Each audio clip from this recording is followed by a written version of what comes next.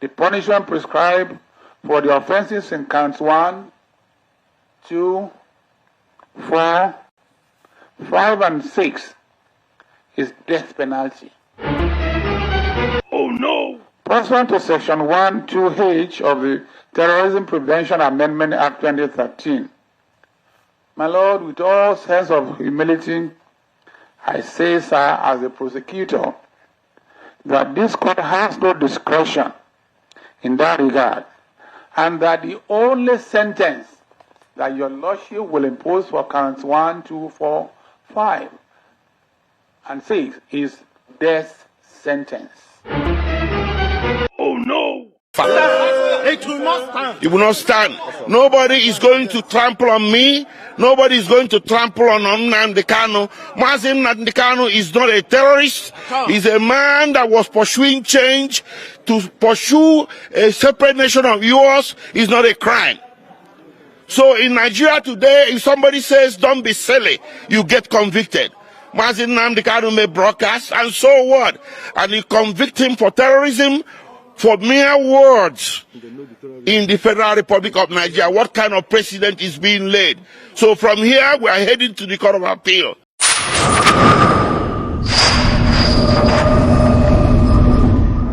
They are staying further proceedings pending the determination of those referred questions. The supporting affidavit was deposed to by my younger brother, Prince Emmanuel Kanu, together with all annexures. My Lord, my written address filed in support of the motion, wherein I adopted and argued the 3 jurisdictional issues submitted to your Lordship for your determination. There was also a further and better affidavit and my reply on points of law filed in answer to the respondent's counter affidavit and written address. My Lord, I respectfully urge your Lordship to deem all these processes as argued and to grant the reliefs exactly as set out on the motion paper.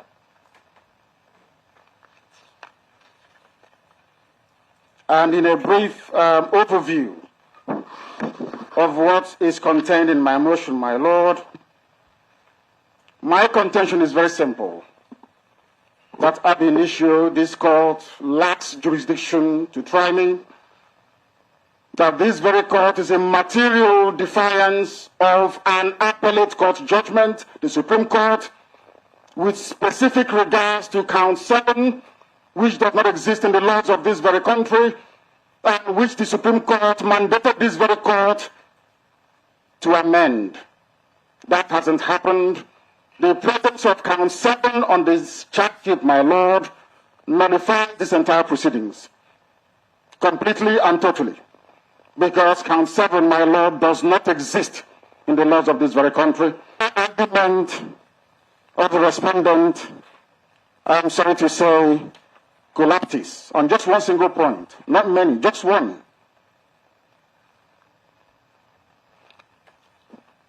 The Supreme Court's pronouncement on the statute of the written law is immovable. It is enshrined in the Constitution of this very country unless a law is written, unless it is written, defining that very offense. No trial, no conviction can ever take place. And it is my submission, my Lord, that this very morning, as we stand in this very hallowed chamber, count 7 does not exist. And not only the repealed laws that will come later. Count 7, my Lord, destroys this entire trial because Supreme Court gave an explicit order which wasn't adhered to. The consultant, you have to go to the defendant to tell him the procedure here. We have the practice of front-loading. I think he has filed his written addresses in support of all this motion. So it's not to repeat what he has stated in his written addresses, but to state the relief is sit for and just use a minute each in respect of each motion for adoption. Okay.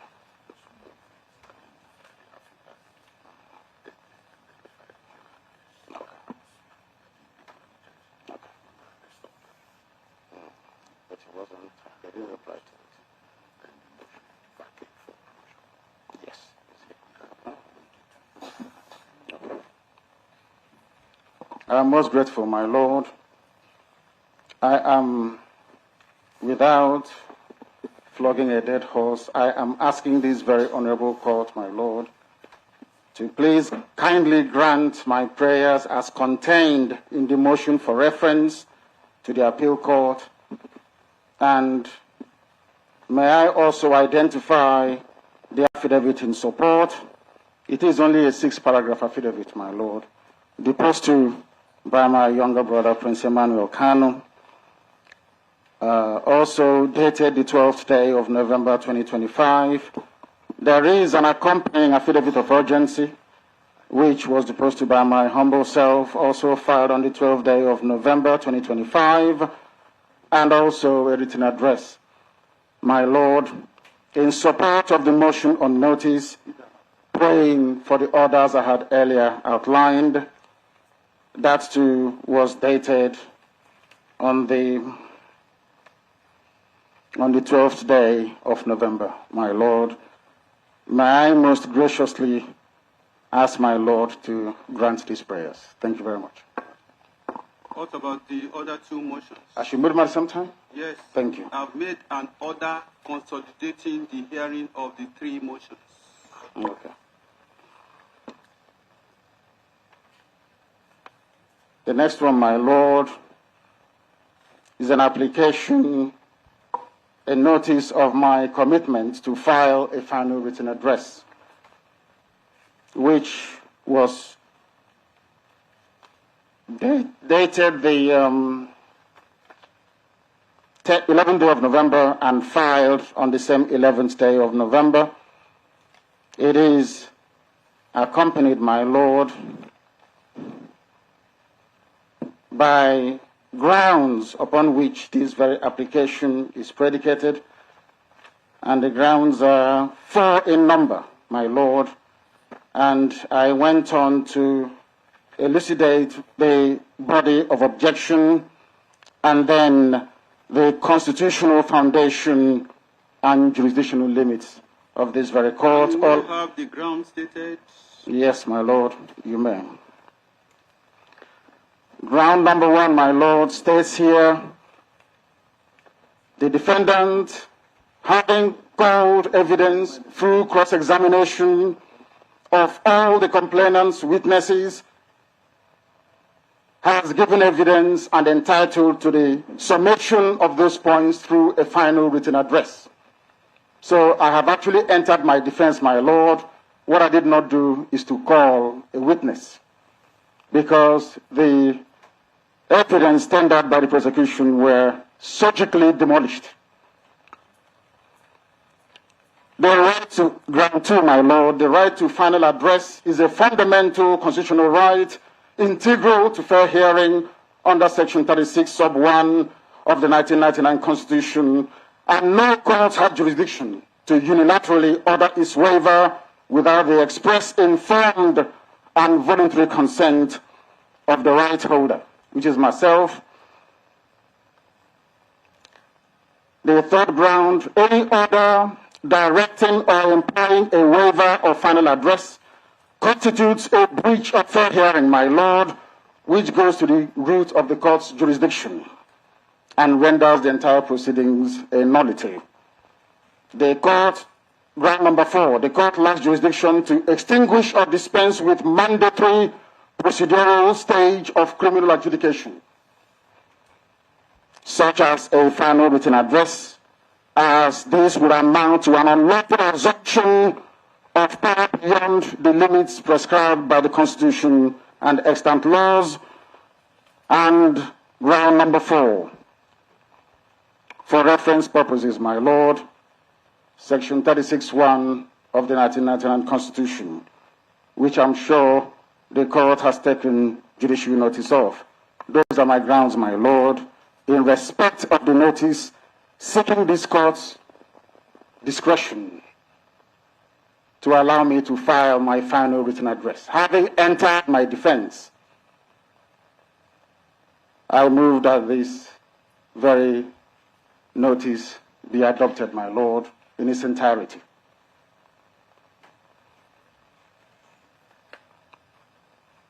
The third and the very last one is the issue of bail.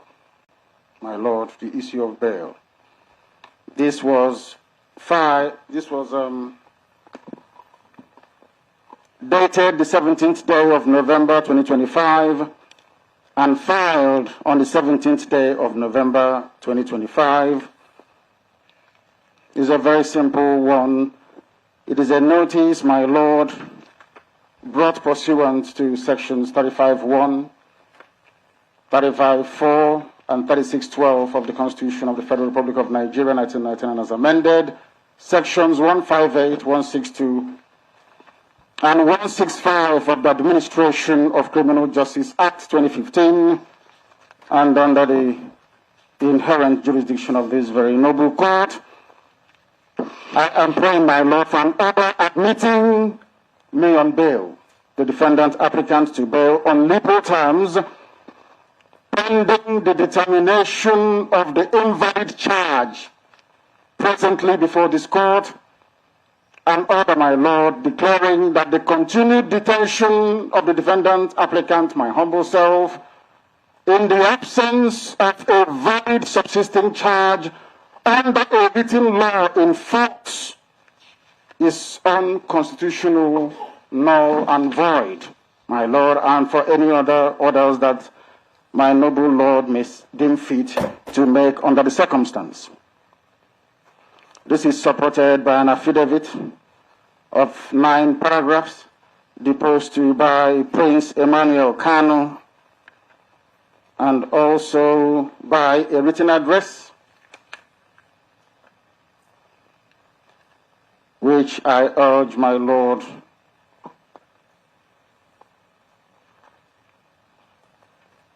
to accept its adoption, my noble Lord. Yes. You moved the 3 applications? I have, my Lord. Thank you. Thank you. The prosecuting counsel, can you react to those 3 applications? May please, Your Lordship. The prosecution filed reply to the first motion on the 14th of November 2025. We also filed a reply, a counter affidavit and a reply in respect of the first motion. For the second motion, we also filed a reply all on the 14th of November 2025. For the third one, for the further application for bail, we did not file any counter affidavit. So for the first one, sir, I respectfully adopt the counter affidavit of the prosecution and the written address. And we urge Your Lordship to dismiss the application because it's a regurgitation or repetition of the well-worn argument that the counts which the defendant pleaded to were unknown to law. It is for Your Lordship to determine that in other ones. But the one asking for stay of proceedings, my Lord, our argument is to the fact that the statute does not permit Your Lordship to grant any stay of proceedings or injunction. So we ask Your Lordship to dismiss it. And for the second, we also filed a written address dated 14/11. We adopt it with all respect, and we urge Your Lordship to dismiss the application as lacking in merit. For the last application, asking for the defendant to be admitted to bail on the same ground that, the counts to which he pleaded not guilty were unknown to law. Again, is a repetition of the old argument. It is for Lordship to determine whether the laws were valid, whether his plea was valid, and whether he is answerable to the law when he committed the terrorism acts. The terrorism acts he committed was... Please, So we urge your Lordship to dismiss the application. On the other ground is also to the fact that the applicant has another pending motion filed in March, in April 2025, asking for the same relief, bail. So the latter bill, the latter application with respect, is an abuse. In any event, none of them merits. We urge your Lordship to dismiss it. Please, let's save the time of the court. We are praying your Lordship to dismiss all the applications because they lack merit and do not deserve any consideration at all. Thank you, my Lord. Thank you, sir. Defendants, you have one or two words to say? Certainly, my Lord, and I'm most grateful. My point is a very simple one, my Lord. Very, very simple. My charge sheet, as presently constituted, does not reveal or disclose any written law in Nigeria as at this very morning. Thank you. It doesn't exist, my Lord. And very finally, I think it is very, very important that I allude to what my lords... Please, defendants, at this point, you won't go and make references. I just ask you to reply on point of law. It is, my Lord. I'm trying to explain exactly what the point of law is all about. We respect what you have just said. Yes, let me hear the point of law.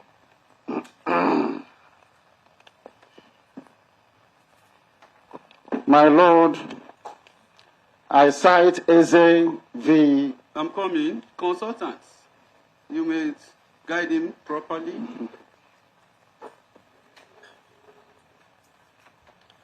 Thank you. Let the consultant sit with his client.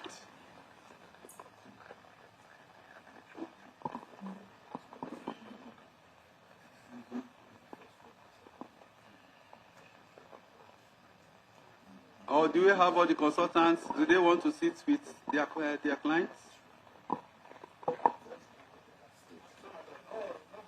Okay, let me see. Are you here?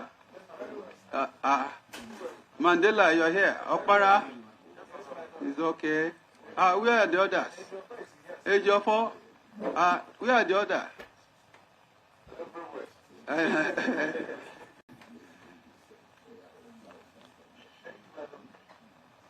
Yes, you just have 2 minutes for this.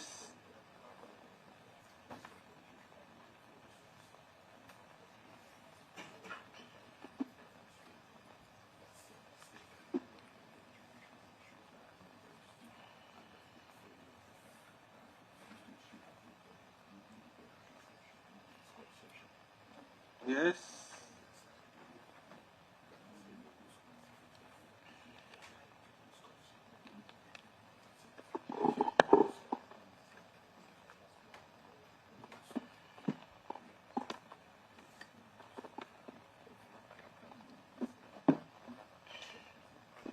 Yes, up 2 minutes for this. Thank you, my Lord. I'm most grateful. Once again, I will start with the bail application that I made. Since he did not file any counter affidavit, my Lord, he is in effect conceding.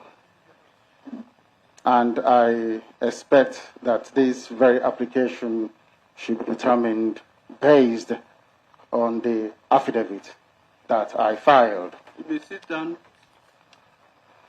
And on the issue of stay, my Lord, once a matter borders on jurisdiction, stay can be granted. Once it is a jurisdictional matter, stay can be granted. What I'm asking for is for a referral, my Lord, to the appeal court for the determination of these very key issues. And also, I reiterate that AJA is not superior. It is not superior to the Constitution of this very country, and an established jurisprudence as determined by the Supreme Court that stays can be invoked insofar as the issue borders on jurisdiction. And my Lord, This is very, very critical.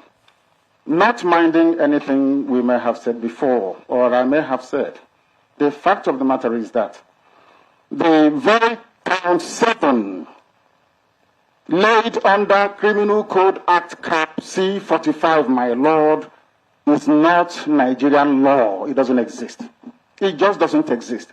Why should I be in detention over charges that don't even exist, my lord? It doesn't. You are exceeding the 2 minutes. Okay. Can you Just, summarize? yes, please.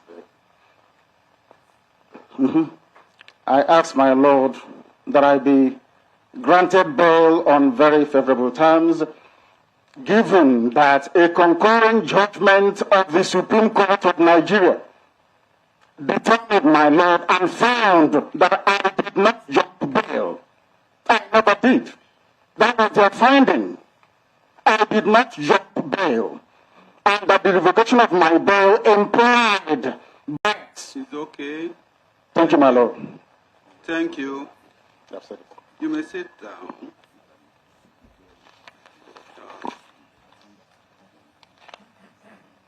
I'm going to read extempore as the application and fall before these courts.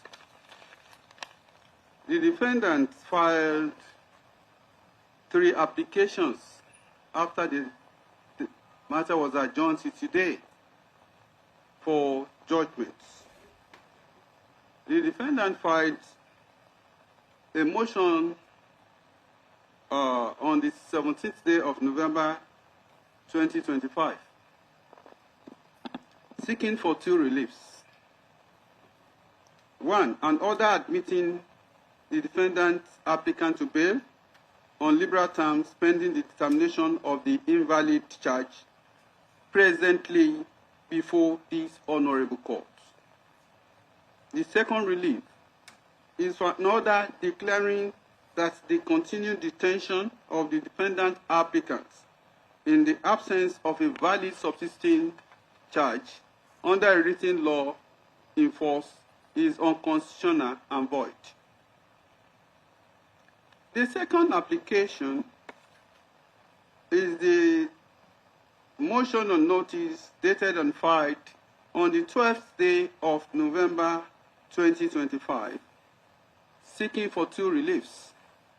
The first relief, as stated in this motion, is an order referring certain substantial constitutional questions arising in this trial to the Court of Appeal, pursuant to Section 295, Sub 2 of the Constitution of the Federal Republic of Nigeria, 1999, as amended. The second relief is an order staying further proceedings in the charge, pending the determination of the referred questions by these courts to Court of Appeal.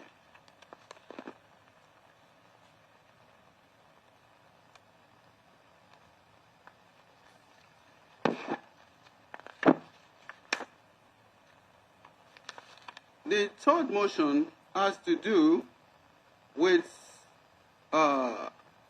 the notification to file written address. As defendant stated, he has put in his defense as his right to file written address should not be taken away from him. I've considered also the processes filed by the prosecution in reaction to some of the motions.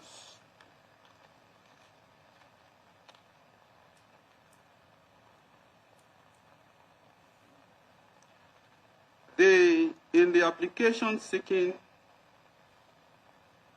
to refer some questions to the Court of Appeal,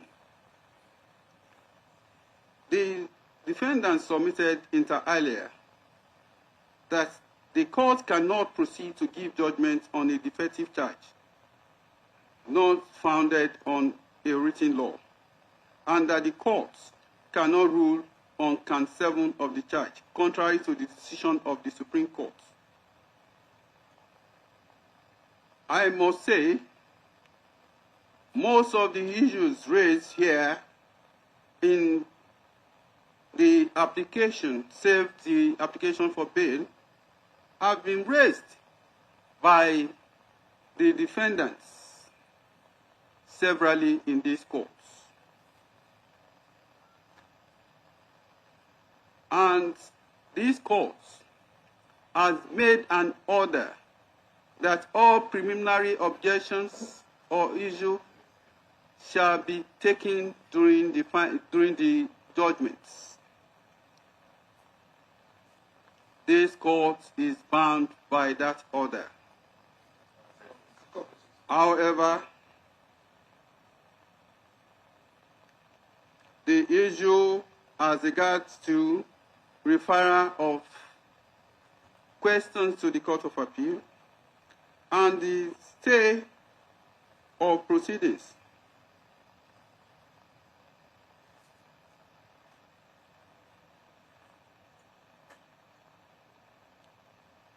the statutory law governing criminal procedure in Nigeria, to wit, Administration of Criminal Justice Act 2015. By Section 306 of that Act, which provides that an application for stay of proceedings in respect of criminal matters before court shall not be entertained. These statutory provisions was initiated by the Court of Appeal in the case of Shuaibu versus Federal Republic of Nigeria. I must speak as to the essence, the reason for this statutory provision, that is Section 306 of Administration of Criminal Justice Act. The essence of this provision is to prevent inordinate delay through the filing of appeals while trial is going on. For this reason, the Section 306 of Administration of Criminal Justice Act having provided that such application shall not be entertained, this court shall not entertain same. As regards to the application seeking for bail, we have different types of bail applications. Bail application can be bail pending trial or bail pending appeal. I've looked at the application for bail. This application before this court does not fall within those two classes of application for bail. In this matter, as also stated by the defendant, that he has put in his defense. Hearing has been concluded. And also, by the order of these courts, on the 27th day of October 2025, the court made an order that the defendant should next date put in his defense, or if he's not putting his defense, he should file address which shall be deemed to be final address. The defendant's portion to that filed motion and comprehensive address. It is based on this that I hold that issues are relieved is highly unmeritorious. Same is hereby dismissed. Like I said earlier, all other issues have been raised through that motion and comprehensive final address that was deemed as final address, and another motion filed thereafter. These courts, in the interest of justice, will not close its eyes to see the court will determine all these issues in its judgments.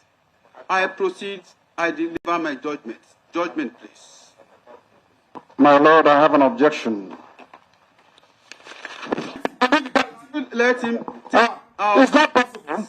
It is not possible. My Lord, Take him. you must show me what the Constitution says. You have the right to vote my address. You must show me. Excuse him. Show me. Show me where it says so. Show me. Show me where it says so. Excuse him. Is that how you brought the cameras? Is that how you brought them today? Please. You didn't bring it before. You brought it today? Please. Show me where it says you can tell me on the law. Show me. Please get the microphone from him, please. I said, show me. Show me. Excuse me. Show me. Get the microphone from him. No, leave it. Leave it. Leave it. I said, leave it. It's a court of law. I'm under trial. I'm under trial. I have to speak. I'm under trial and I have to speak.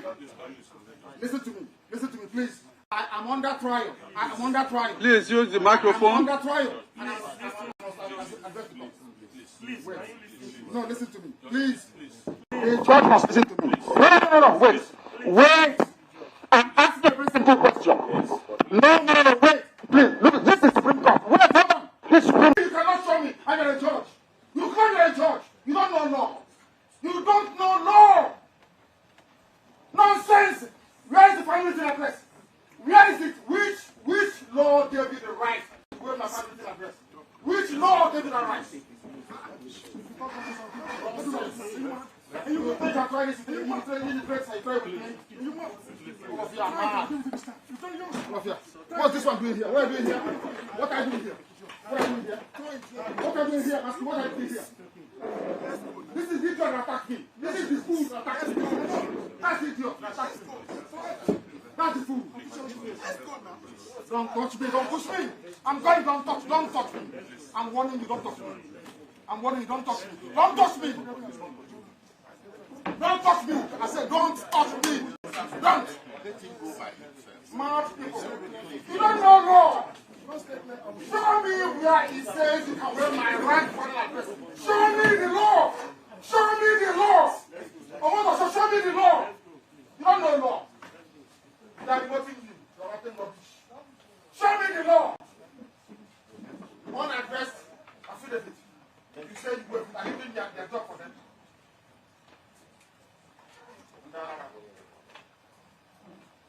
I'm going to punish you now and forever. Any judgment, let it be on record. Any judgment given in this court is rubbish. Ask him where is the law. Ask Omotosho, where is the law? Where is the law?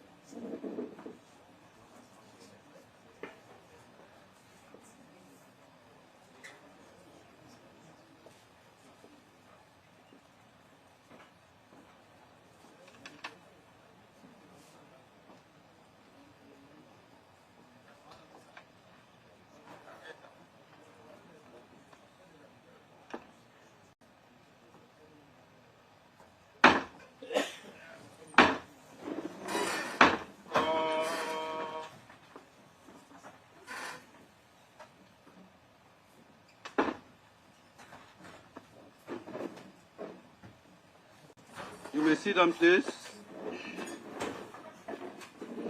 Registrar, please call it again.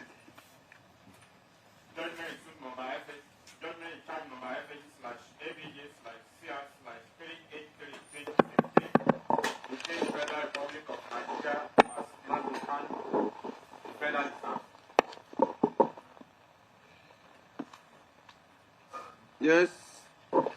Respectfully, my lord, my name is Adegboyega Awomolo. I rest on the earlier appearances for the prosecution. Thank you, my lord. Thank you. I try to appeal to the defendant to comport himself and in his usual rude manner, he refused. And I think we have to go on. Let me hear from counsel to the prosecution force. Please, Your Lordship, there's no doubt that this court is a court of law, court of justice, and a superior court of record where conduct of parties, their counsel, are guided and regulated by the Administration of Criminal Justice Act. What we have just witnessed by the defendant is a misconduct which justifies the provision and invocation of Section 266 of the Act. 266? Yes, my lord. If you permit me, sir, I read. You may read, sir. A defendant shall, subject to the provisions of Section 135 of this Act, be present in court during the whole of his trial unless he misconduct himself in such a manner as to render his continuing presence impracticable or undesirable, or at the hearing of the interlocutor. So it's 2661A. So I'll be urging your lordship to invoke that section to remove the defendant from these further proceedings. And I thank your lordship. It is in the interest of justice that the court should function according to the law. It's not to be at the behest of parties.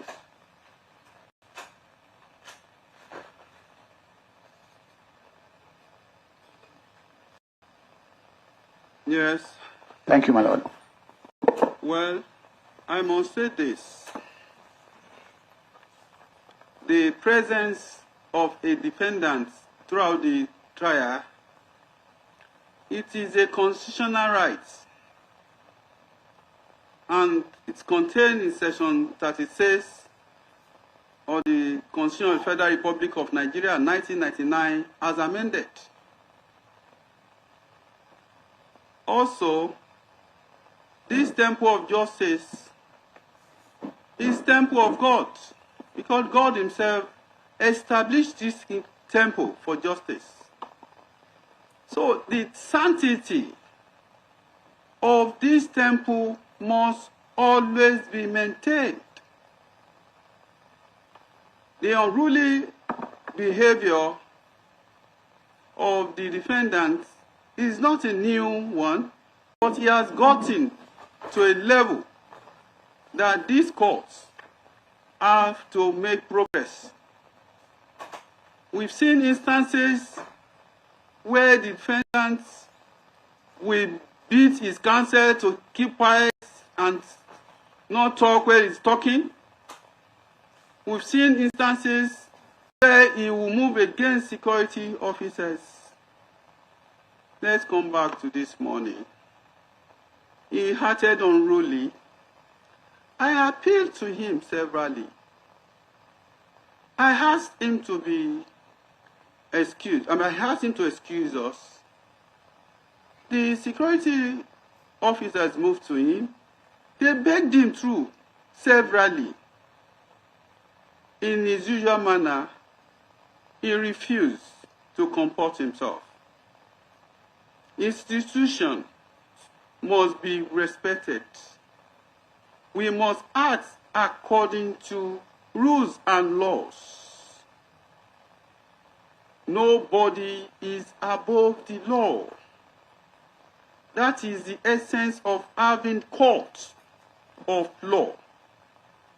If we allow anybody to act anyway, the sanctity of this temple will not be there.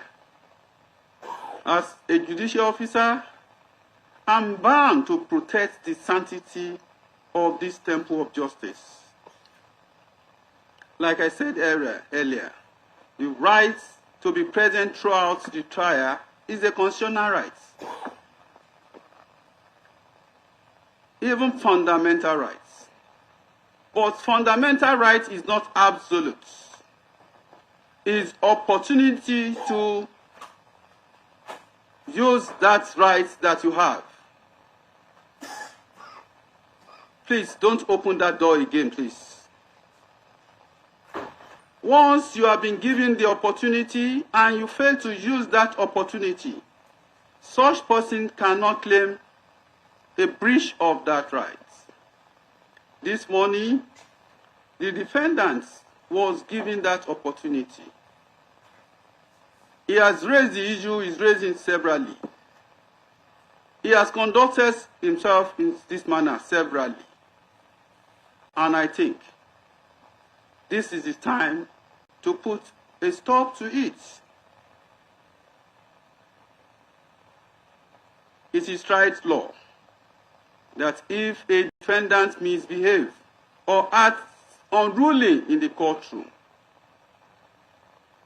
his trial can be done in absence. As stated by the defendant this morning, he said he has put in his defense. He is not calling any witness, that is only written address. And I will get to the issue of written address in the judgments. We are not taking evidence this morning. Is to take judgment and sentence if possible.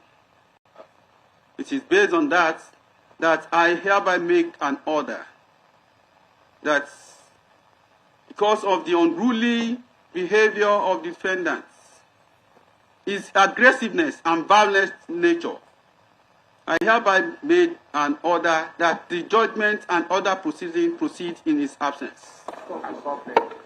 I take my judgments.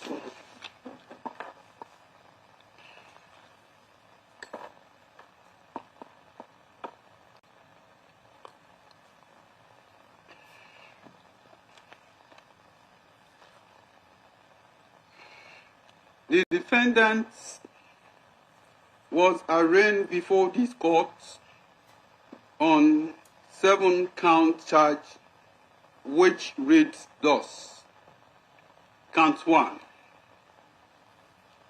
That you, Nnamdi Kanu, male, adult, of Afaranuku, Ibeku, in Umuahia North local government area of Abia State, sometimes in 2021, being a member and the leader of Indigenous People of Biafra, IPOP, a proscribed organization, did commit an act in furtherance of acts of terrorism against the Federal Republic of Nigeria and the people of Nigeria by making a broadcast received and heard in Nigeria within the jurisdiction of this court, with intent to intimidate the population, and you threatened that people will die, the whole world will stand still, and you thereby committed an offense punishable under Section 1, Sub 2B of the Terrorism Prevention Amendment Act 2013. Count 2. That you, Nnamdi Kanu, male, adult of Afara Nuku Ibeku in Umuahia North local government area of Abia State, sometimes in 2021, did commit an act in furtherance of an act of terrorism against the Federal Republic of Nigeria and the people of Nigeria, made a broadcast received and heard in Nigeria within the jurisdiction of this honorable court with intent to intimidate the population, you issue a deadly threat that anyone who flouted your seat at home order shall write his or her will. As a result, banks, schools, markets, shopping malls, fuel stations, domicile in the eastern state of Nigeria were not open for businesses. Citizen and vehicular movements in the eastern states of Nigeria were grounded within the jurisdiction of this honorable court, and you thereby committed an offense punishable under Section 1, Sub 2B of the Terrorism Prevention Amendment Act 2013. Count 3, that you, Nnamdi Kanu, male adult of Afaraku Ibeku, Umuahia North local government of Abia State, on dates between 2018 and 2021 within the jurisdiction of this honorable court, profess yourself to be a member and leader of Indigenous People of Biafra, IPOP, a proscribed organization in Nigeria, and that you thereby committed an offense contrary to and punishable under Section 16 of the Terrorism Prevention Amendment Act 2013. Count 4, that you, Nnamdi Kanu, male adult of Afara Nuku Ibeku, Umuahia North local government area of Abia State, on date between 2018 and 2021, made a broadcast received and heard in Nigeria within the jurisdiction of this court in furtherance of an act of terrorism against the Federal Republic of Nigeria and the people of Nigeria, in which you incite members of the public in Nigeria to hunt and kill Nigeria security personnel, and that you thereby committed an offense punishable under Section 12H of the Terrorism Prevention Amendment Act 2013. Count 5. That you, Nnamdi Kanu, male adults of Afara Nuku Ibeku, Umuahia North local government area of Abia State, on date between 2018 and 2021, made a broadcast received and heard in Nigeria within the jurisdiction of this court in furtherance of an act of terrorism against the Federal Republic of Nigeria and people of Nigeria, in which you incite members of the public in Nigeria to hunt and kill families of Nigeria security personnel, and that you thereby committed an offense punishable under Section 12H of the Terrorism Prevention Act 2013. Count 6. That you, Nnamdi Kanu, male adult of Afaranuku Ibeku in Umuahia North Local Government Area of Abia State, dates between 2018 and 2021, made a broadcast received and had Nigeria within the jurisdiction of this court in furtherance of an act of terrorism against the Federal Republic of Nigeria and the people of Nigeria, in which you directed members of the indigenous people of Biafra, IPOB, a proscribed organization, to manufacture bombs, and you thereby committed an offense punishable under Section 1(2)(f) of the Terrorism Prevention Amendment Act 2013.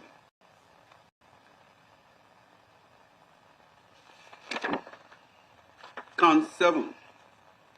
That's you, Nnamdi Kanu, male adult of Afaranuku Ibeku in Umuahia North Local Government Area of Abia State, on date between the month of March and April 2015, imported into Nigeria and kept in Ubuluzo in Ihiala Local Government Area of Anambra State. Within the jurisdiction of this court, a radio transmitter known as Tram 50L concealed in a container of used household items, which you declare as used household item, and you thereby committed an offense contrary to Section 47(2)(a) of the Criminal Code, Cap C45, Laws of the Federation of Nigeria, 2004. In discharging its burden of proof, the prosecution called 5 witnesses as follows. 1. Mr. AAA as PW1, Mr. BBB as PW2, Mr. CCC as PW3, Mr. DDD as PW4, Mr. EEE as PW5. The prosecution also tendered the following, which were admitted in evidence by this court. 1. A document titled Items Recovered from Nnamdi Kanu of Radio Biafra at Golden Oakley Hotel, located at number 42/44 Airport Road, Lagos, on the 15th day of October 2015, was admitted and marked as Exhibit PWA. 2. 2 discs titled Interview with Nnamdi Kanu and a certificate of compliance filed on the 28th day of April 2025 were admitted and marked as Exhibit PWB and PWB2 respectively. 3. The statement of the defendants dated 15th day of October 2015 was admitted and marked as Exhibit PWC. 4.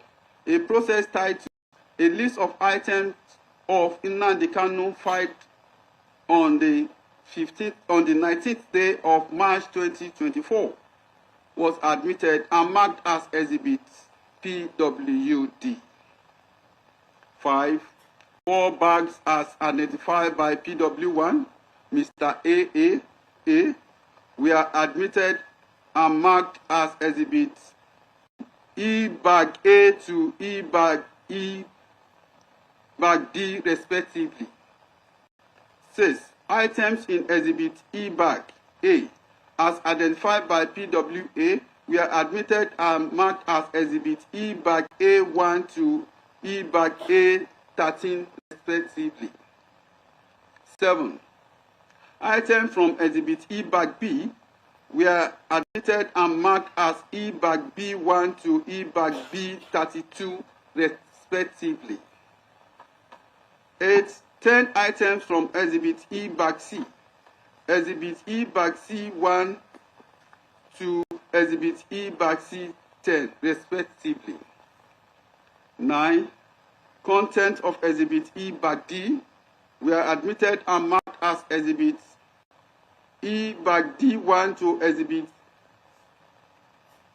E-Bag D17 respectively. 10. A letter dated 10th day of June 2021 from the Attorney General of the Federation and Minister for Justice addressed to the Director General, Department of State Service, was admitted and same was marked as Exhibit PWF. 11. The statement of the defendant Nnamdi Kanu dated 17th day of July 2021 was admitted as Exhibit PWG. 12. A device to it, flash drive, black and red in color, and a certificate of compliance were admitted and marked as Exhibit PWH and PWH1, respectively. 13. A disc in respect to the statement of the defendant taken on the 17th July 2021 and certificate of compliance thereto were admitted and marked as Exhibit PW1 and PWI and PWI1 respectively. 14.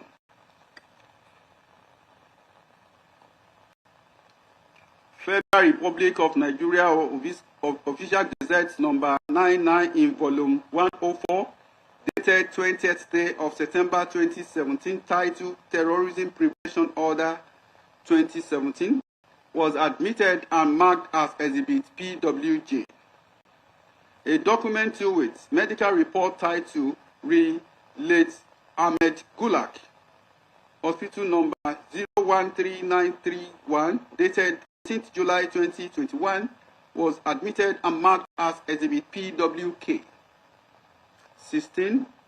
A certified true copy of the judgment in HIN/FR/2021 between Nnamdi Kanu versus Federal Republic of Nigeria and 7 others, delivered on the 19th day of January 2022, was admitted and marked as Exhibit PWL. 17. A certified true copy of judgment in FAC/UM/CS/30/2022 delivered on 26 October 2022 between Nnamdi Kanu versus Federal Republic of Nigeria and 2 others, was admitted and marked as Exhibit PWM. 18.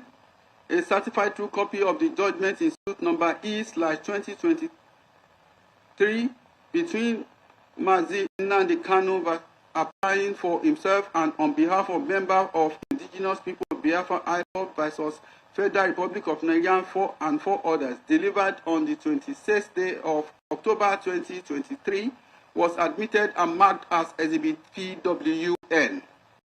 19.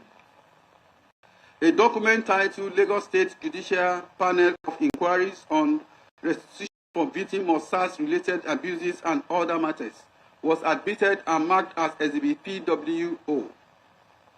20. A faster flash drive with certificates of compliance were admitted and marked as Exhibit PWP and PWP1 respectively. 21. A disc titled Interview with Sahara Reporter with certificate of compliance was admitted and marked as Exhibit PWS. 22. The search warrant dated 28th day of October 2015 with search reports was admitted and marked as Exhibit PWT. 23. A disc mask radio transmitter extra with certificate of compliance was admitted and marked as Exhibit PWU. 24. The statement of Benjamin Madubugu dated the 3rd day of November 2015 was admitted and marked as Exhibit PWV. 25. A SanDisk flash drive with its attachments and also with certificate of compliance was admitted and marked as Exhibit PWW. 26. Online printout of Vanguard newspaper and certificate of compliance was admitted and marked as Exhibit PWS.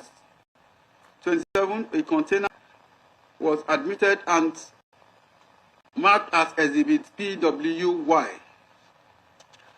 29. A certified true copy of report on request for professional assessment of radio transmitter dated 25th day of November 2015 was admitted and marked as Exhibit PWA2.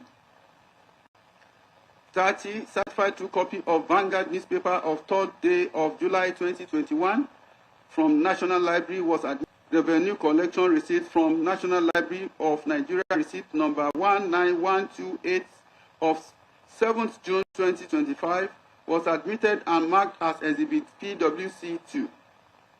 32. The report of assessment of the damage as a result of NSAS was admitted and marked as Exhibit PWD2. 33. Death reports and certificates of security officers was admitted and marked Exhibit PWD2A. 34. Certificate of compliance was admitted as Exhibit PWD2B.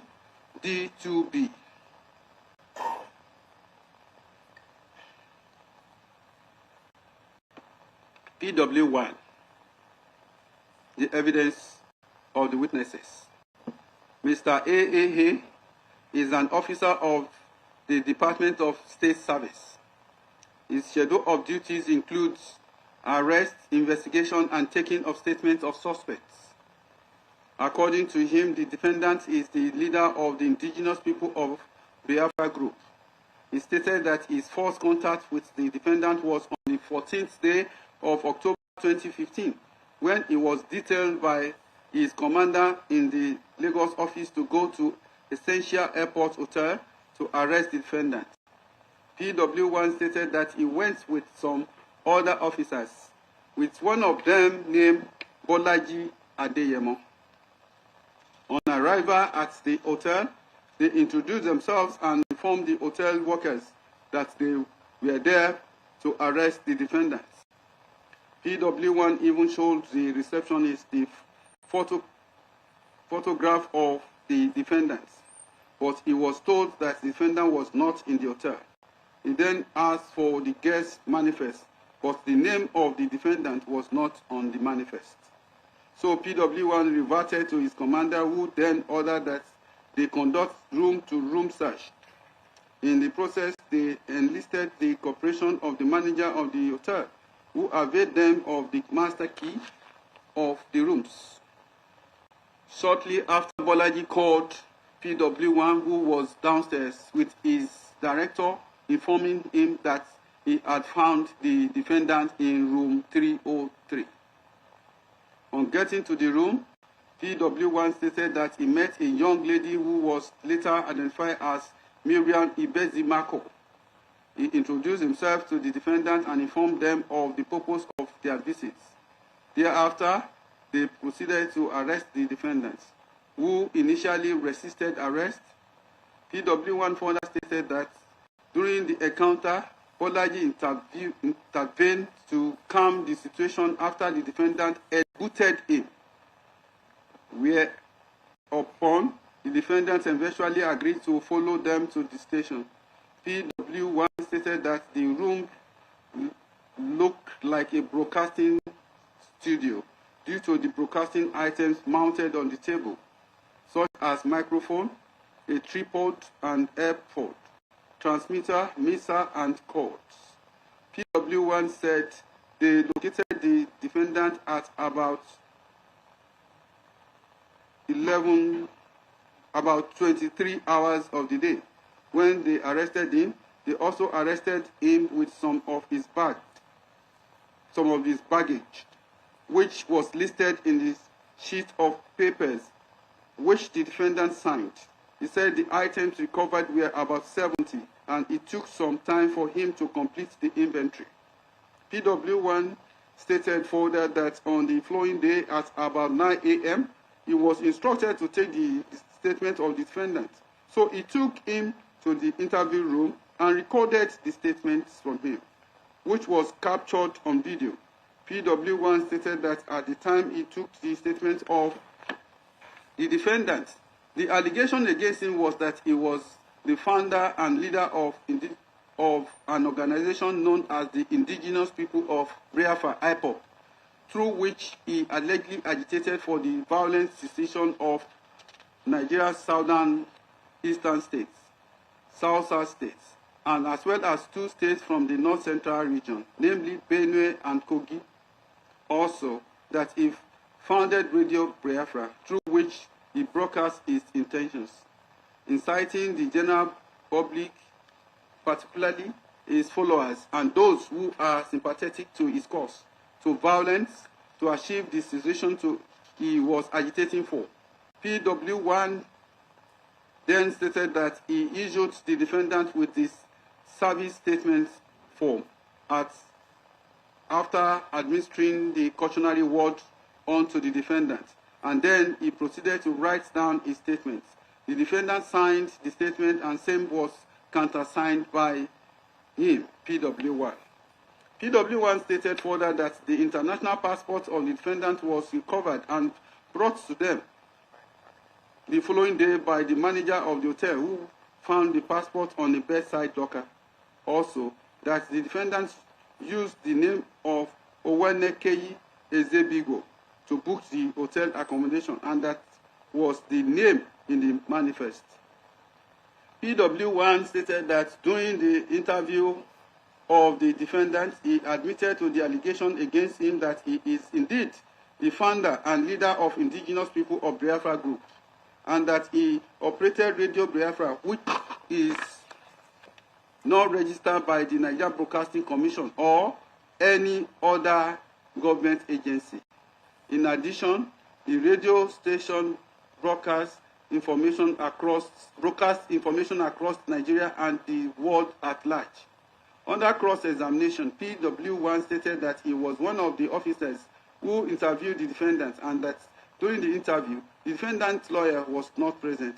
PW1 said he took the statements of only the defendant, and that the items recovered from the defendant did not look offensive. Also, that they did not analyze the phone of the defendant as they thought it was immaterial at that time. He said he did not personally arrest and investigate any person who may have committed any crime on the instigation of the defendant. Furthermore, that he did not investigate the lady arrested with the defendant to see if she was aiding the defendant in terrorism activities. PW1 denied knowing if the defendant's named any other person as a co-conspirator, or if any other person is standing trial on a related charge. PW1 said from his knowledge, the defendant had the support of persons like Simon Ekpa in his agitation for secession. He said the defendant incited others to destroy public properties.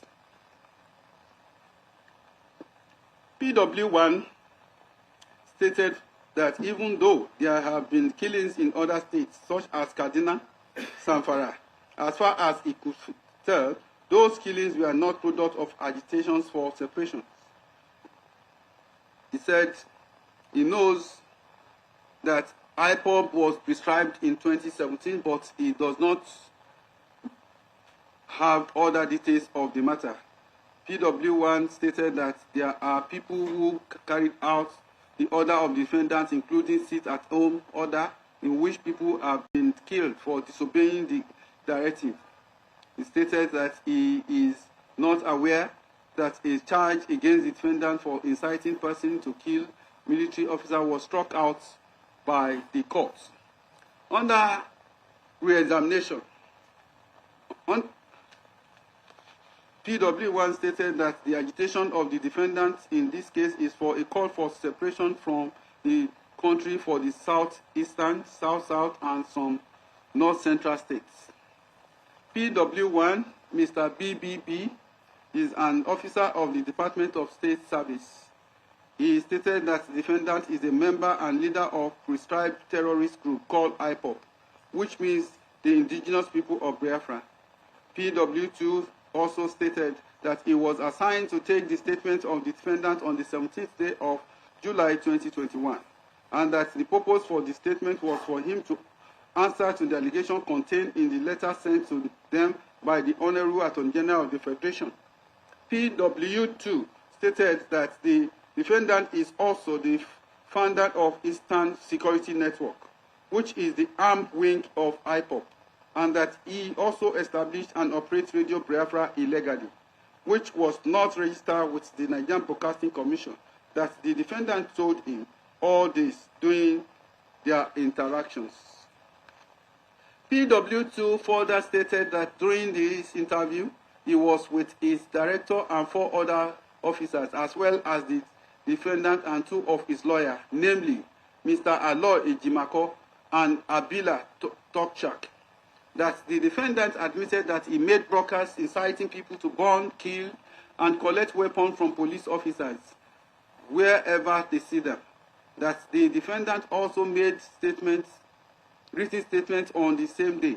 He said the defendant admitted founding the Eastern Security Network, and that he admitted making broadcasts where he ordered his followers to ensure that whoever flouts the sit-at-home order be attacked, and they led to the death of many people, including destruction of properties. PW2 further stated that one of the unfortunate persons who lost his life includes Ahmed Gulak, a former senior special assistant to the President Goodluck Jonathan, who died on 30th May 2021, and also that the defendant made broadcasts on the 20th day of October 2020 during the NSAS process, which led to the destruction of properties, including Lagos High Court building in Igbohere, as well as part of the Muritala Mohammed Airport. Further, that the defendant asked the floor to behead any military or police officers, and this led to the killing and beheading of a military couple in Olu, in Imo State. In addition, it was established that a retired judge, Honorable Justice Stanley Nnaji, was also killed as a result of the defendant's broadcast. PW2 stated that the aim of the defendant was the creation of Republic of Biafra by any means possible, including war. Under cross-examination, PW2 stated that the video statement of the defendant was a complete reflection of what transpired during the interview, even though the camera was focused on only the defendant and his counsel. He stated that he does not know if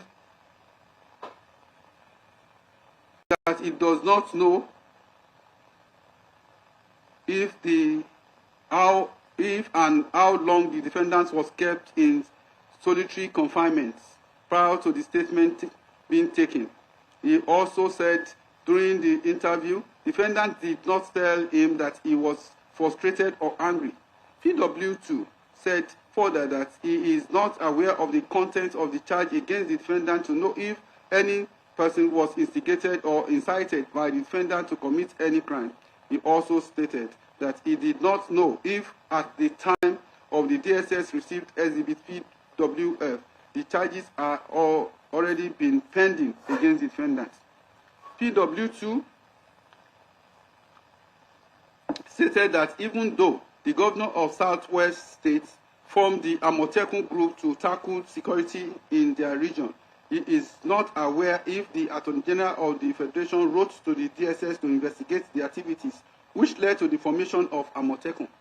He stated that he never listened to Radio Biafra, but only got reports from the DSS security platform, where people who are mandated to monitor same put their reports. PW2 said he was not part of the team that arrested the defendant, and he did not investigate the defendant's assertion that he was kidnapped from Kenya, as it was not part of what was minuted to him by his boss. PW2 explained that extradition is a process of bringing a person from another country to a country to start his trial. PW2 denied that an officer of DSS kidnapped the defendant in Kenya, since they are restricted to only Nigeria. He said Nigeria is a signatory to the United Nations Charter as well as the African Charter, and that many countries got their independence through agitation for self-government. He said there is no country today known as Biafra, even though the Nigerian Civil War was fought on the agitation of people of Southeast attempting to form their own country. He said he does not know if the defendant's home was attacked on the or that 28 persons were killed. PW2 stated that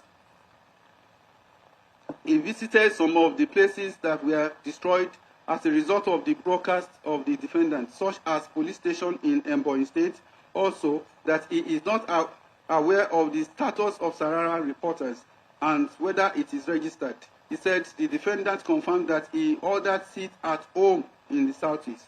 PW2 confirmed that General T.Y. Danjuma, retired, has accused the Nigerian security forces of not being natural, of not being neutral. He said he is not aware that the Director General of DSS urging Nigerians to rise up and resist terrorists. He said he is aware that the NSAS movement was never classified as terrorist organization. He said the defendant was and remained a member of IPOB before and after it was prescribed by the court. Under re-examination, PW2 stated that Amotekun is not the same as Eastern Security Network, as Amotekun is recognized by law passed by the Houses of Assembly in the Southwest states, while Eastern Security Network is not registered, not recognized by any law, so it is an illegal association. PW3 is Mr. EEE is an operative of the State Security Service and have been with the agency for 27 years. According to him, the defendant is the leader and founder of indigenous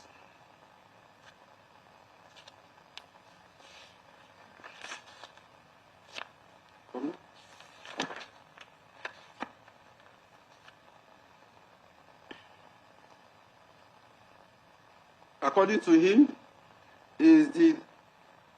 to him, the defendant is the leader and founder of Indigenous People of Biafra, a proscribed terrorist organization, and also served as the director and broadcaster of Radio Biafra, which was used to incite the public.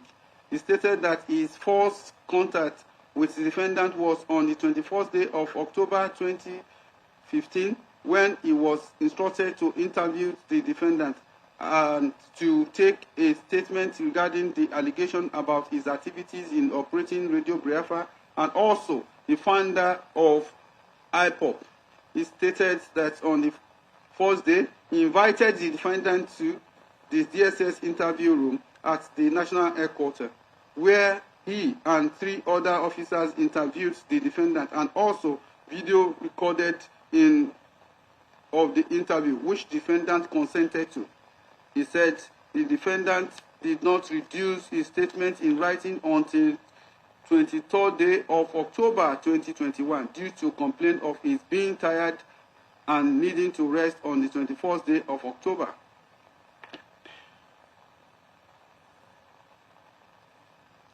He said the written statements were then signed by the defendant when he finished writing. PW3 in his further testimony stated that during the interview of 24th day of October 2021, the defendant was confronted with video recording of interview with Sahara reporter. In that video, the defendant was resolute that there must be a change and the change will not come through peaceful means. PW4, Mr. DDD, also officers of the State Security Service and has been in service for 25 years. According to him, the defendant is the founder of IPOB, a terrorist organization calling for the secession of southern, southeastern, south, and states, and some parts of Benue and Kogi from the Federal Republic of Nigeria. PW4 stated that he got to know the defendant in October 2015 when he was arrested by officers of the DSS. He stated that allegations against the defendant include that he was agitating for the secession of Biafra and using Radio Biafra to incite members of IPOB against the Federal Republic of Nigeria. PW4 stated further that on the 20th day of October 2015, through an intelligence, they discovered that the defendant smuggled a radio transmitter without clearance sent to the Nigerian Customs Service, that it was hidden from view using household equipment and was contained in a container. PW4 stated that it was kept in the custody of one Benjamin Madubugu in Anambra. PW4 said he got to know all this when he was handed a video recording when the defendant was seen in the company of the said Benjamin Madubugu inspecting the radio transmitter and taking ownership and declaring it as a game changer, where Radio Biafra will be broadcast through. Following an instruction from his superior, PW4 obtained a search warrant and on the 28th day of October 2025 proceeded to the village where Benjamin Madubugu was and retrieved the radio transmitter. PW4 stated that when they opened the container, they found only the transmitter in it and asked Benjamin what happened to the other items, and he said the defendant came to inspect the radio transmitter with one individual named Chimeze who took the other items away, leaving only the transmitter in the container. He said Benjamin Madubugu wrote a statement on the 3rd day of November 2015 at the DSL headquarters, and he confirmed the result of the search. Benjamin Madubugu, when asked, did not produce any custom paper. Benjamin was initially arraigned along with the defendant until he jumped bail and the case was severed.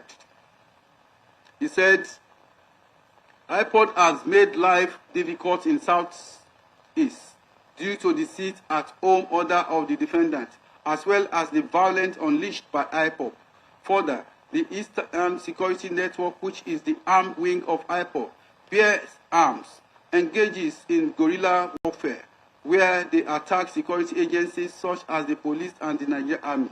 They also ensure compliance with the sit-at-home order. PW4 stated that in a particular broadcast of 30th day of May 2021, the defendant issued threats that anyone who defies his order of sit-at-home by opening their shop should be killed and the shop burnt. PW4 explained that Ahmed Gulag, the former senior special assistant to the former President Goodluck Jonathan, was killed on the day declared to be a sit-at-home, that he tried to take another route to the airport in Owerri when he was shot by IPOD terrorists. PW4 said he was the first person at the scene and he found the lifeless body of Gulag on the road. He said that from the feedback they got from residents of Southeast, the sit-at-home order had depleted the economy and activities in Southeast, and the people were living in apprehension for their safety. PW4 also said that he knew one Ikonzo, identified as one of the dreaded commanders of Eastern Security Network, which real name is Kanikayo Andy.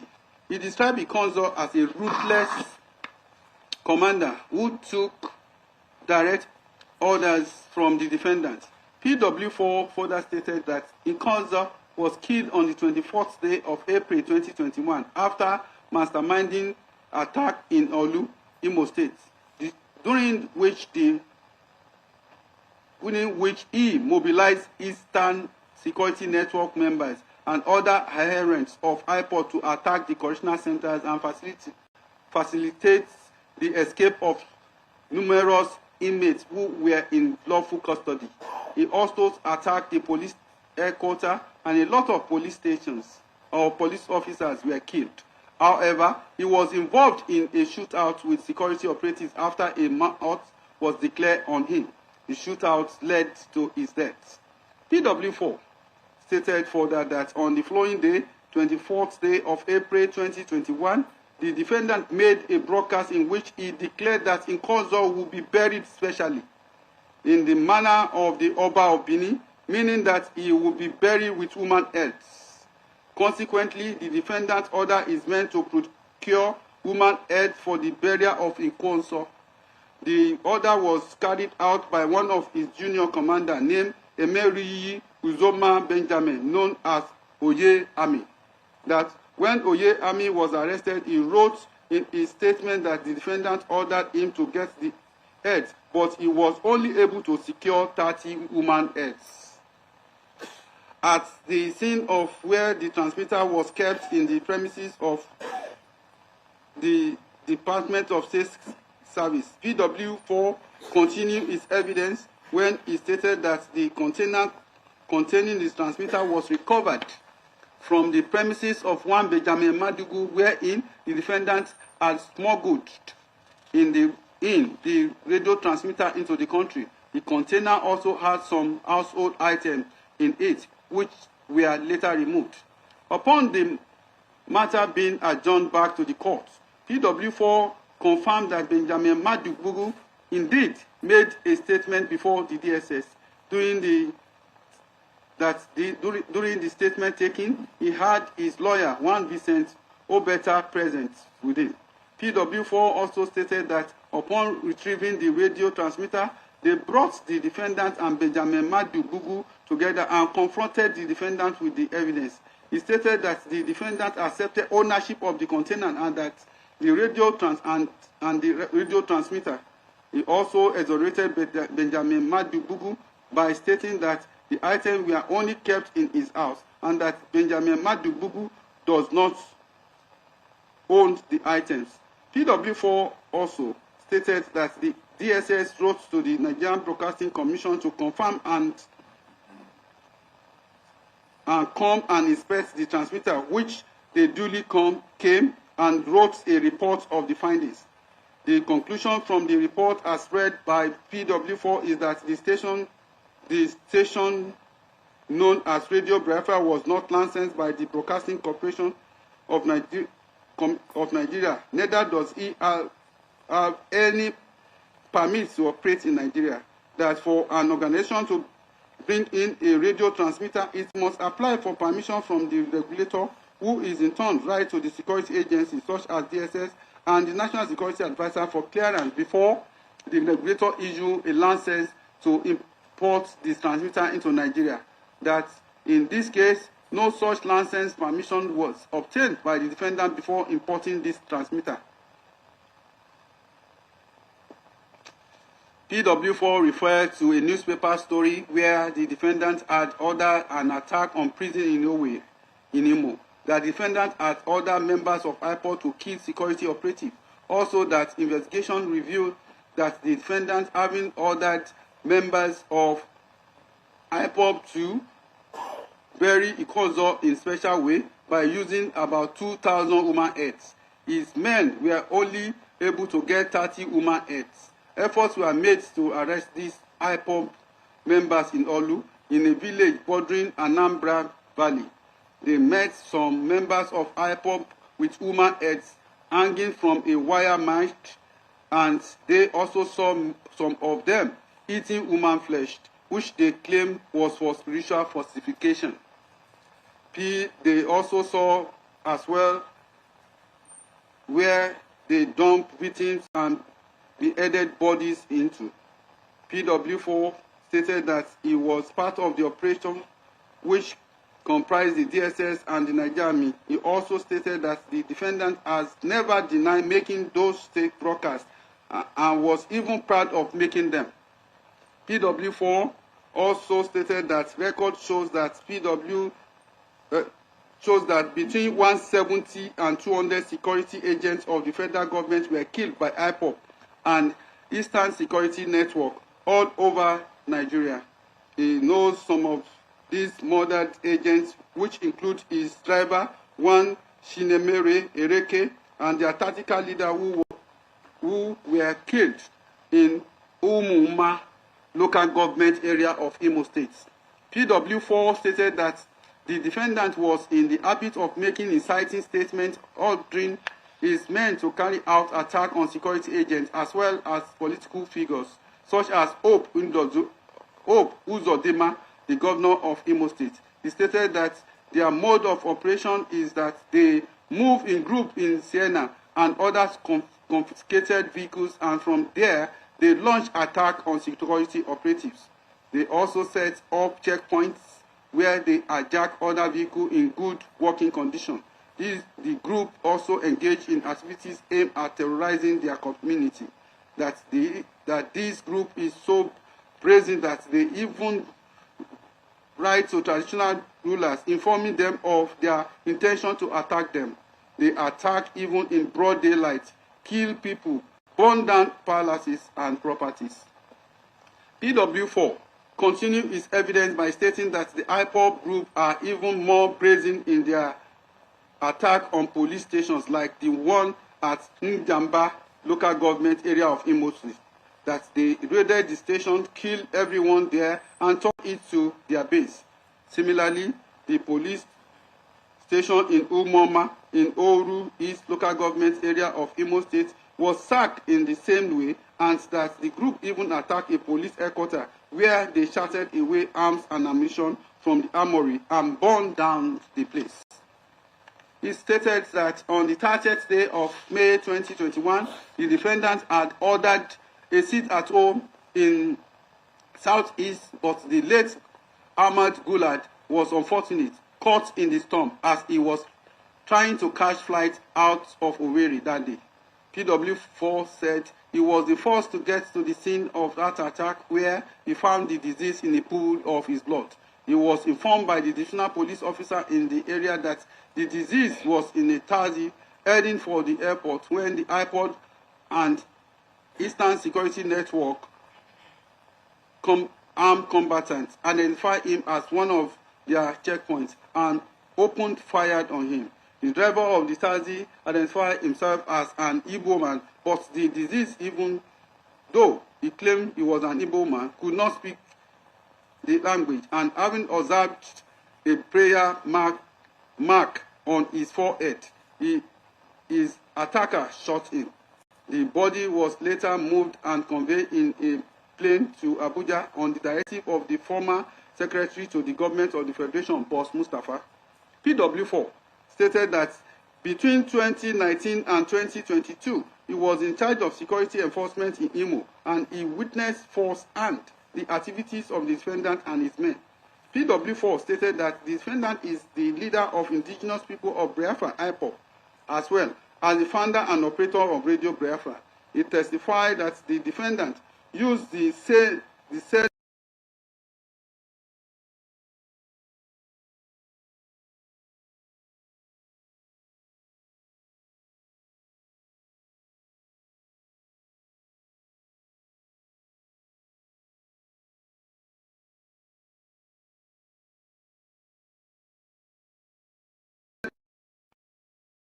government as part of its agitation for the establishment of Republic of Biafra under cross-examination.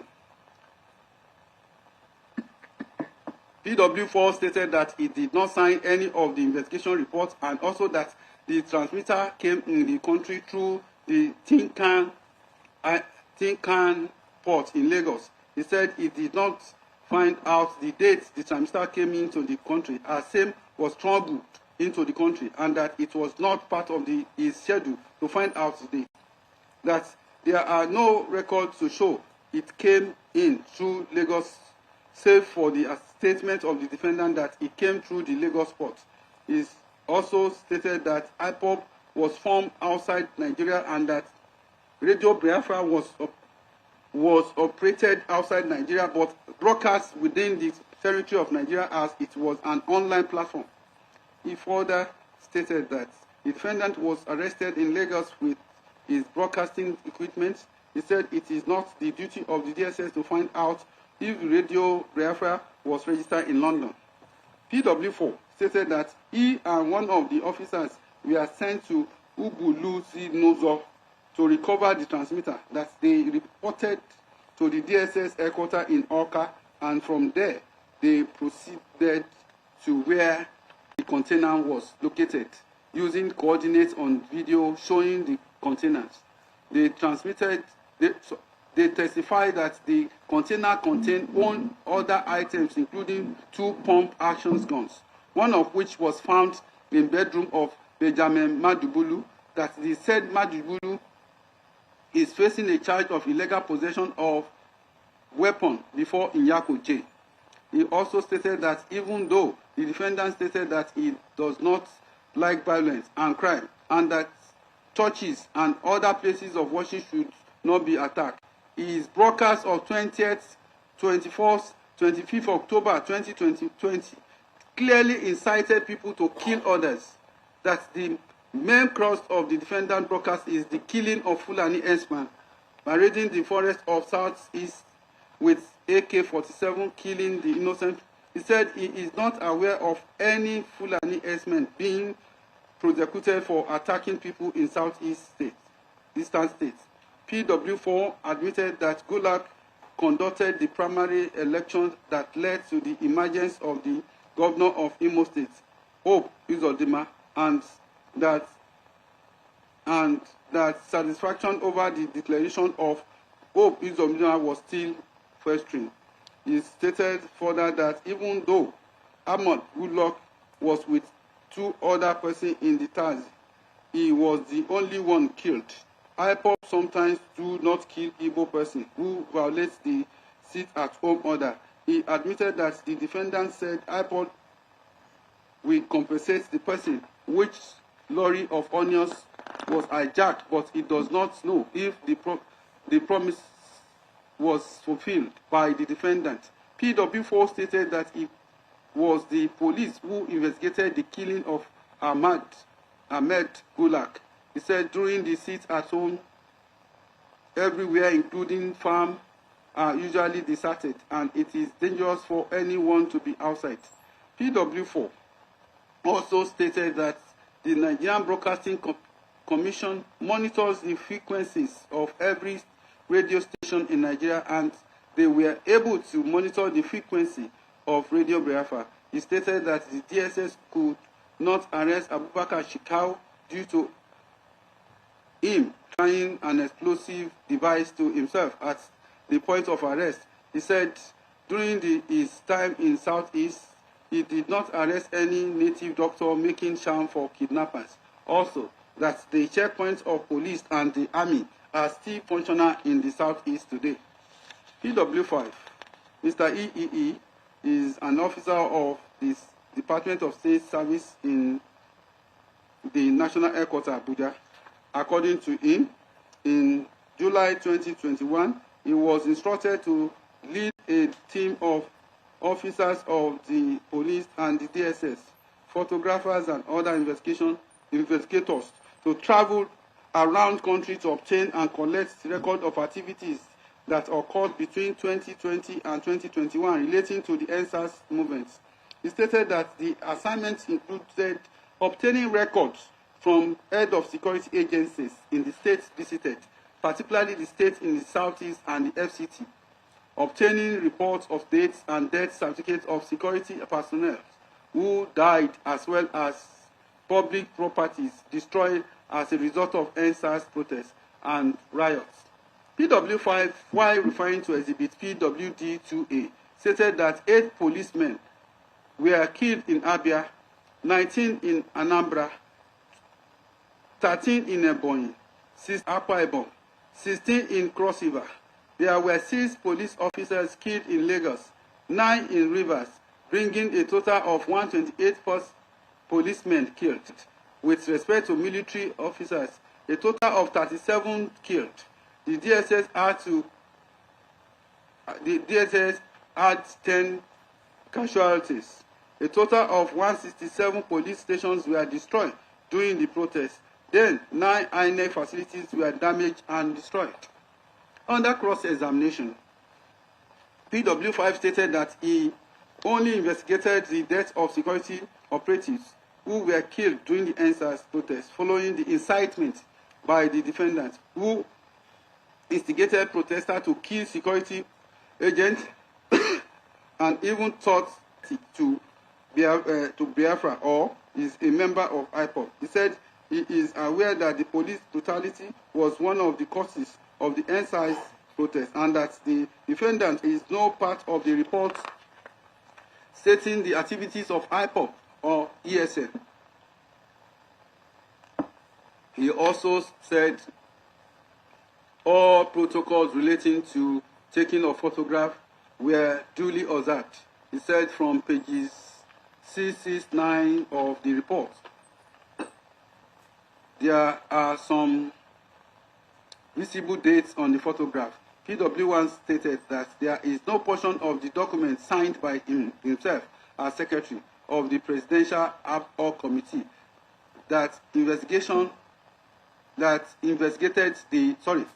of the committee that investigated the aftermath of the NSAS protest and the chairman of the committee.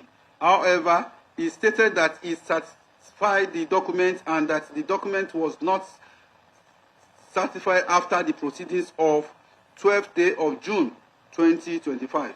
The defendant had filed a notice of preliminary objection dated and filed 16th October 2025 seeking for the following reliefs. 1. A declaration that they continue the prosecution of defendants under the Repealed Terrorism Prevention Amendment Act 2013 upon a prescription under order obtained ex parte and without fair hearing violates Section 1, Sub 2, Section 36, 1 to 12 and 42 of the Constitution of the Federal Republic of Nigeria and Article 7 and 28 of the African Charter and is therefore null and void. 2. That a declaration that the Federal High Court ex parte order prescribing IPOB obtained without notice or hearing and why Justice Peter Inyako's substituting ruling that IPOB is not an unlawful society remains in force, is unconstitutional, unlawful, and cannot ground criminality. 3. An order striking out or permanently staying counts 1 to 8, saved counts 15 of the amended charge dated 14th January 2022 for being barred by double jeopardy, having the same factual ingredient as count 6 to 14, earlier struck out by the Federal High Court on the 8th day of April 2022. 4. An order declaring that the defendant's extraordinary rendition from Kenya without extradition proceedings or due process violates Section 36, 1 and 9 of the Constitution, the Extradition Act, Cab E25, Law of Federation of Nigeria 2004, and Article 12 and 13 of the African Charter, thereby robbing the court of its jurisdiction. 5. An order nullifying all proceedings conducted in breach of the defendant's right to adequate facilities for defense, confidential communications with counsel, and for fair hearing, particularly a dropping, seizure of legal materials, and denial of unmonitored access. The notice of preliminary objection has 43-paragraph affidavit deposed to by Prince Emmanuel Kanu, a seedling to the defendant. The affidavit has 10 exhibits and a written address. In his written address, the defendant submitted inter alia that the Court of Appeal in CA/ABJ/C/625/2022 had ruled in his favor on the 13th day of October 2022, holding that his extraordinary rendition has divested the trial court from continuing his trial. Thus, the instant trial is unlawful and in disobedience of the order of the appellate court. The defendant relied on the case of Okafor versus AG Anambra State, citation supplied, to submit that any charge promised on repealed law cannot sustain and sustain any proceedings, that the provision under which he is charged has been repealed by Terrorism Prevention Act 2022, and thus he has no life to sustain these proceedings. He also submitted that his extraordinary rendition, as well as not affording him adequate facilities, denies him of his fair hearing, and thus he urged the court to quash the instant proceedings against him. He also argued that the court is divested of of jurisdiction as the subject matter of this charge is sub judice before the Supreme Court. He does urge the court to uphold the preliminary objection. In written address filed on 30th day of October 2025, the defendants substantially repeated the submission in the notice of preliminary objection regarding the repeat law, extraordinary renditions, and denial of fair hearing. He therefore urged the court to quash the charge against him. The court formulates the following issue for determination.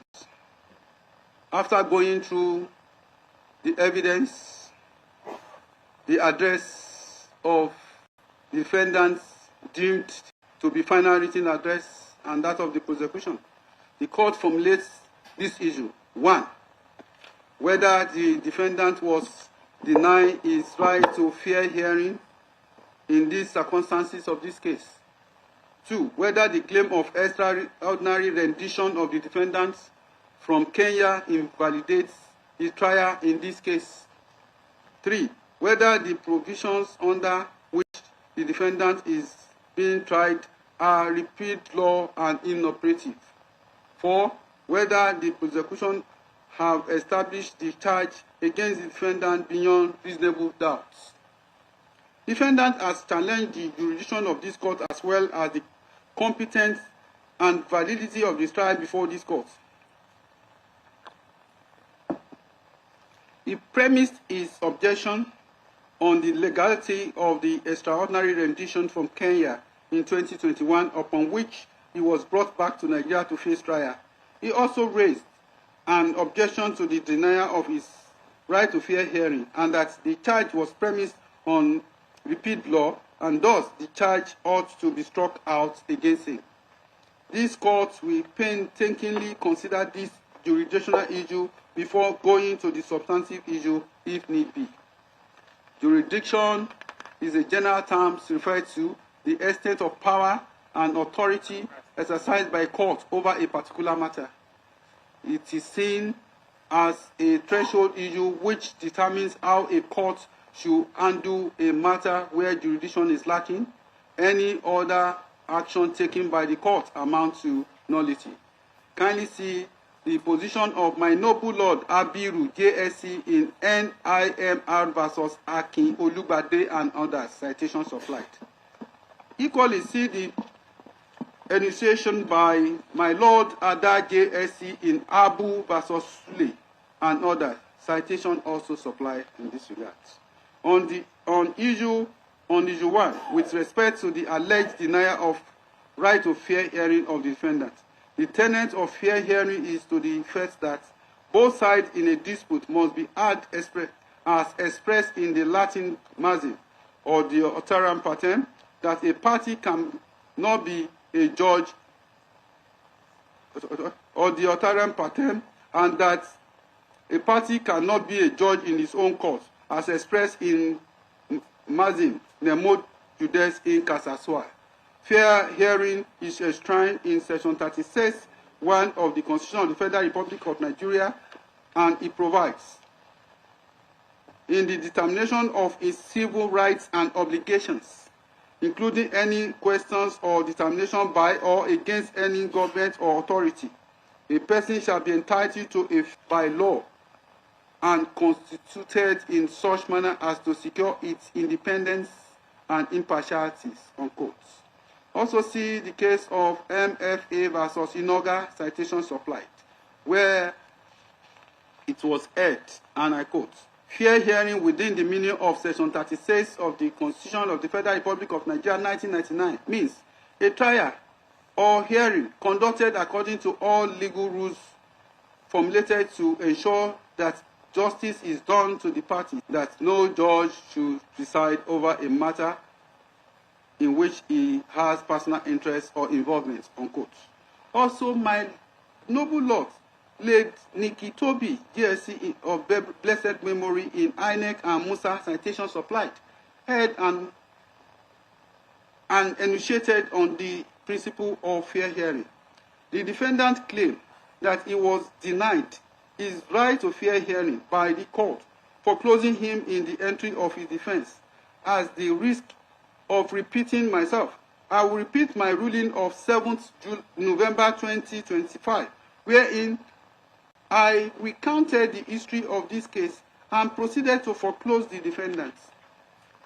This matter was filed in 2015, and due to the delay as a result of appeals and other issues, same was assigned to this court in March 2025. Prior to this, in 2017, the defendant was alleged to have jumped bail and escaped from Nigeria, and for about 4 years, the defendant was not in Nigeria within the territory of Nigeria, which caused a stop to his trial due to his absence. In 2021, he was brought back to Nigeria to face his trial. However, the defendant became unruly and caused serious delay in the trial before my learned brother, Nyako J. The issue got to a head that the defendant began asking my learned brother to recuse herself from the trial on the basis of being biased towards him. The judge recused herself, and the matter was assigned to this court in March 2025 for trial. Upon assumption of jurisdiction, having in mind that this matter has stayed for 10 years and the interest of justice, I granted a accelerated hearing. As a result of the accelerated hearing, I created morning and afternoon session in this court so as to accommodate this trial. The prosecution opened its case. In total, the prosecution called 5 witnesses and tendered several exhibits. The court ensured that the prosecution was kept on its toe during the presentation of this case, and same was closed on the 19th day of June 2025. It is worthy to observe that during the time when the prosecution was calling its witnesses, several adjournments were at the instance of the defendant. For instance, on the 29th day of April 2025, the defendant sought for an adjournment for cross-examination of PW1. Also, on the 2nd day of May 2025, the defendant's counsel also sought for adjournment for continued cross-examination of PW1. Likewise, on the 18th day of May 2025, the defendant counsel applied for adjournment. In addition, on the 14th day of May 2025, defendant applied for an adjournment. Also, on the 21st day of May 2025, defendant applied for an adjournment as part of the options opened as part of options after the close of the case for the prosecution. The defense opted for the option of filing no case submission, which this court duly had after adoption of written addresses. Ruling was delivered on the 26th day of September 2025, wherein the no case submission was overruled. The issue of extraordinary rendition, validity of the charge, all were incorporated in the no case submission. After going through the no case submission, the court overruled same, and the defendant was called upon to enter his defense. In the ruling delivered on the 26th day of September 2025, the court emphasized and laid importance to the issue of fair hearing, as contained in Section 36 of the Constitution, that the defendant shall be given opportunity to defend the charge he is facing. Upon this, the defendant was called upon to do so. The court in that ruling also pointed out the need for evidence to be given on oath, to give evidence on oath to challenge the evidence of the prosecution. In that no case submission ruling, the court mentioned the importance of defendant to give evidence on oath because this is a criminal matter. It is not civil, where the standard of proof is on balance of probability. It is a criminal matter which the standard required under Section 135 of the Evidence Act 2011 is beyond reasonable doubt. It's worthy to note that extraordinary rendition is a quasi-criminal issue in a criminal case, and evidence on oath must be given, and the opposing side must be given opportunity to cross-examine on that quasi-criminal issue in accordance with Section 135 of the Evidence Act 2011. Also see the case of Edevie versus Orovoke citation supply, where the Supreme Court held that where any allegation of crime or quasi-criminal are made in any matter, even in a civil matter, affidavit evidence will be insufficient and only oral evidence will be entertained due to the standard of proof being standard required in criminal matter, which is beyond reasonable doubt. These defendants had the duty to prove the allegation of extraordinary rendition in this criminal matter beyond reasonable doubt. The defendant has not called anybody to testify on oath in respect of extraordinary rendition, which would enable the other side to cross-examine such witness. The failure of the defendant to give evidence on oath on extraordinary rendition has made the allegation bare. It is simple an assertion without proof. The court was constrained to deliver the no-case submission ruling earlier, as during the vacation of this court, the defendant has filed an application that he be moved to a private ward in the National Hospital, Abuja, as the facility of the Department of State Security Service were not adequate to take care of his health.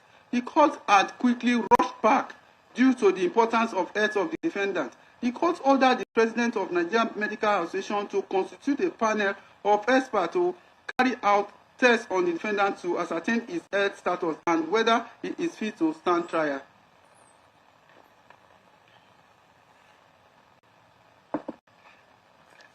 The need to ascertain his fitness to stand trial was based on the antecedents of causing delay in this trial. The court was suspicious whether the issue of medical reports raised at that stage was empty of the ruling and laying foundation for usual delay, which has been the trend since 2015. Based on this, the court added that the medical panel ascertained whether the defendant is fit to stand trial. It is actually a mystery to this court that a defendant who is standing trial would delay his own trial, while shouting that he is being denied his right to fair hearing. Usually, it is the prosecution that delays the trial as his life is not on the line. But in this case, the reverse was the case. The order of the court to ascertain his fitness was strategic to nip in the bud any attempt by him to further delay his trial. On the 16th day of October 2025, the court ruled on the medical report issued by the panel set up by the president of Nigerian Medical Association and determined that the defendant is indeed fit to stand his trial after no opposition from the defendant and the prosecution as regards the report. The court had carefully observed the defendant during the entire trial and the spirited nature of the defendant. His unruly attitude and his agility in defending himself shows without that he is indeed fit to stand trial. Thus, corroborating the conclusion reached in the report by the panel set up by the president of Medical Association, even without the medical reports, the fitness of the defendant is clear to any reasonable person who observed him in court. His claim of being low on potassium in hospital are not such that render him incapacitated from understanding the proceeding in this trial. He is healthy, fit, and abreast of all the happening in the trial, and demonstrated full understanding and fitness after taking over his defense himself from his counsel. I therefore hold, without doubt, that the defendant is fit to stand this trial.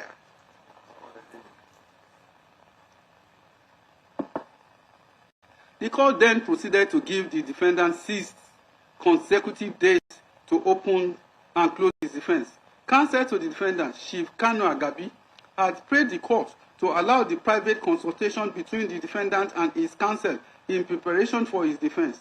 Despite the fact that there was no evidence before the court of the DSS dropping on the conversation of the defendant and his counsel, the court graciously asked the defendant and his counsel to use the courtroom for their pre-trial meeting, since they felt more comfortable in the court.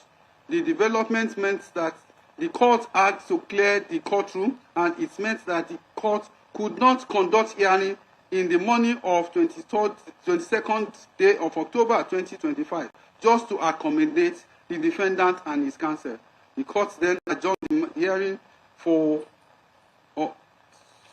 23rd, 4, 24, 27, 28, and 27, 29, and 30th October 2025 for the defendant to open and close his defense.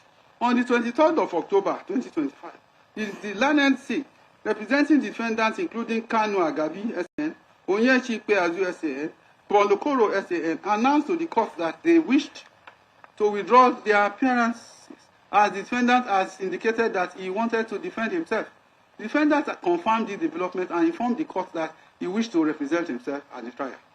Upon exercising his right to defend himself, the defendant came on the next date, and his excuse was that he was not given his case file by his departing counsel.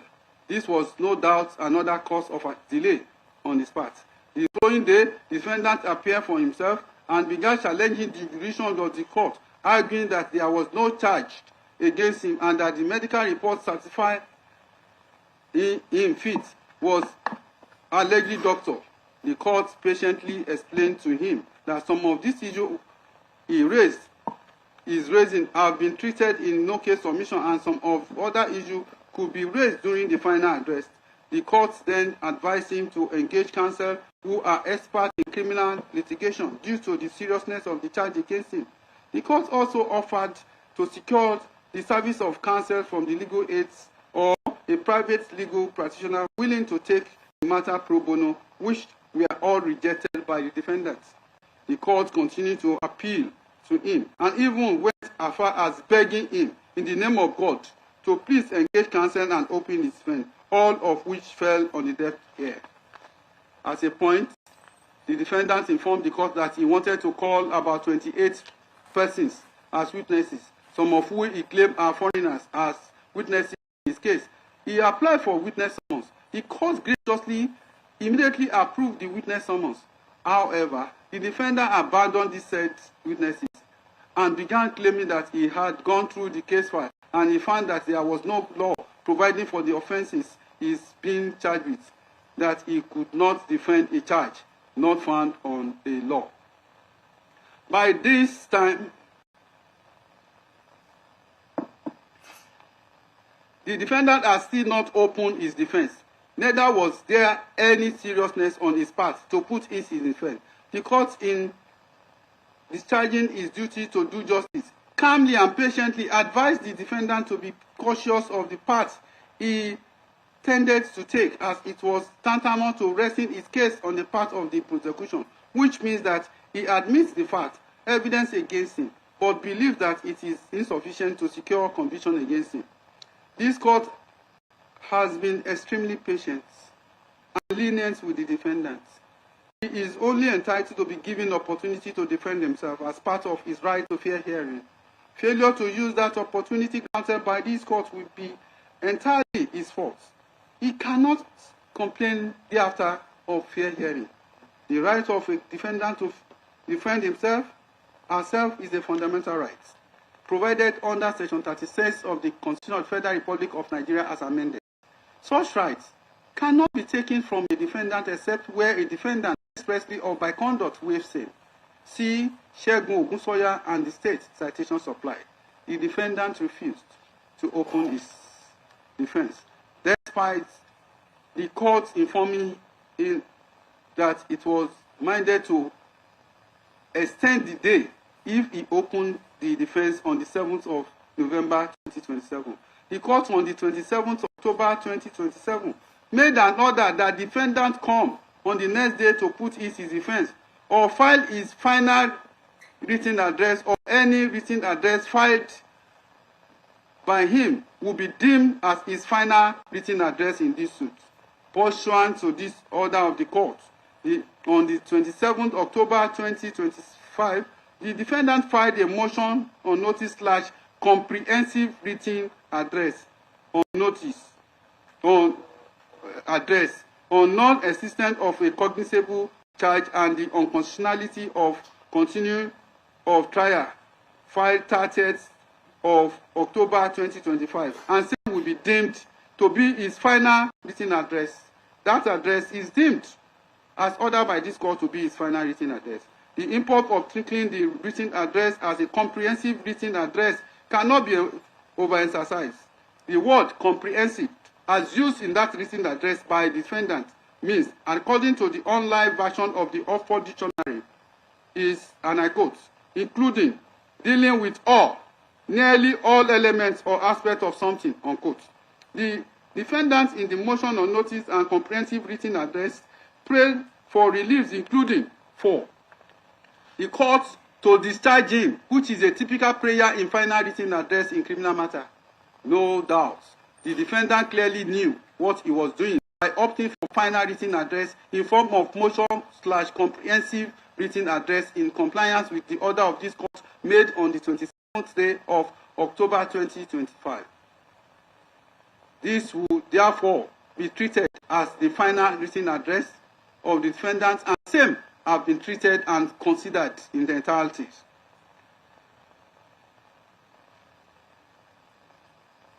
The defendant had also filed a notice of preliminary objection on the 16th day of October 2025.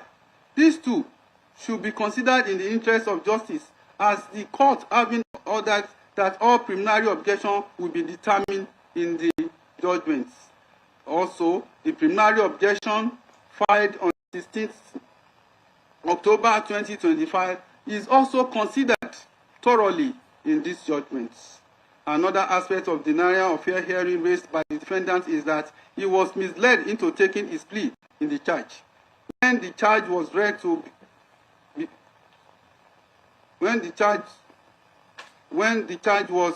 read to him, the court asked if he understood English. He responded that he did. When count 1 was read to him, he at first stated that he did not understand. The court ordered the registrar of the court to read the counts to him. He understood and took his plea. For the avoidance of doubt, I will reproduce part of the proceedings of 21st day of March 2025 when the plea of the defendant was taken. Registrar Nnamdi Kanu, do you understand and speak English language? Defendant, I do. Yes. Registrar, listening to the charge against you. Count 1.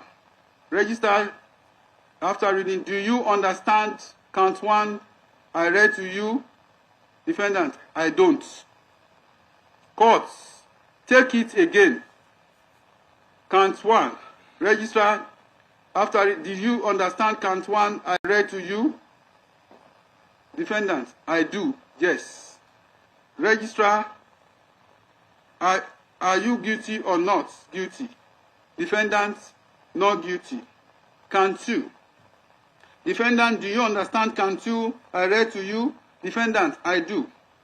Registrar asking, are you guilty or not? Defendant reacted, I'm not guilty. Count 3. Registrar read to him and asked him, defendant, do you understand count 3 I read to you? Defendant, I do. Registrar asked him, are you guilty or not? Defendant responded, I not guilty. Count 4. Registrar read and asked him, do you understand count 4 I read to you? Defendant responded, I do.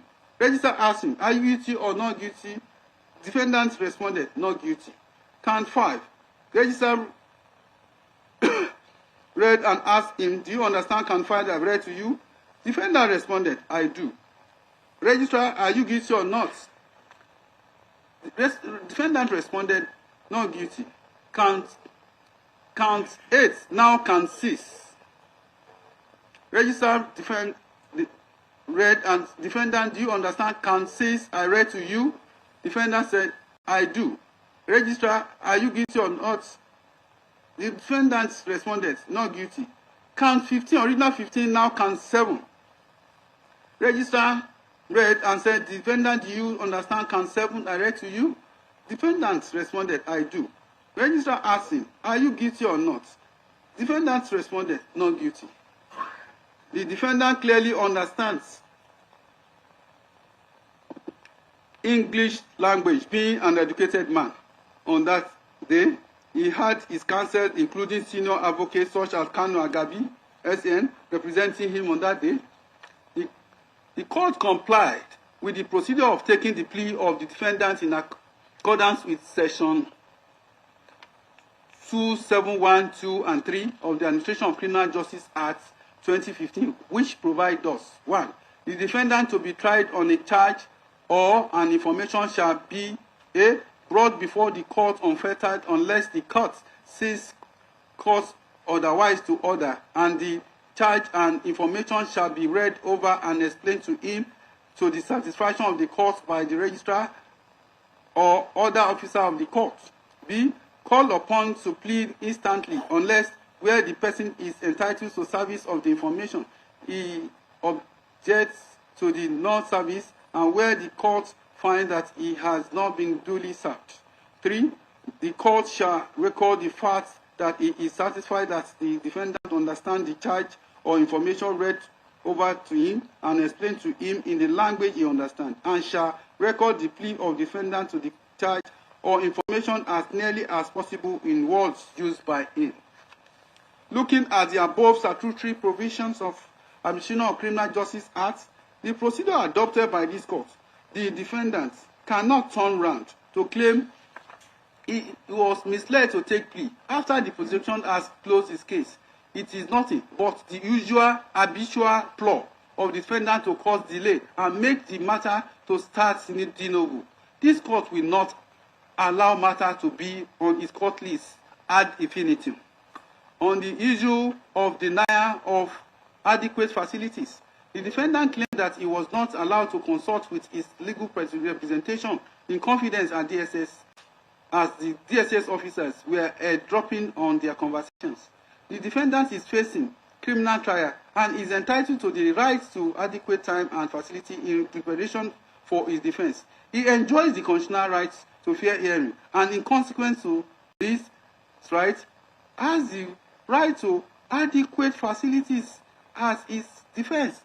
Section 36 6B of the Constitution of the Federal Republic of Nigeria 1999, as amended, provide every person, I quote, every person charged with criminal offence shall be entitled to be given adequate time and facility for the preparation of his defense. See the position of the Supreme Court in respect of this provision as initiated in Igwe and the state. Citation supplied. As part of the package of rights available to a person facing criminal charge, he is entitled to all the facilities and enough to time for purpose of preparing his defense. This ties in with the right to presumption of innocence under Section 36(5) of the Constitution of the Federal Republic of Nigeria 1999 as amended, which stipulates that until a person is declared guilty by a court of law, he is presumed to be innocent. The provision was the subject of interpretation by the Supreme Court, particularly by my noble Lord Akat JSC in Okoye and COP. Citation supplied, where my Lord said, and I quote, the moment an accused person is facing a charge, his personal liberty is at stake, and before that liberty is taken away, he must be afforded every opportunity to defend himself. Once he becomes aware that he has a charge hanging upon his neck for an infraction of the law and makes a request either orally or in writing for any facilities to prepare his defense, the court must accede to his request and the prosecution has to comply. The facilities that must be afforded the accused person are the resources, anything which will aid the accused person in preparation of his defense to the crime for which he is charged. This, no doubt, includes the statement of the witnesses interviewed by the police in the course of their investigation, which might have absolved the accused of any blame or which may assist the accused to support such favorable witness that the prosecution counsel may not want to put forward for to testify, unquote. See case of Nweke and the state citation supplied. The defendant did not provide any credible evidence as to this allegation of airdropping. The court, however, in order to do justice to him and suspecting that he was looking for another ways to delay this trial, allowed him to consult with his lawyer on the 22nd day of October 2025 in the courtroom. Thus, the court had to vacate the courtroom for him, his lawyer to use. Despite this magnanimity by the court, the defendant did not make use of this opportunity. On the following date, the counsel withdrew his appearance. The defendant decided to defend himself, making the opportunity given to him to use the courtroom to be useless and of no purpose.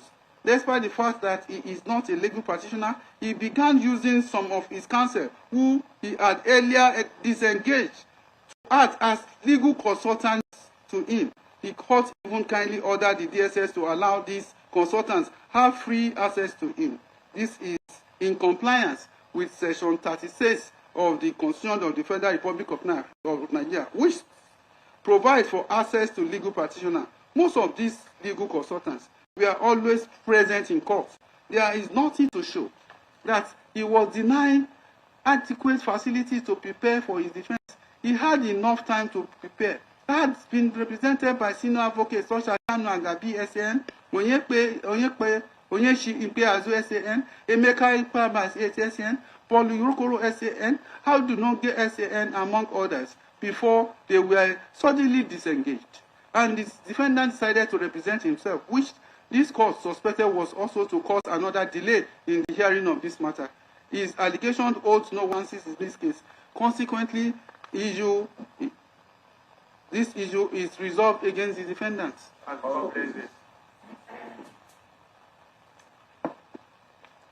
On the issue of extraordinary renditions, there are instances where a person commits offense against a country while residing in another country or flee the country soon after committing the same crime. In such instances, the country against which the offense is committed will request the country in which the suspect is residing to release him to it. The process is known in law as extradition. Extradition therefore refers to a crime to the state against which the crime was committed, known as requesting nation. The Supreme Court in AG of Federation versus Enubuwa citation supply subsequently explained the concept of extradition as follows. Extradition is a cooperative legal process of one state called the surrendering state or authority which renders an individual to another state called the requesting state for prosecution or for punishment for crime committed within the requesting country jurisdiction. Extradition process is usually spelled out in bilateral or multilateral extradition treaties or agreements. Extradition becomes necessary when a criminal fugitive flees from one country to another to avoid facing trial or punishment. Persons who may be extradited include those who have been tried and convicted but escape custody by fleeing the country, and thus convicted in absentia. A trial in which the accused person is not physically present. Extradition is distinguished from other modes of forceful removing undesirable persons from a country, such as exile, expulsion, deportation. Extradition procedure are usually determined by the terms of the treaties between individual countries or by multilateral agreements between group of countries, such as the Commonwealth countries, or its law.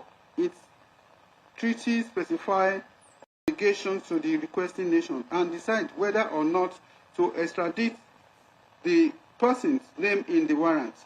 Treaties signed in recent decades tend to take a dual criminalities approach, classifying and extraditable offenses that are punishable in both jurisdictions. Other extradition treaties, by contrast, tend to list covered offenses, unquote.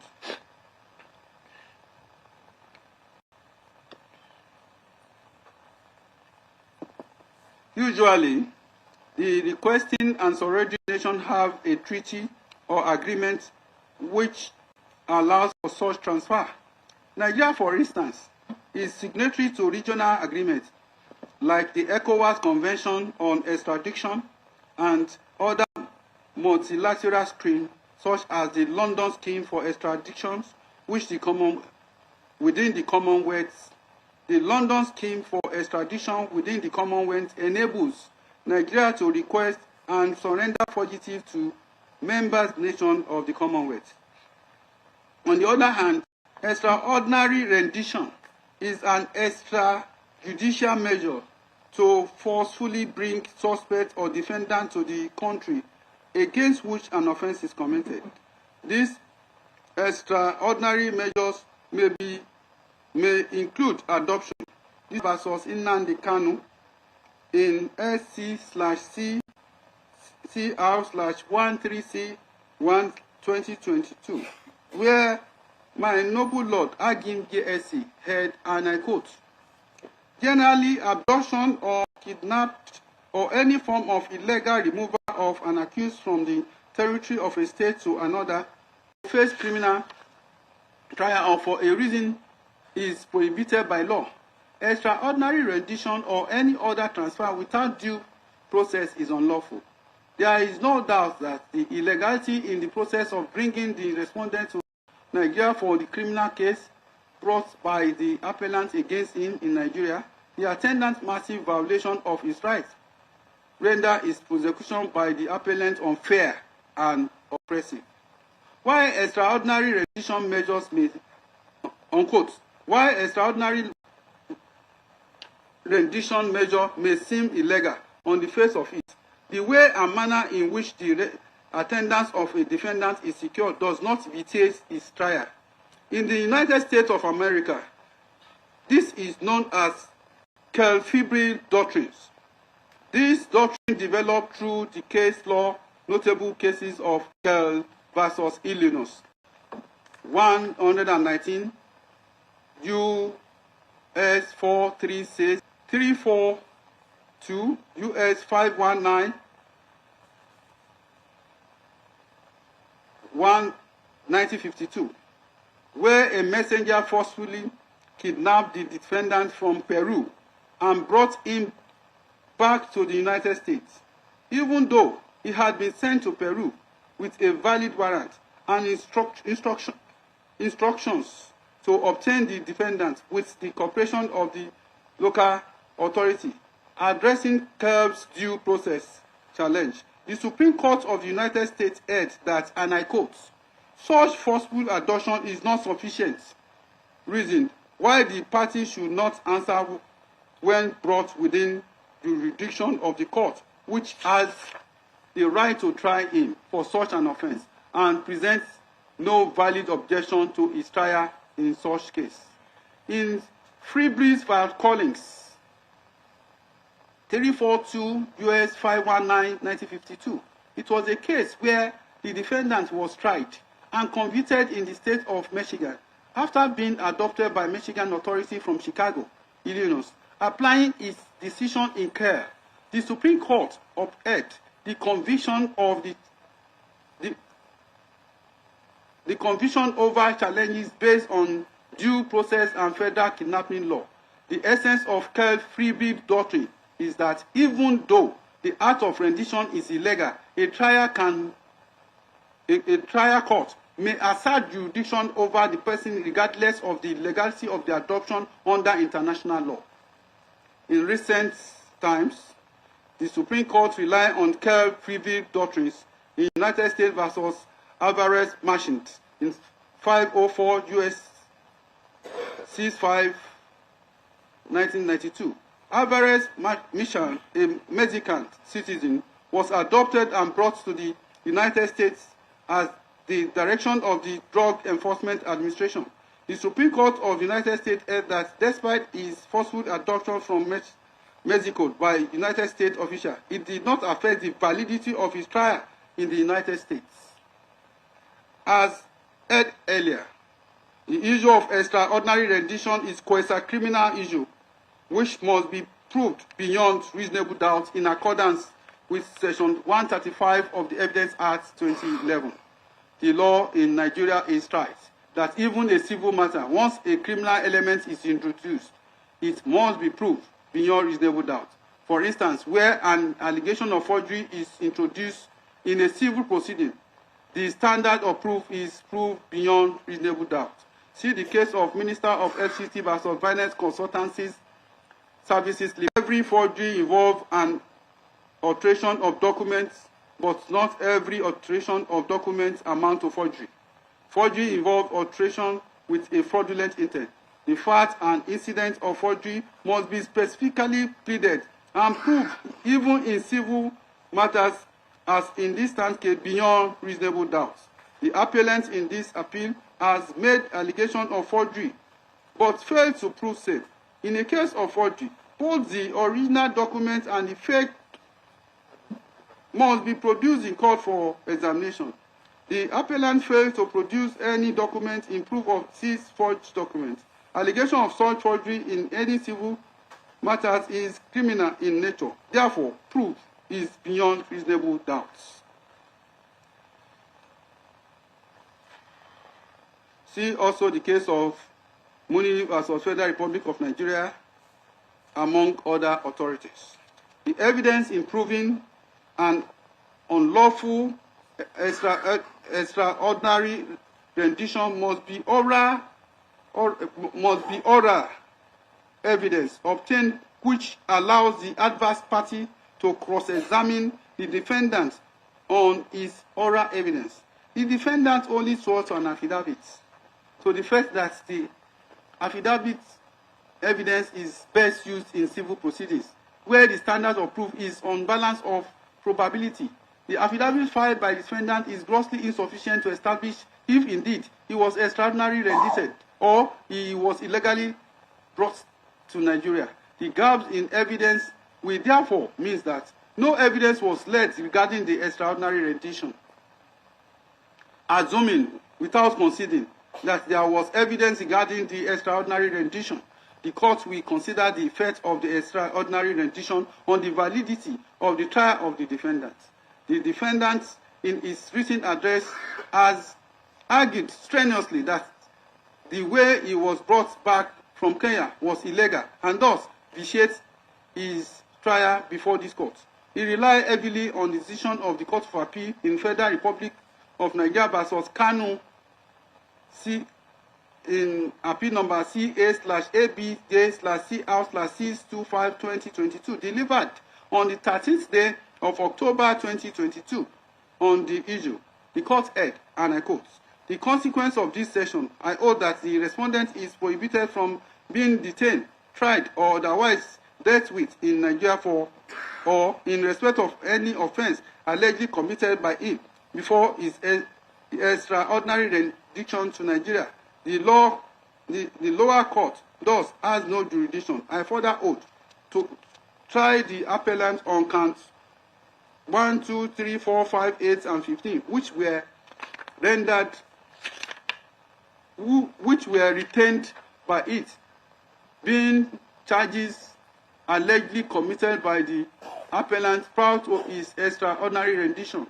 In addition, by the forceful adoption and extraordinary rendition of the appellant from Kenya to the country on the 27th day of June 2021, in violation of international and state law, the lower court or indeed any court in the country is divested of jurisdiction to entertain charges against the appellant, and I so hold, unquote. When this issue came up before the Supreme Court, the Apex Court, in Federal Republic of Nigeria versus Kanu, in SC/CR/1361/2022, delivered on the 15th day of December 2023, the Apex Court held per ML Gaba JSA, and I quote,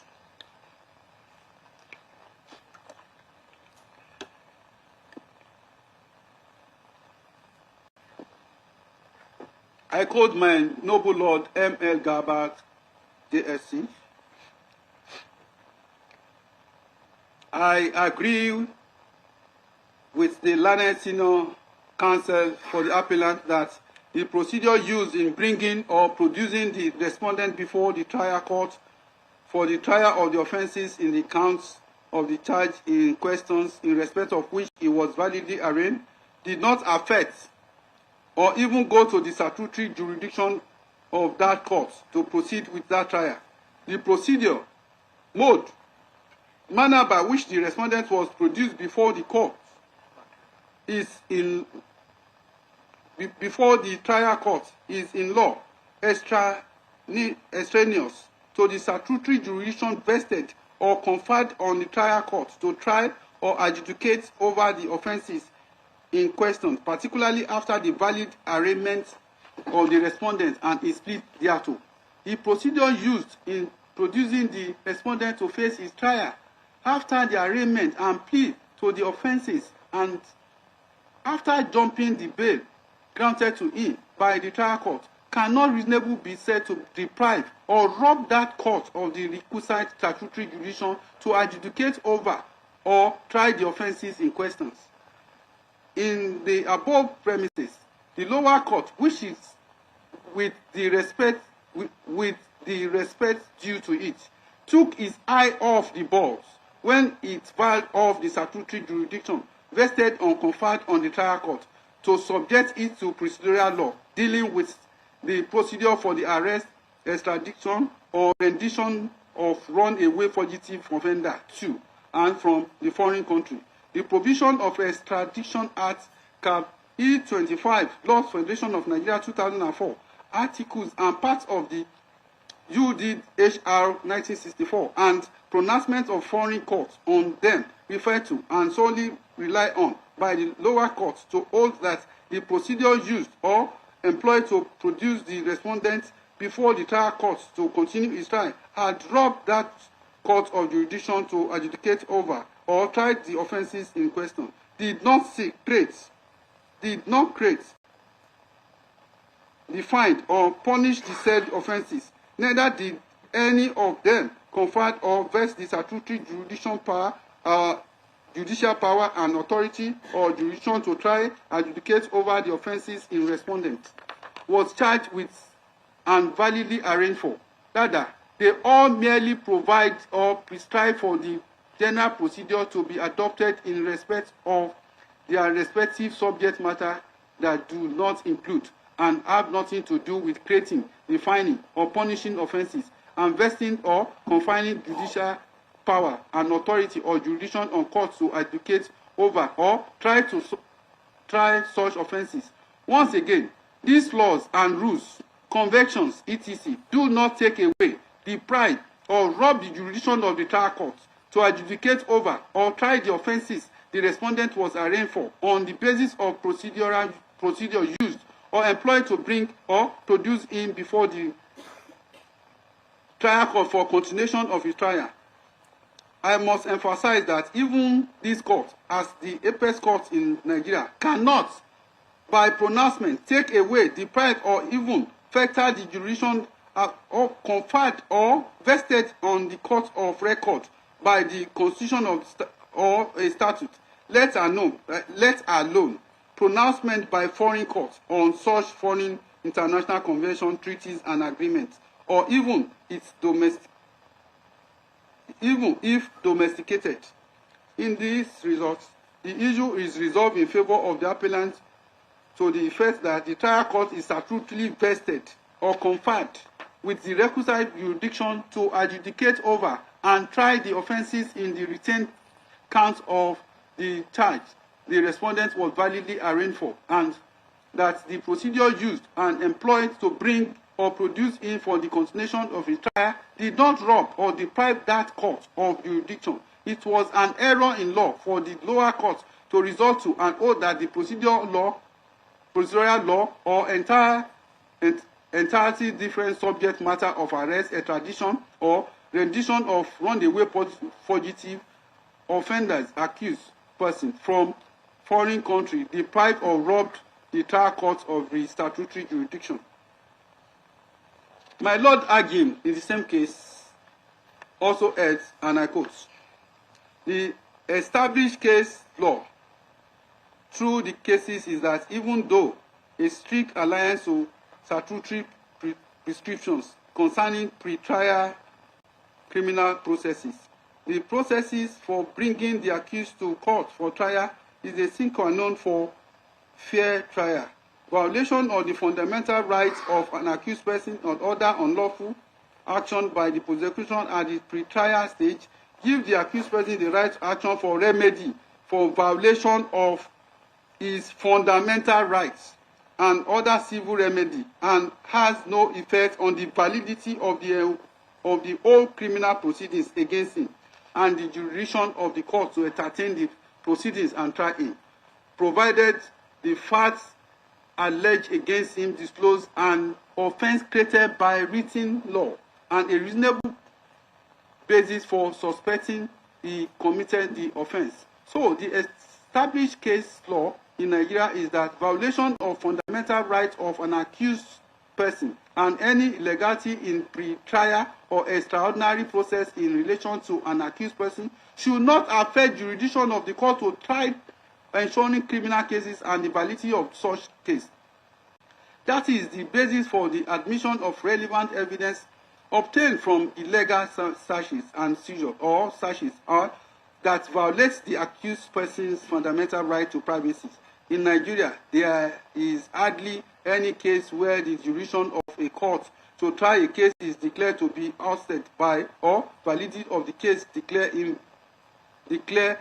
vitiated by the unlawful arrest and detention of an accused person at the pre-trial stage of that case or by any unlawful extrajudicial action of the prosecution after arraignment during the pendency of the proceedings in court. The Court of Appeal has introduced a departure from the established case law on the points in Nigeria. What is not clear is if the departure is limited to cross-border cases or include cases within Nigeria. But the erudite restatement of the House of Laws in House versus Osprey relied on by Court of Appeal are couched in terms that suggest that they apply to all cases. This profound judicial restatement appears to give paramount consideration to preventing executive lawlessness, protection of the fundamental rights of the accused, preservation of the rules of laws, promotion of rights for territorial sovereignty of states, enforcement of international law, adherence to due process of criminal law to ensure that prosecution does not benefit from abuse of its power and abuse of court process. But the reality in Nigeria's peculiar situation is that no allegation of commission of a crime will be tried if the court declines jurisdiction to try a criminal case or invalidate it because of the violation of fundamental rights of the accused person or other unlawful action of the prosecution that occur in the process of investigating a criminal complaint against him or in the process of initiating the criminal case against case arising from such complaints or in process of bringing him to court or in dealing with him while he is standing trial. This is because criminal law enforcement officers routinely engage in unlawful actions and brazen violation of fundamental rights of suspects in the investigation and prosecution of virtually all criminal matters.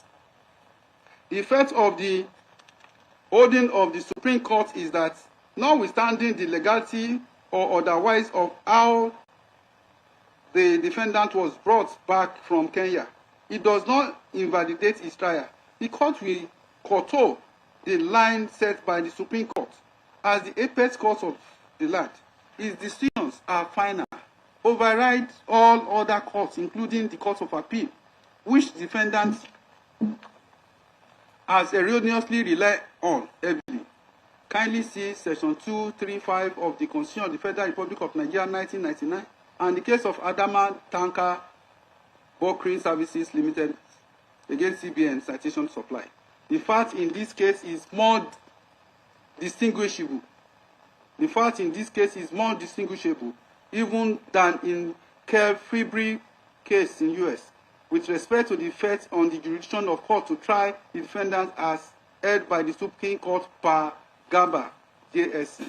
In that case, the defendant was already arraigned before this court, and in this case, the defendant was already arraigned before this court, and the jurisdiction of this court had been activated as far back as 2015.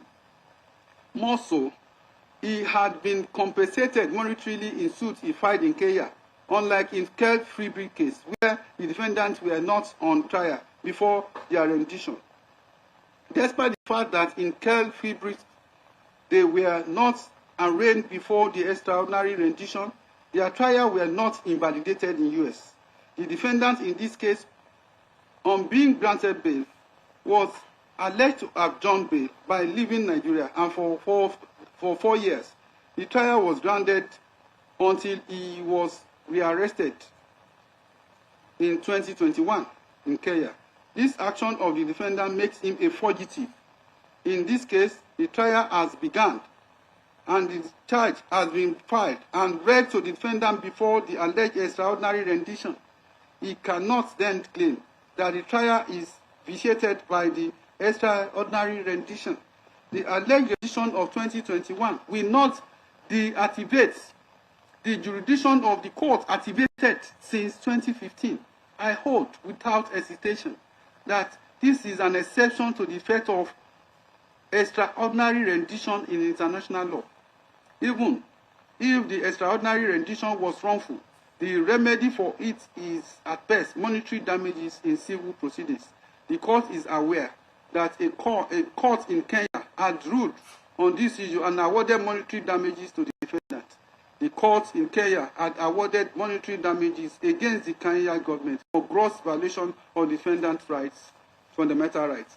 The defendant cannot benefit from monetary damages awarded to him and seek a further relief of his trial being vitiated, particularly seeing the nature of the offences, which borders on terrorism. This is similar to the enforcement of fundamental rights to personal liberty in Nigeria. A successful application for unlawful arrest entitles the applicant to compensation or an apology, but it does not extend to vitiating a criminal trial where the charge has been preferred against him. Consequently, this issue is resolved against the defendant. On issue 3, the defendant has challenged this court, arguing that it is based on repeat law. The general rules regarding a charge is that it must be premised on written law. See section 36, sub 12 of the Constitution of the Federal Republic of Nigeria, and it provides, and I quote, subject as otherwise provided by this Constitution, a person shall not be convicted of any criminal offense unless that offense is defined, and the penalty, therefore, is prescribed in a written law. And in this subsection, a written law refers to an act of National Assembly or a law of states, any subsidiary legislations, instrument under the provision of the law, unquote. The above means that a person to be tried and convicted, the offense must be in existence and provided for under law, a law in force at the time. See the position of the Court of Appeal in Daniel versus Federal Republic of Nigeria, citation supplied. The law is also settled that the trial and conviction of any person upon the repeat law is a nullity. This was the position of the Court of Appeal in IGP versus Ogundimu, citation also supplied. A law, once repealed, ceases to have any life and must be treated as dead.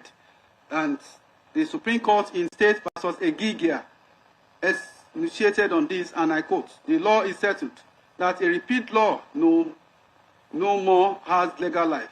Thus, it cannot be cited as if it still exists. If it must be cited at all, it must be cited as a repeat law, which has no life to influence an argument. A repeat law cannot be the basis for any comparison with existing law. It cannot be quoted side by side an existing law, as learned advocates did.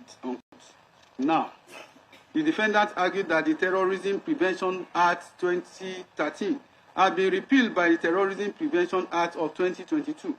Thus, the trial has become spent. The argument by the defendant is quite interesting. It is interesting because it shows the stark misunderstanding of the law by the defendant, as well as his willful disregard of the facts accumulating in his trial. Firstly, the defendant is charged under the Terrorism Prevention Amendment Act 2013. The extant charge is as to offences allegedly committed by the defendant between 2018 and 2021. As at when the extant charge was filed, the Operational Terrorism Act in Nigeria was the Terrorism Prevention Amendment Act 2013. That act was duly passed by the National Assembly and signed into law by the President, Goodluck Jonathan.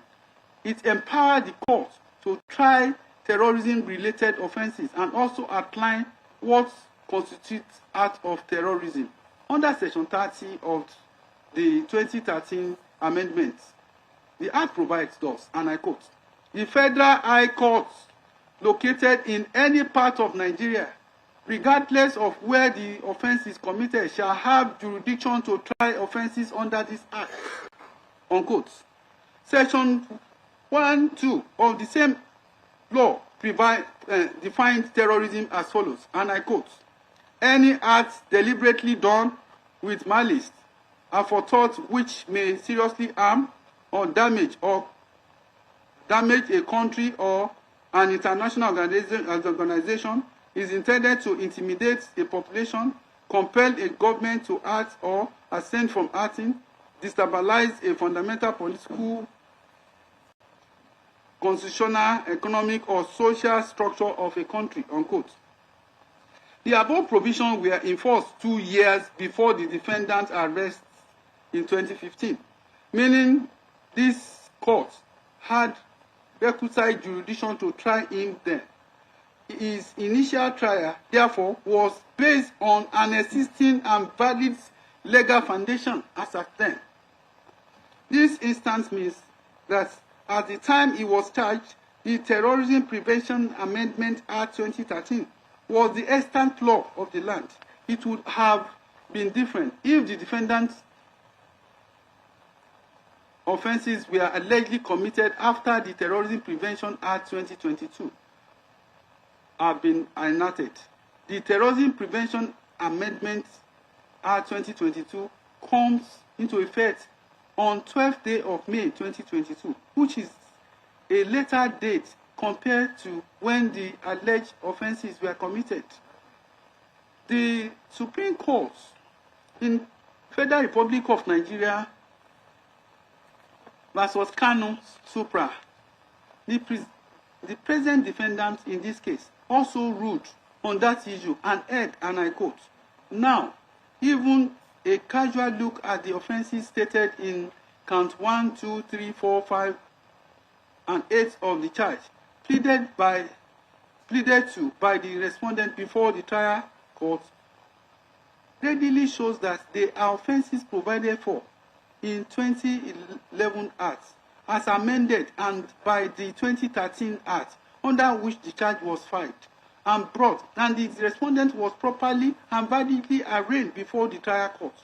Put another way, the offences the respondent was arraigned for before the trial court are offences known to and specifically provided for under and by the provision of 2011 Act as amended by 2013 Act.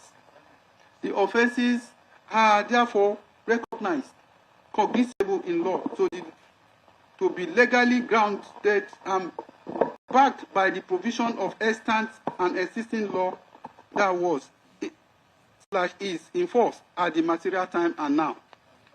On its part, count 15 of the charge is indicated to be contrary to section 47(2)(a) of the Criminal Code Act, cap C45, Laws of the Judicial of Nigeria 2004.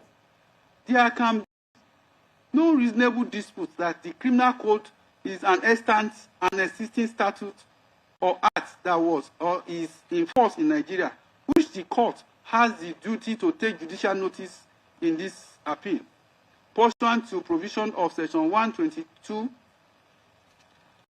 of the Evidence Act 2011.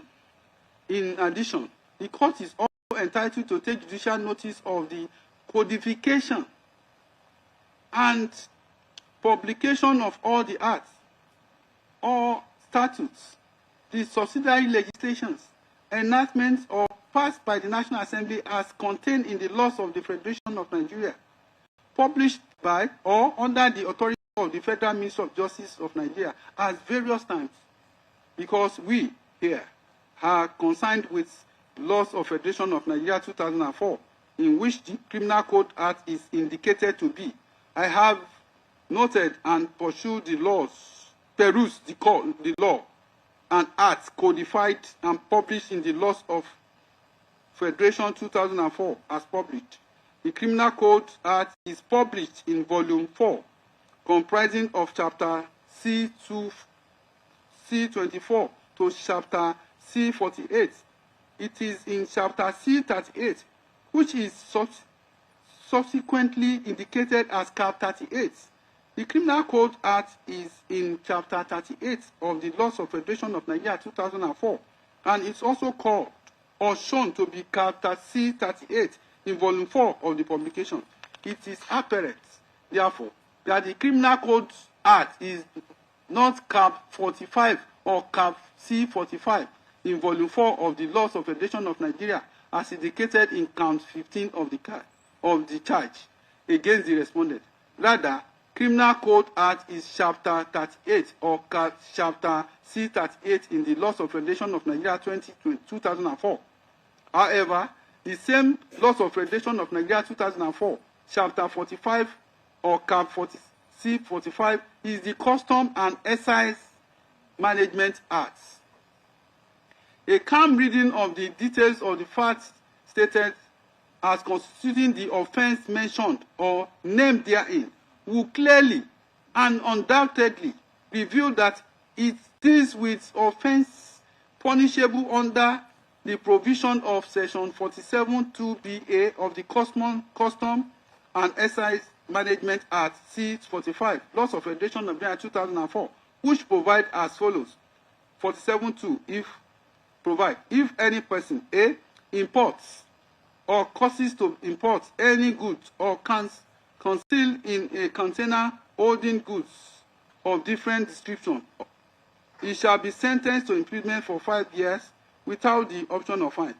It follows, in the above circumstances, that the mention of the Criminal Code Act as being Chapter C45 and C45 in Laws of Federation 2004 is a mere mistake in place of correct law.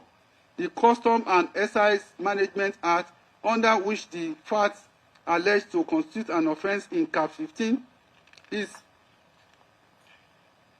is punished or punishable. The offence in Cap 15 is consequently recognizable, and grounded in an extant existing law in Nigeria, in which it was defined and described. It is now unbooked law that a charge preferred or filed for offence under a wrong law will not be rendered invalid or incompetent merely on that ground alone, so long as the offence on the charge are known to defined and punishable punishment provided for in an extant law.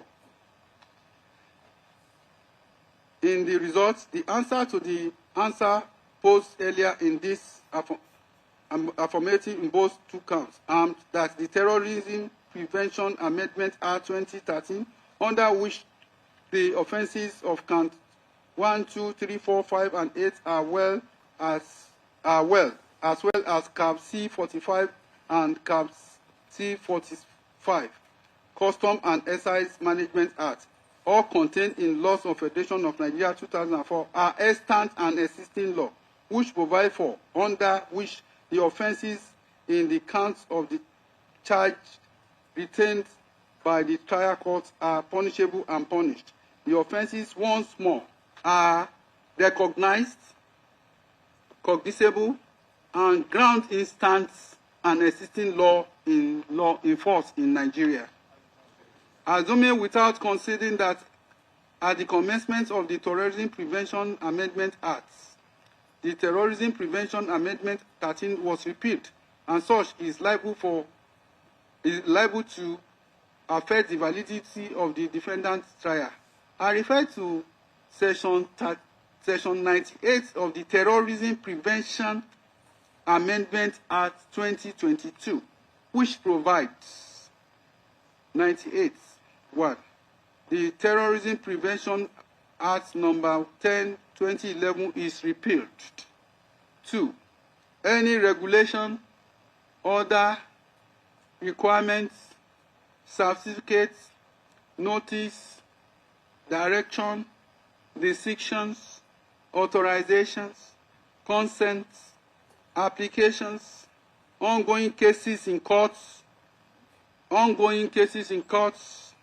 requests or things made, issued, given or done under the Repeal Act shall, if in force at the commencement of this act, continue to be in force and have effect as if made, issued, given, or done under the corresponding provision of this act.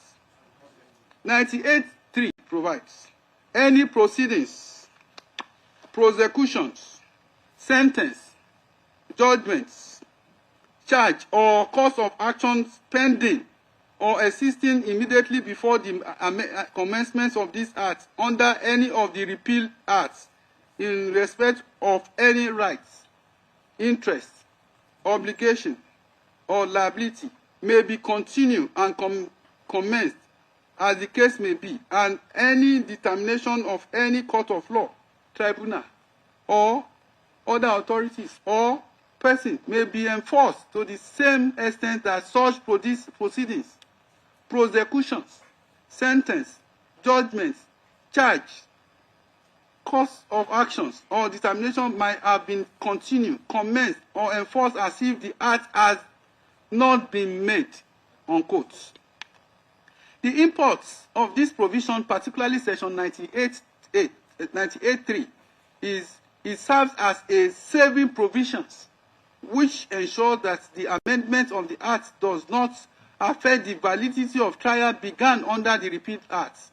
This saving clause or preservation provision is aimed at ensuring that pending proceedings or order of courts are not washed away as a result of the commencement of the amended Act 2022, but to ensure a smooth transition from the Repeal Act to the amended Act.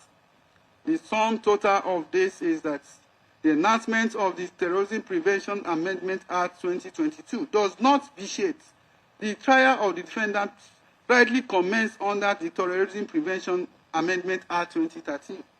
Consequently, this issue is resolved against the defendant. With respect to the substantive issue, I must start the resolution by outlining the effect of the action of the defendant in failing to put in his defense, despite several opportunities afforded him by this court.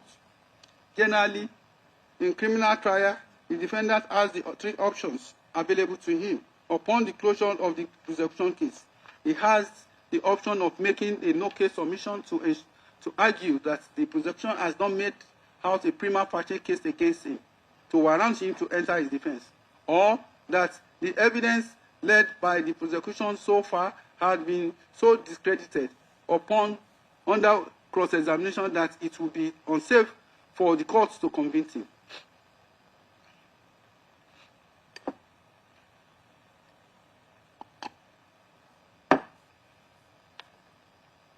Another option open to a defendant is to put in his defense where he will be opportune to state his side of the story as well as present exculpatory evidence in his favor. The third and the final option is to rest his case on that of the prosecution. The defendant in this case chooses to make no case submission, and this court overruled his no case submission on the 26th day of September 2025, and ordered him to put in his defense. It is his constitutional right to do so. He, however, refused to do so. He rather consented to the withdrawal of his learned senior counsel representing him, despite the court employing him to enter his defense. On several occasions, even begging him, in the name of God, as a minister in the temple of justice, passionate about justice, as an apostle of Jesus Christ, I begged the defendant passionately and severally, but the defendant was obstinate and refused, and the court had no choice than to foreclose him. The effect of this is that the defendant has chosen to rest his case on that of the prosecution. The defendant this morning confirmed this fact by saying that he has put in his defense.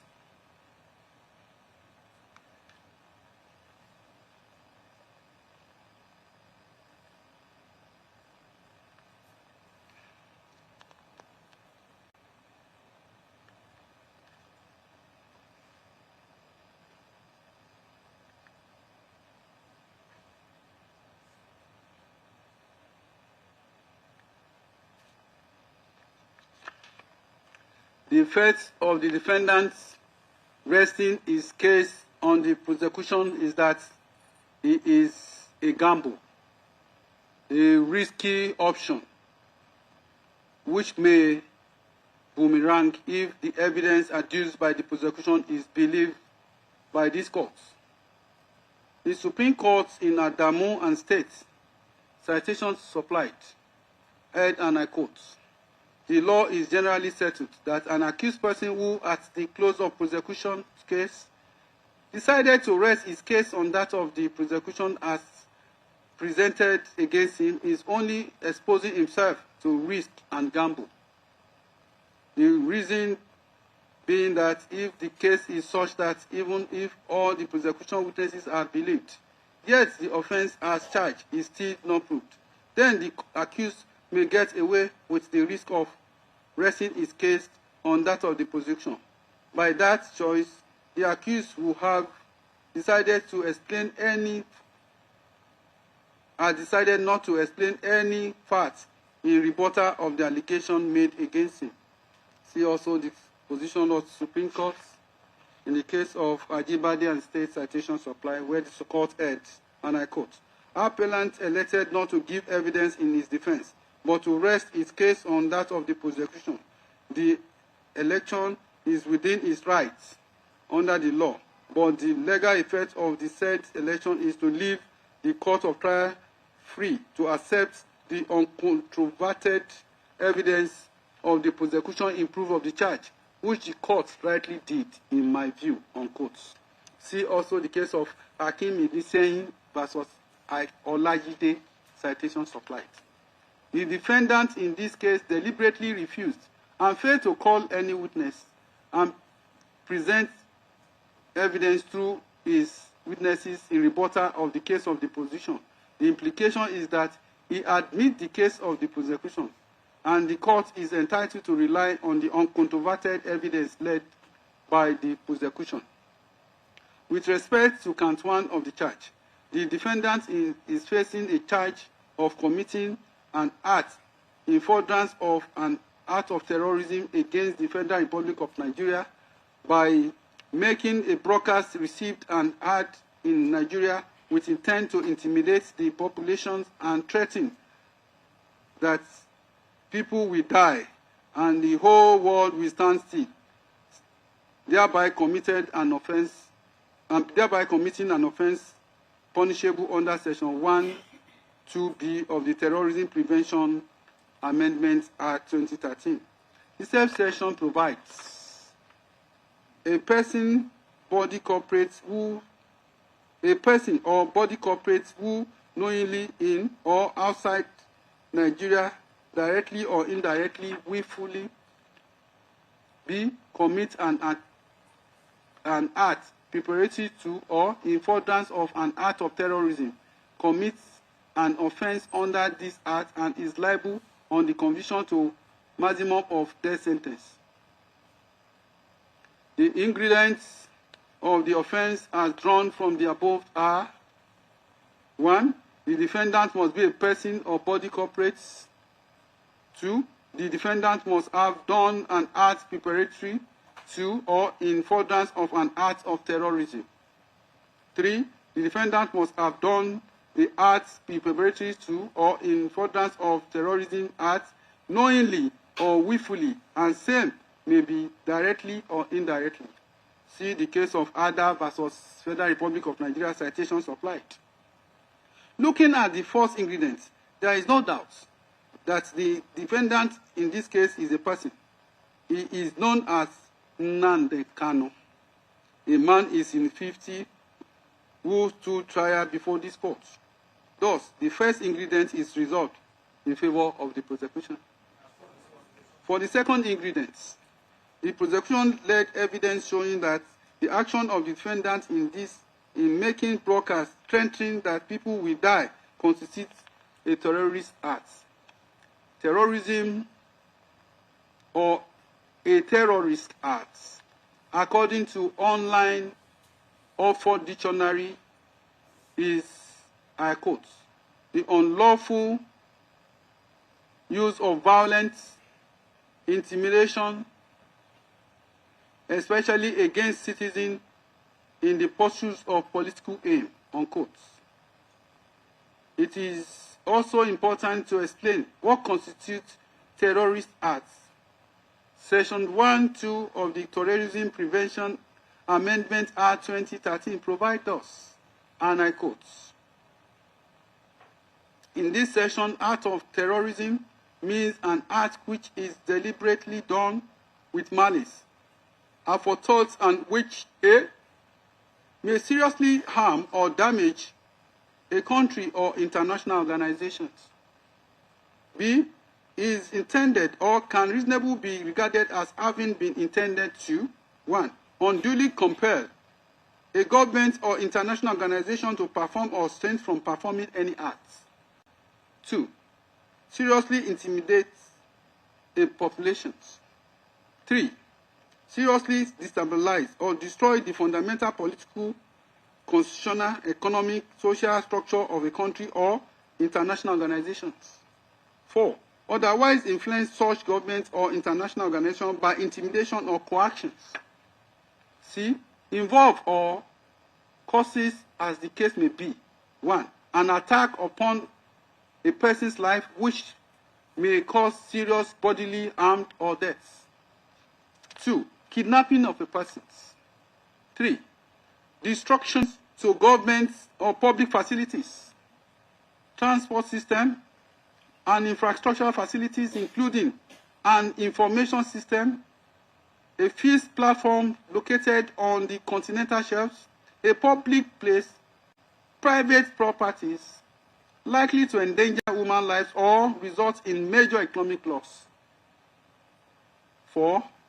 Disposal of an aircraft, ship, or any means of public or goods transport and diversion, or the use of such means of transportation for any of the purposes in paragraph B(4) of this subsection.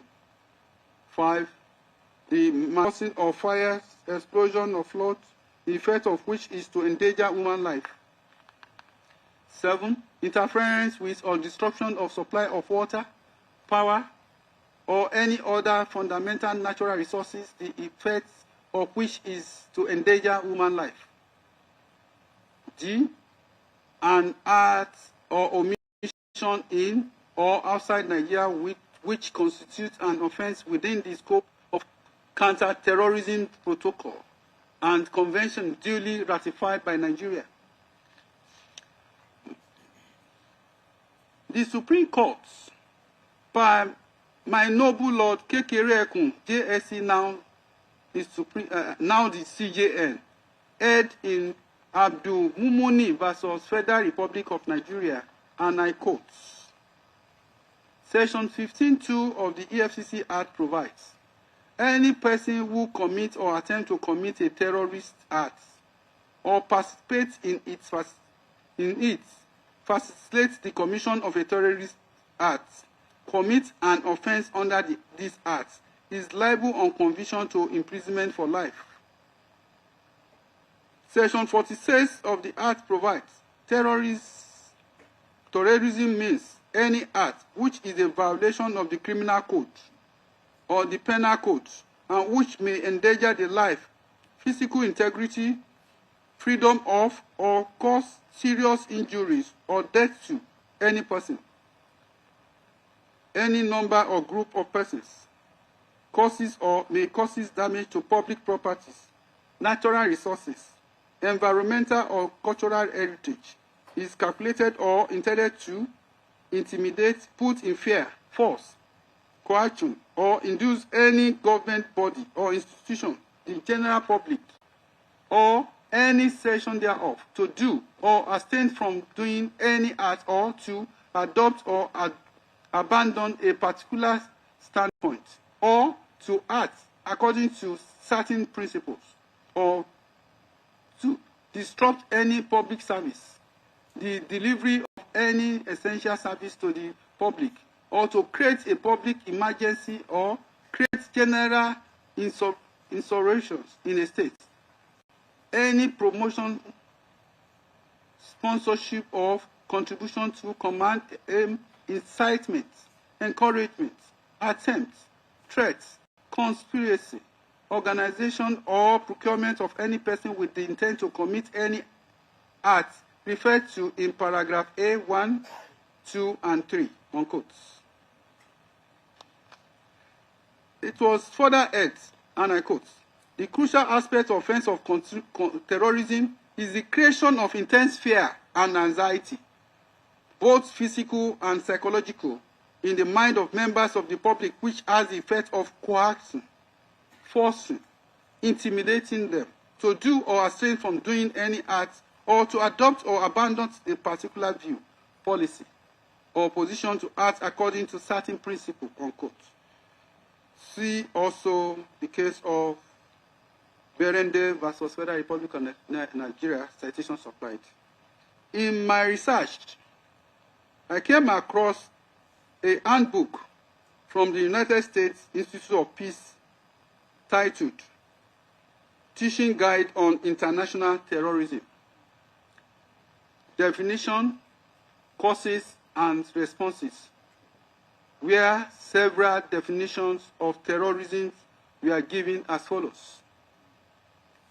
I quote, the calculated use of violence, the threat of violence to inculcate fears, intended to coerce or to intimidate governments or society in pursuit of goals that are generally political, religious, or ideological.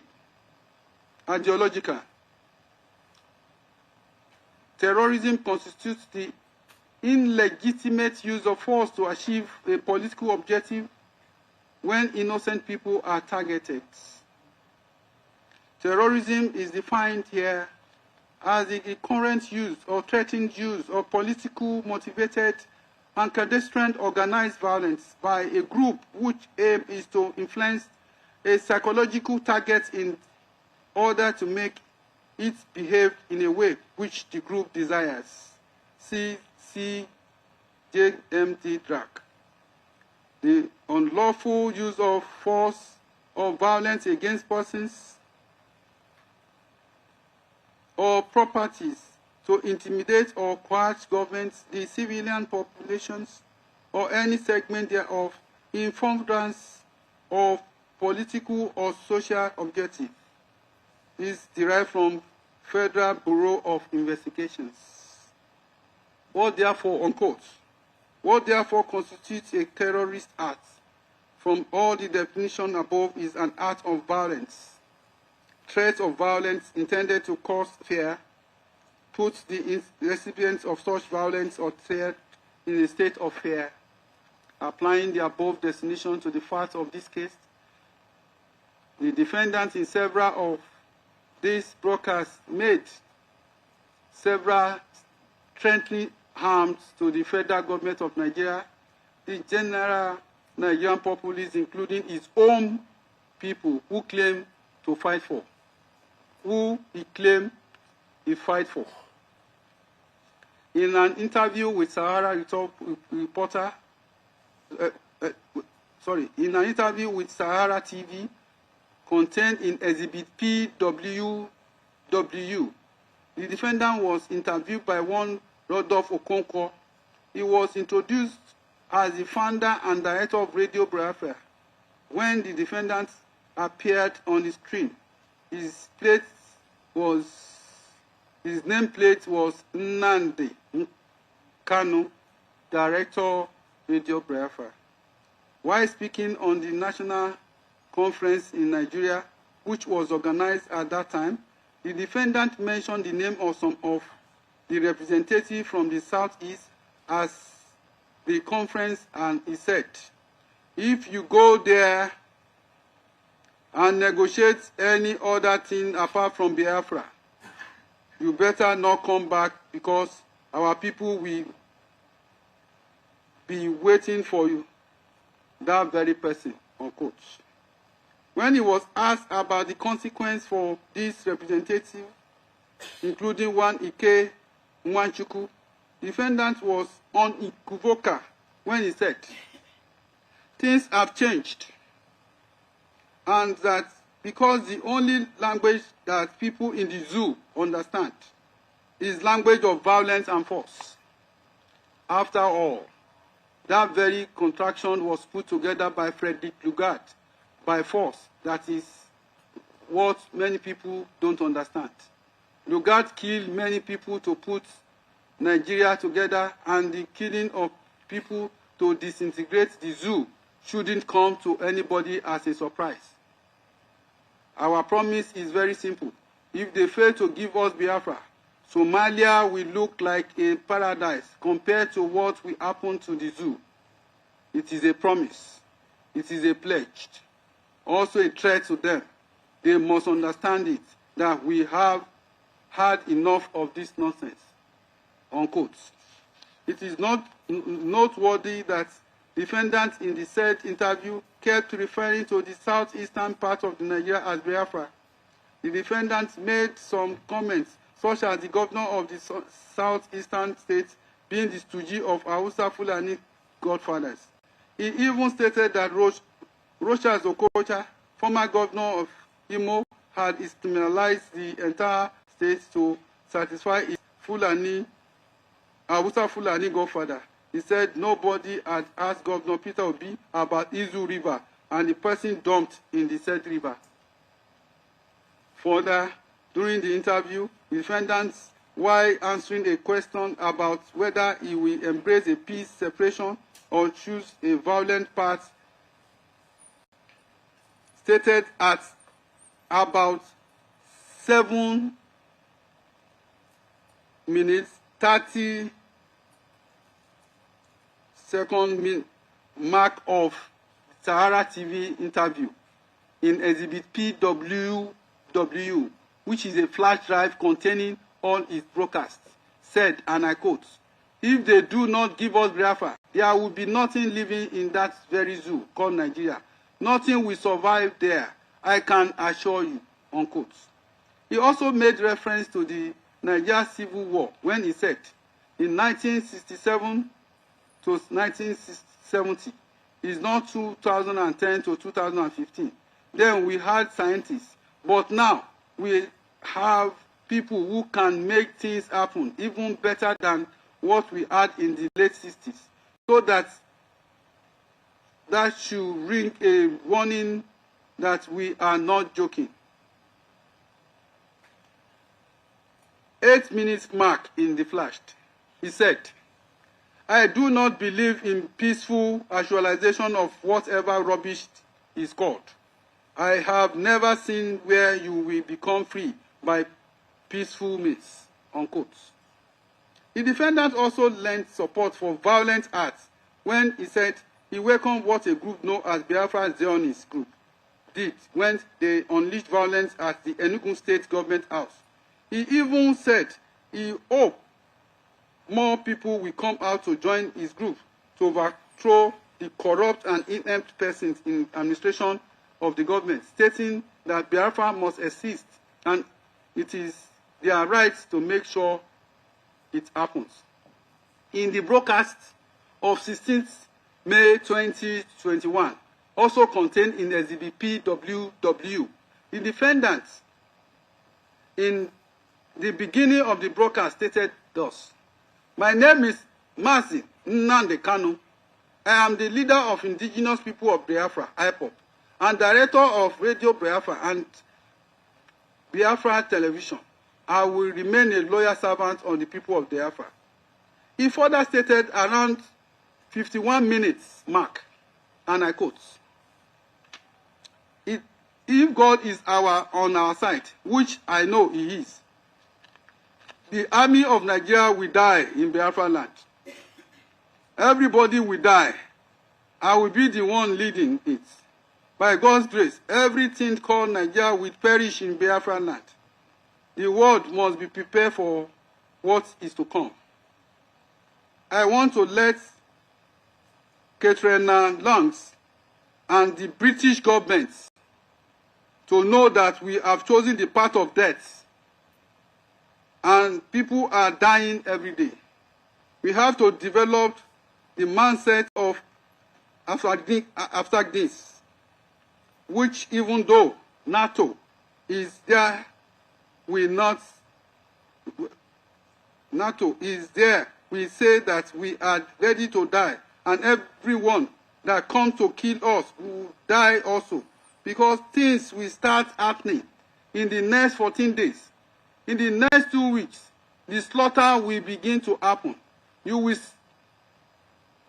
see those CNN that have refused to come to Biafra. We come by force to see what is happening. We will make sure that every Nigerian soldier on Biafra soil will die. God is my witness. I will lead this burial myself, unquote. Around 55 minutes mark to the exhibit, he said, and I quote, "I want the United Government to understand that we are ready to die than be slaves," unquote. At about 1 hour mark, he said, and I quote, "Israel was named Palestinians by the Romans because they were too stubborn. Go and ask how they did it. They bombed them, the Romans, away. Not these roadside bombs. Every road leading to Biafra will be man, landman. Everything that is Nigeria, whether it is police, army, will blow till the kingdom come. Very neat and simple. Very neat and simple," unquote. The defendant also stated in that same broadcast, and I quote, "We are asking for our freedom, and they are asking listening. But when we start doing what we want, the whole world will start begging us, and then I will come out from wherever I am and tell them that it's too late.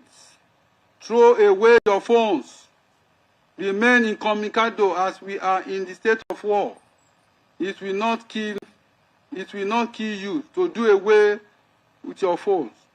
All people should go into the bush and stop the advance of this army, or else they will kill you," unquote.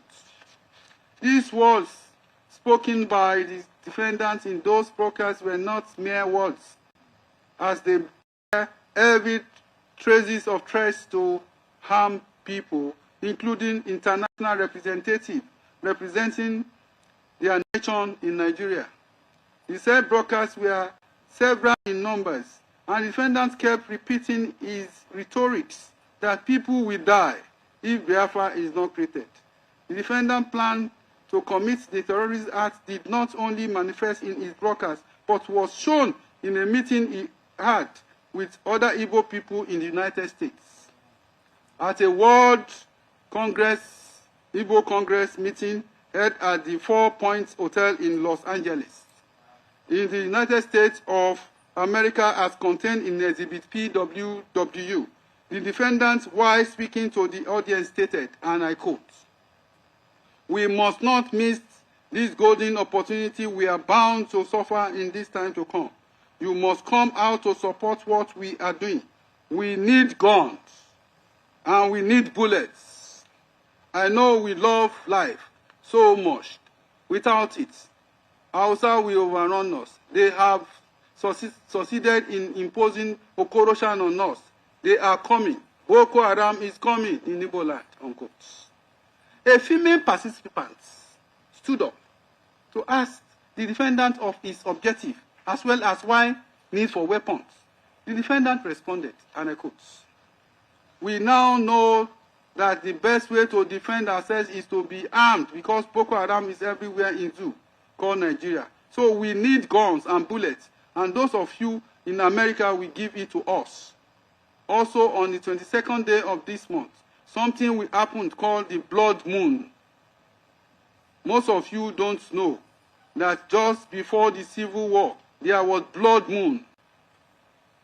There was blood moon in 67, and it only happens once in a while, because after this year, we will be free, no matter what happened. If we don't get Biafra, everyone will live to die.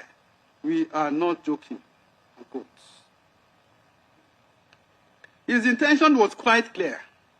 He believes only in violence as the solution to the creation of Biafra as a nation. And at the said World Igbo Congress, most of the participants were quite alarmed by the expressions as is planned, and so they kept asking if he had considered the option of peaceful dialogue, to which the defendant was adamant that only violence could lead to the achievement of his aim. These threats of violence are nothing but terrorist acts, which was duly carried out by his followers as will be seen later in this judgment. The defendant knew what he was doing while making these violent statements. He obviously had an objective which, one, the face of it is political. That is, secession of the state of Southeast, South-South, and some middle belt states from the Federal Republic of Nigeria to form Biafra. The defendant was also bent on achieving his objective with the use of violence, and he didn't mind if his own people die in that process.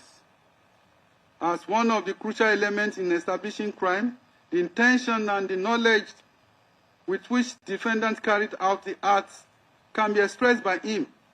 If not so expressed, can be deduced from his conduct or activities or other connected circumstances. See Berede and Federal Republic of Nigeria.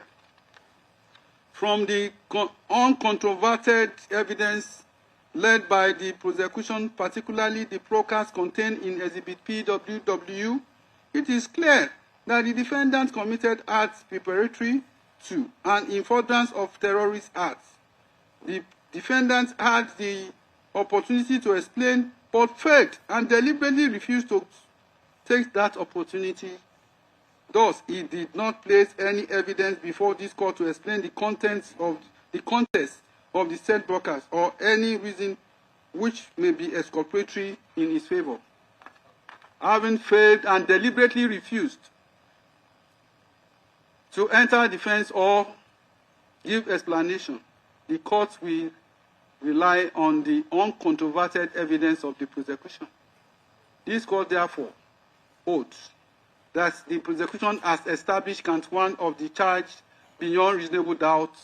Consequently, the defendant is hereby convicted in respect of count one.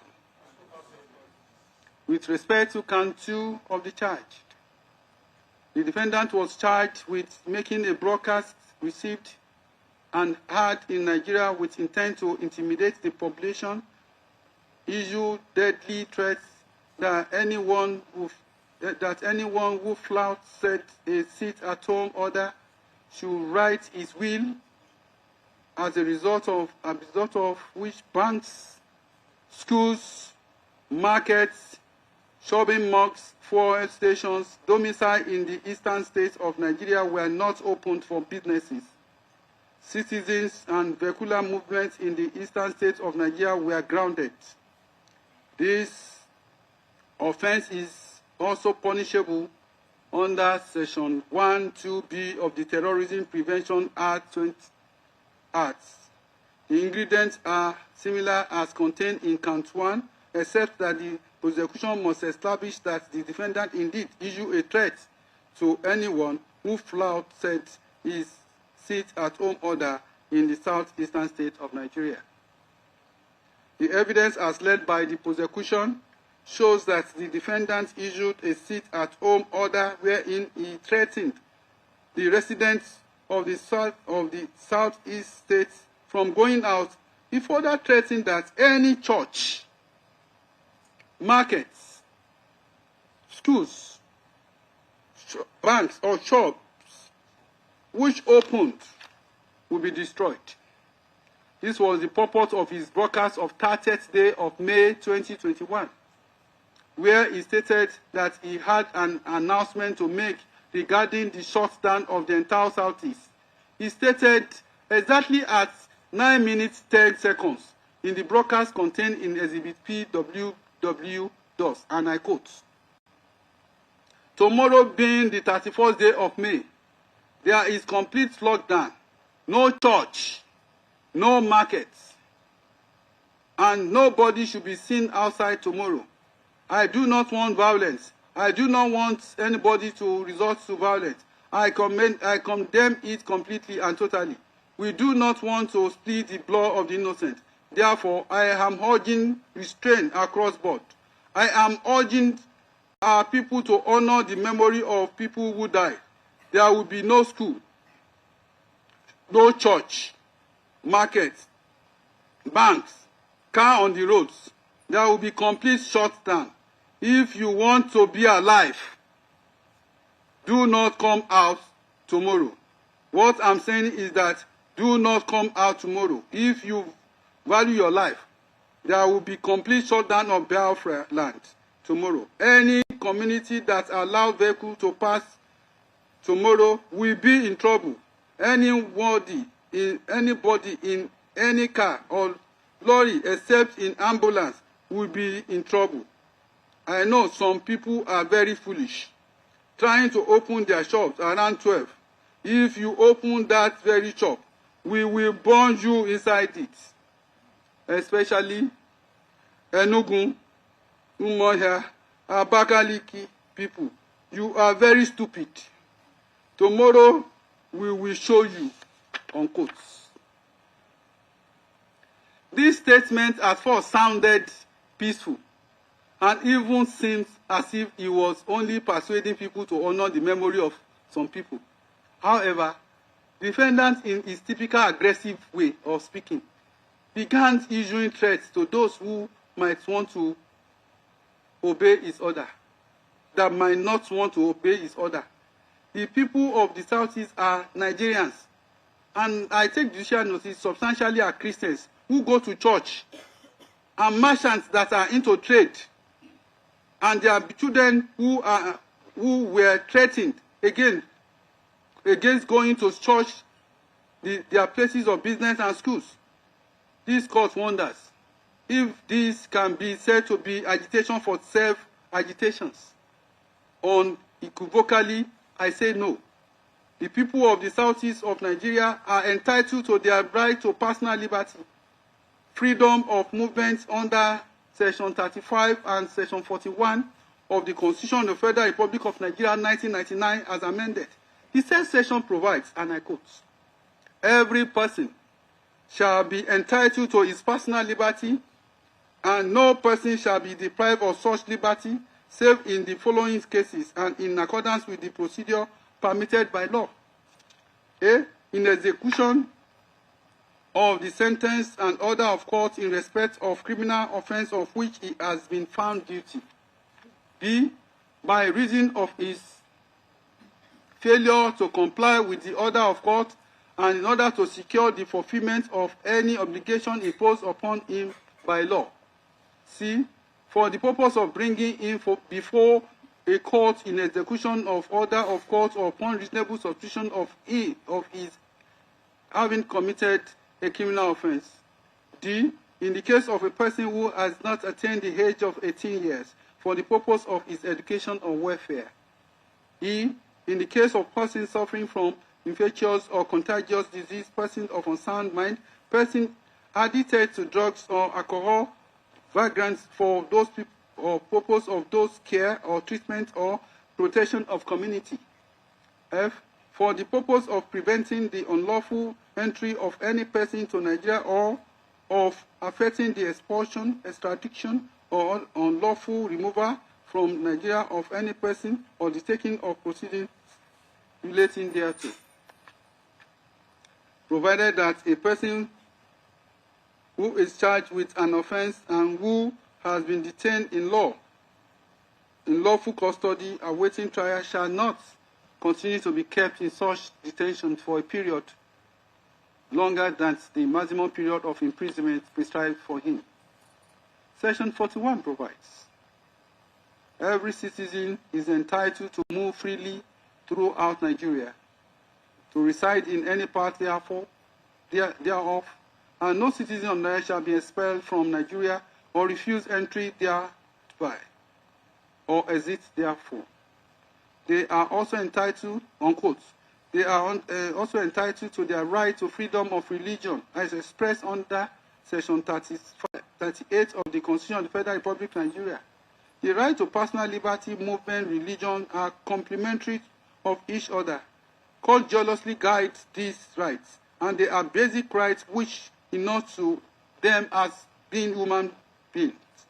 These rights are so fundamental.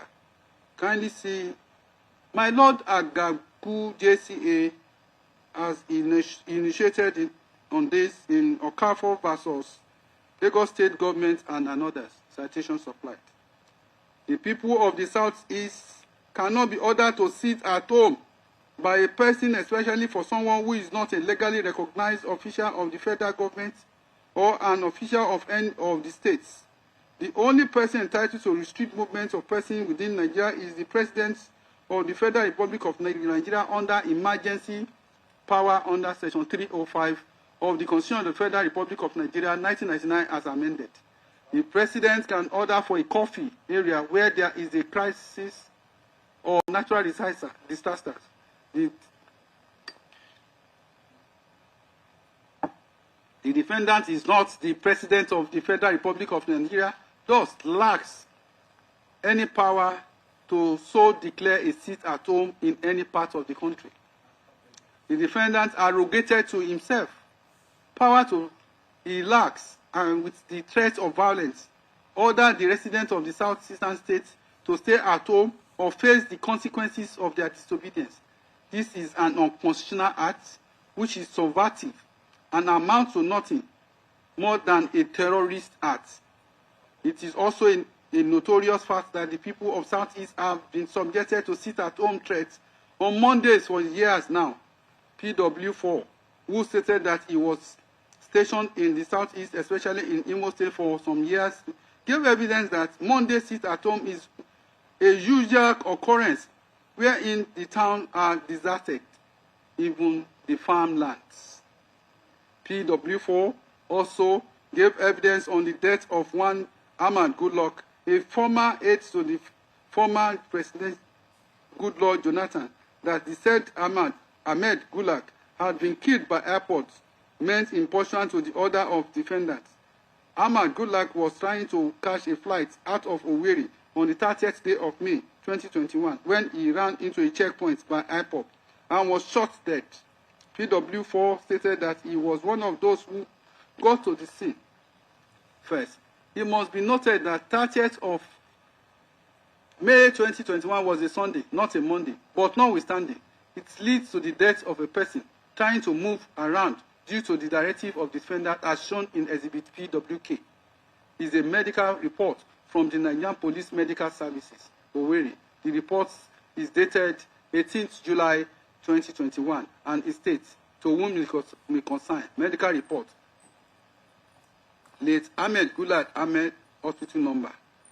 The victim allegedly shot dead by hoodlums suspected to be IPOB/ECN members on 30th October 2021 at about 7 hours along Airport Road, Owerri.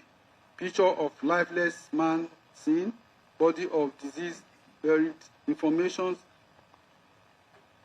The above medical reports, duly signed by the medical practitioner, clearly states the immediate cause of the death of Ahmed Gulak and links him to the defendant as leader of IPOB and ECN. The action of the defendant cannot be excused under any circumstances. The declaration of a sit at home without any constitutional power, especially the accompanied by the threat, is a terrorist act. The defendant did not present any evidence to rebut this case, the case of the prosecution. Consequently, he admits the evidence as presented by the prosecution.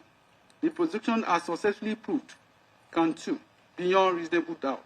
Consequently, the defendant is hereby convicted of count 2. With respect to count 3, the defendant is charged with professing to be a member and leader of indigenous people of Biafra IPOB, a proscribed organization in which hereby committing an offense contrary to and punishable under Section 16 of the Terrorism Prevention Act 2013. Section 16 of the Terrorism and Prevention Amendment Act provides, and I quote, any person who is a member or professes to be a member of terrorist group commits an offense and is liable on conviction to imprisonment for a time not less than 21 years. The ingredients of the offense from the above provisions are: 1. The defendant must be a person. The defendant must be a member or professes to be a member of a terrorist group. 3. The terrorist group must have been proscribed as at the time the defendant claims or professes membership of such group. As earlier established, defendant is a human being. There is no doubt about that. With respect to second ingredient, prosecution has led evidence showing that the defendant was not just a member, but he was the leader of a terrorist organization known as Indigenous People of Biafra. Indeed, in the broadcast of 16th May 2021, as contained in Exhibit PWW, the defendant, in the beginning of the clip, stated this, and I quote, "My name is Nnamdi Kanu. I am the leader of Indigenous People of Biafra and director of Radio Biafra Television. I will remain a loyal servant of the people," unquote. He further stated around 51 minutes mark into the video, if God is on our side, which I know he is, the army of Nigeria will die in Biafra land. Everybody will die. I will be the one leading it. By God's grace, everything called Nigeria will perish in Biafra land. The world must be prepared for what is to come, unquote. In several other broadcasts, the defendant admitted being the leader of Indigenous People of Biafra. There is no fact before this court showing that the defendant is not member and in fact leader of the said group. The defendant, from the evidence before this court, also possessed power to order the coordinator of IPOB in a broadcast dated 11th May 2021 in Exhibit PWW. The defendant, while commenting on the meeting of Southern governors held in Asaba, stated around 35 minutes to the exhibits, while played, and I quote, "Concerning the lockdown announced yesterday, I urge all people of Biafra and all those in Biafra land to disobey the lockdown order given by the Zoological Republic of Nigeria. The reason is because they want to use the dead of the night to move their fighters into our forest. Because we have defeated their foot soldiers. Mighty Allah, we must resist this stupid lockdown, and it will not hold in Biafra. I am calling on all the coordinators, deputy coordinator of ECN, ESN, and IPOB not to sleep in their houses today, but to look for somewhere else to stay. Because now we are in the trenches. Now you will know what is freedom fighting for. It is not comfortable. It is not rosy. Do not sleep at home. Do not sleep at home. Change your phone and even your phone itself. The defendant no doubt belongs to the group and belongs to the professing to be a member. He is the leader of the group with the influence of commanding the coordinators of the group. Not only IPOP, but even Eastern Security Network, which is the armed wing of IPOP. In the broadcast of 12th December 2020, the defendant made an announcement in inaugurating the military group known as Eastern Security Network, which is the armed wing of the indigenous people of Biafra. He stated, and I quote, "We have cowards, spineland idiots as governors. They have given over our land to the Janjaweed to occupy in perpetuity. This very generation, this very IPOB will not tolerate it. Not now, not tomorrow, not forever. We will rather all perish and die than to allow our land to be taken over by the Janjaweed. This is a warning to all the governors who are conspiring due to one political consideration to give our land to infidel and blood-sucking demons from this time. It cannot happen, not under our watch. We are being told that some of these invaders come from Senegambia, Mali, from Niger Republic, and some from Chad, according to Governor of Katsina State, El-Rufai. Therefore, we are setting up the Eastern Security Networks to combat the excesses of these vagabonds, criminals from crossing the Jail along the same line as Amotekun, the one set up by Metiala. What we are launching before the world today is Eastern Security Network, not a Biafra army, and we will let the world know when the army is to march. But for our present purposes, we are setting it up to defend our land, Biafra against Miranda from the Shahid, to be precise. In the coming days, you shall see them in their uniform, performing the critical issue of providing security for our land, unquote.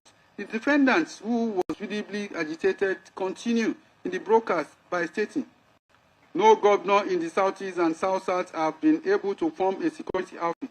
Therefore, IPOD must defend our land to the very last blood. We shall not stop, not now, not tomorrow, not forever, until our land is get rid of 20 of these Fulani terrorists. In the third video broadcast, there was a side video of the man of the Eastern Security Network, dressed in black with red cap, waving black flag with insignia of Eastern Security Network. This is therefore no respect to the third ingredient. The evidence before this court shows that IPOP is a proscribed group. I take judicial notice of under section 122 Evidence Act of the order made by my learned brother Nyako J in suit number FAC/ABJ/CS/A71/2017 between Attorney General of the Federation versus Indigenous People of Biafra, today dated 20th September 2017, wherein the activities of Indigenous People of Biafra were prescribed. The said order crystallized into PWJ, which is the Federal Republic of Nigeria Official Gazette number 99 in volume 104, dated 20th September 2017, titled Terrorism Prevention Order number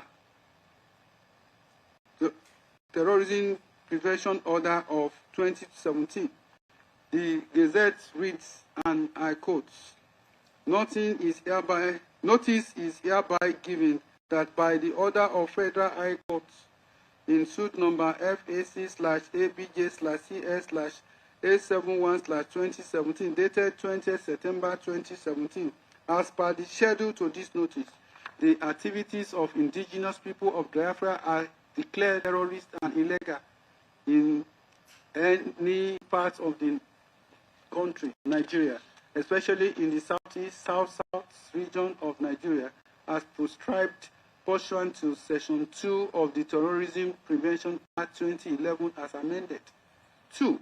Consequently, the general public is hereby warned that any person or group of persons participating in any manner whatsoever in any form of activities involving or concerning the prosecution of the collective intention or otherwise of the said group will be violating the provision of the Terrorism Prevention Act 2011 as amended and liable to prosecution.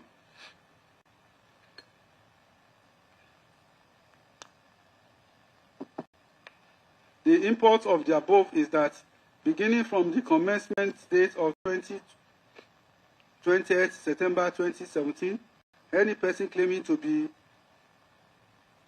a member of IPOB commits a terrorist act. The defendant, by his broadcast of 11th May 2021, 12th December 2020, professed to be a member of proscribed group. Thus, he is in breach of Section 16(1) of the Terrorism Prevention Amendment Act 2013. Consequently, he is hereby convicted of count 3.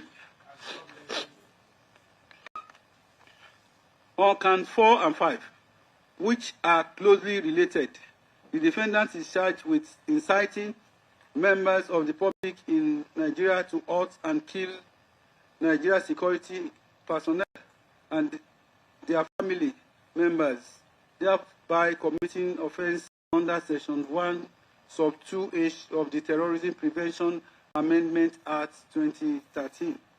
The section provides as follows: any person or body corporate knowingly in or outside Nigeria, direct or indirectly, willingly incites, promises, or induces any other person by any means whatsoever to commit the act of terrorism or any of the offences referred to in the act, commits an offence under the act and is liable to conviction to maximum of death sentence.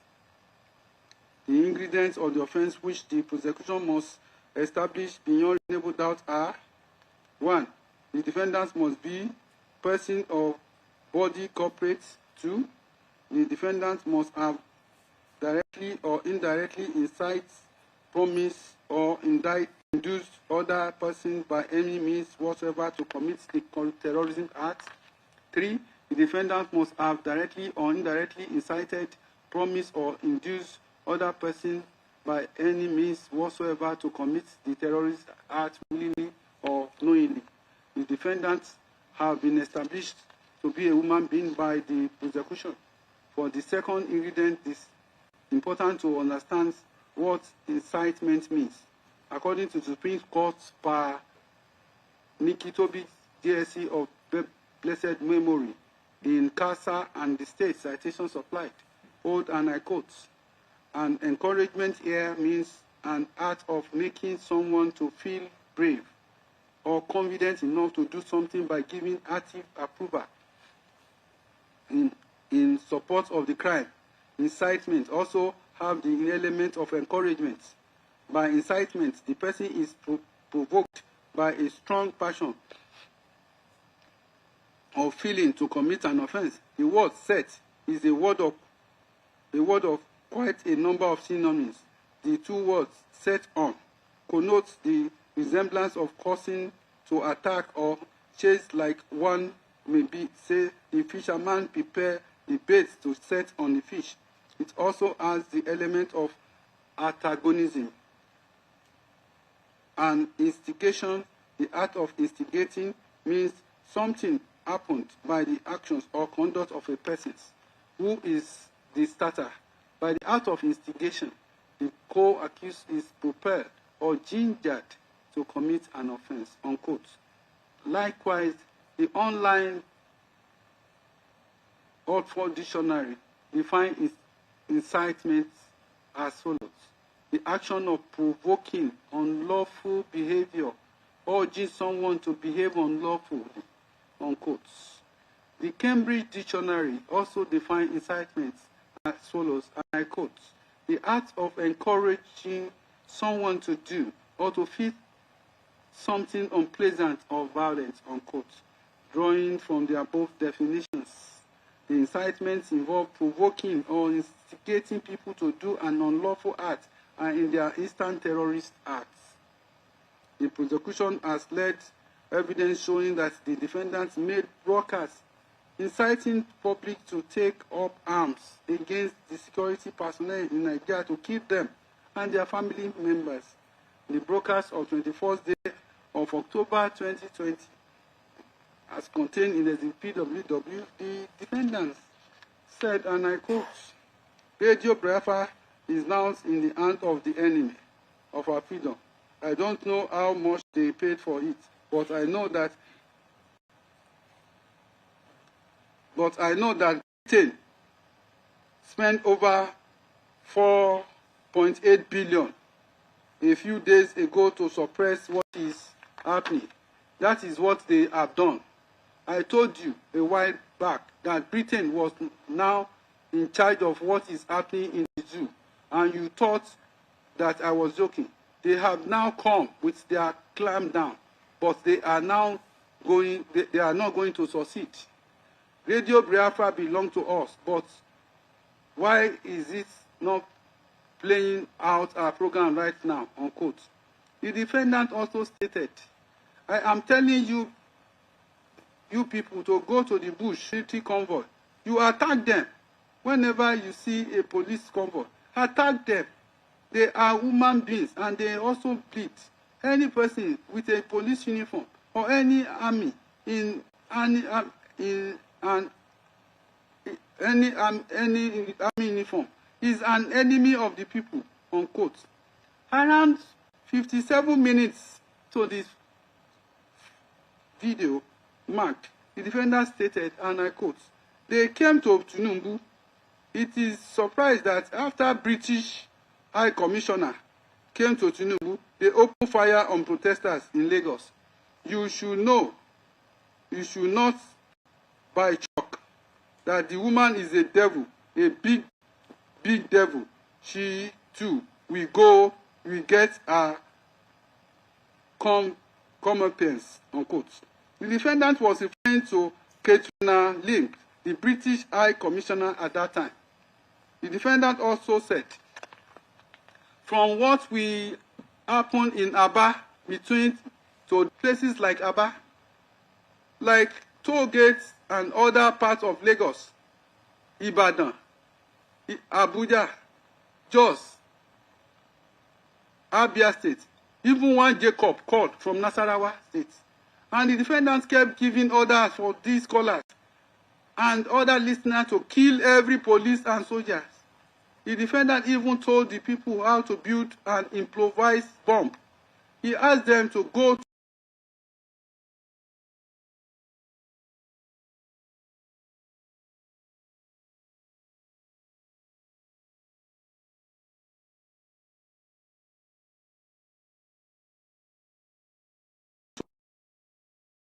October 2021. The defendant, while inciting his listener to attack the relative or security personnel, stated, and I quote, that every commander they have given his name, find his children. I want to get him in trouble. When they take me to court and ask why I said such thing, I will tell them why. Find the commander. His name is Ifu Umata. Find his children. Find his children. The commander of those on the ground. Find their children. Very, very important. Find their children. Unquote. The defendants went for that. And I quote, start attacking the police. Take their guns. Use them against them. Manufacture motor tours, cocktail. manufacture bombs to bomb them, unquote. The defendant at about 2 hours, 44 minutes, 35 second mark, while concurring with a caller who informed him of the intention of him, other IPOB members to burn down the Ezima police station, stated, "Not only one, I want every police station in Aba to be destroyed, completely destroyed, and burn them down. It is an order destroying them completely. Anybody who sees them with police uniform, kill the person. Nigeria wants anarchy. We will give them anarchy," unquote. In another broadcast, the defendant, while responding to a caller, stated this: "You people must devise strategy to outfit the army. There are some guns in Edo State right now, as we speak. Use those guns to kill 1 or 2 of their army officers. Take their guns and begin to kill other people as well, because they cannot sustain this protest for 3 weeks. There are guns in Edo State already. Kill the army whenever you see them. Take their guns and kill them," unquote. The incitement of the defendant for the public to kill security personnel is quite clear from his big blockers. Not only incitement to kill security officers, the defendant even went as far as inciting the public to destroy all properties of the federal government during the NSAS protest of 20th October 2020. The defendant, in another live video dated 20th October 2020, the defendant, while responding to calls from his foot soldier during the NSAS protest, stated, and I quote, "If you leave the Janjaweed and their agents the way they operate, if you leave them, believe you believe me, you will suffer. That very hotel must be brought down. I did not say set ablaze. It must be demolished. As an example to the rest, if you have not dealt with Tinubu in Lagos, the other will not learn their lesson. Tinubu is an evil man."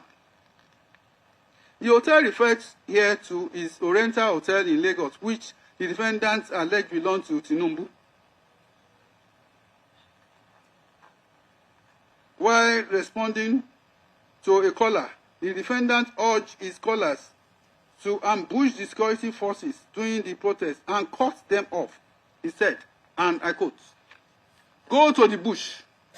You need to cut them off from the back, ambush them, take their guns from them and kill them. They are animals and not human beings. They may be wearing uniform like police or soldier, but they are animals. Disarm them and kill them. If you allow them to escape, your life is over, and I want Lagos airport to be on flame. Breached the perimeter fence and burn down the Lagos airport. If you have double barrel or pistol, go to the airport and burn it down. Set Muritala Muhammad airport on fire. Set it ablaze right now. You are dealing with animals. Fulani Janjaweed. They do not reason," unquote. It is important to state that the said hotels and Muritala Muhammad airport and other property in Lagos, they are not in the north, where it seems to hate with passion. Even his own fellow Igbos people have property in Lagos. With destroying the property is said to be agitation for self-determinations.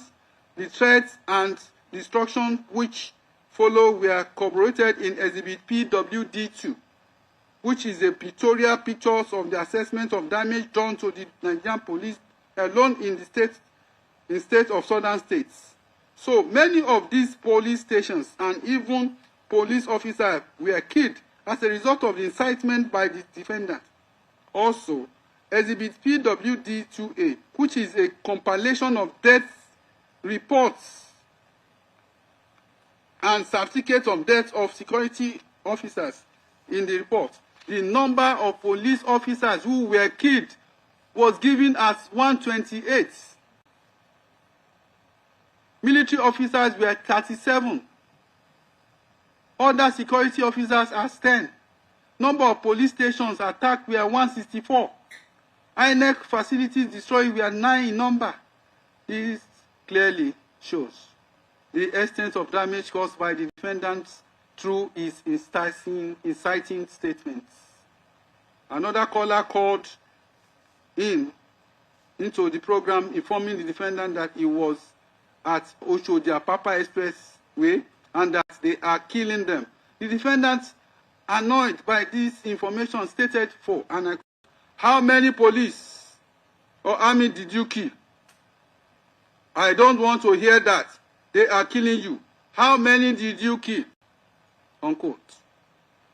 The caller then responded that they have burnt the Orile police stations and Ilasa police station. The defendant then told the caller not to wave the green, white, green flag of Nigeria, but a blood-stained flag with the color green, white,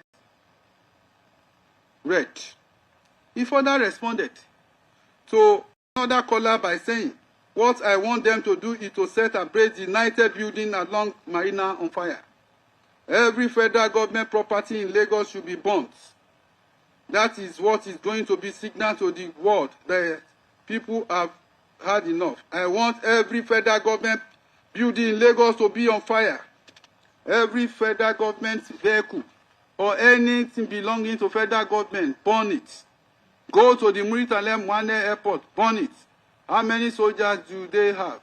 Manufacture your own weapons and ambush them." Unquote. The result of this incitement is the killing of several military officers, police officers, DSS officers. The incitement also led to the destruction of several police stations in Lagos across the southern states of Nigeria. According to PW5, he led a team of officers to investigate the destructions and killing of the security personnel that occurred during the NSAS protest of 20th October 2020, as contained in Exhibit PWD2 and Exhibit PWD2A. The results were quite alarming. The court is mindful not to attribute all the happening during the NSAS protest on the defendant. However, there is no doubt that the incitement by the defendant contributed likely to the killing of security operatives, as well as destruction of public properties. The defendant incited people to destroy properties such as the Lassa police station, other police stations, and properties of this government. The evidence before this court shows that the said properties were actually destroyed, such as the Lassa police stations, the High Court of Lagos in Igoshere, as well as PRT buses belonging to Lagos State government in Oyinbo. PW2 also testified that military corpus were killed by those incited by the defendants in Olu in Imo State. In addition, PW4 stated that his driver and one of his tactical officers were killed as a result of the incitement. The action of the defendants were clear, as it was aimed to cause anarchy by killing security operatives in Nigeria, which would in turn lead to breakdown of law and order. The defendant had an evil intention to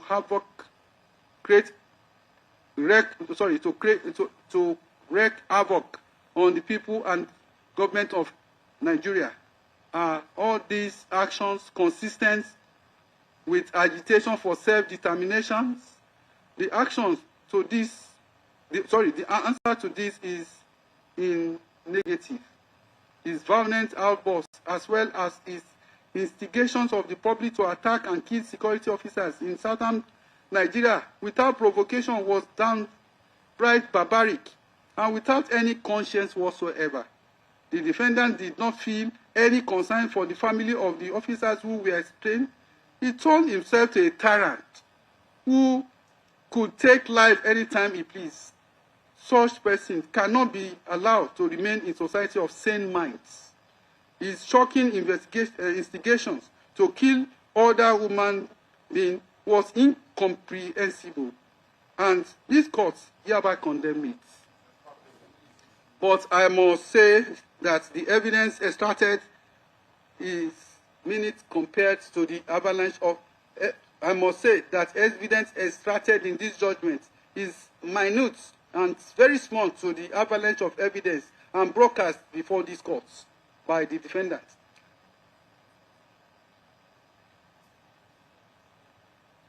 The defendant made extremely threatening statements, incited people to violence.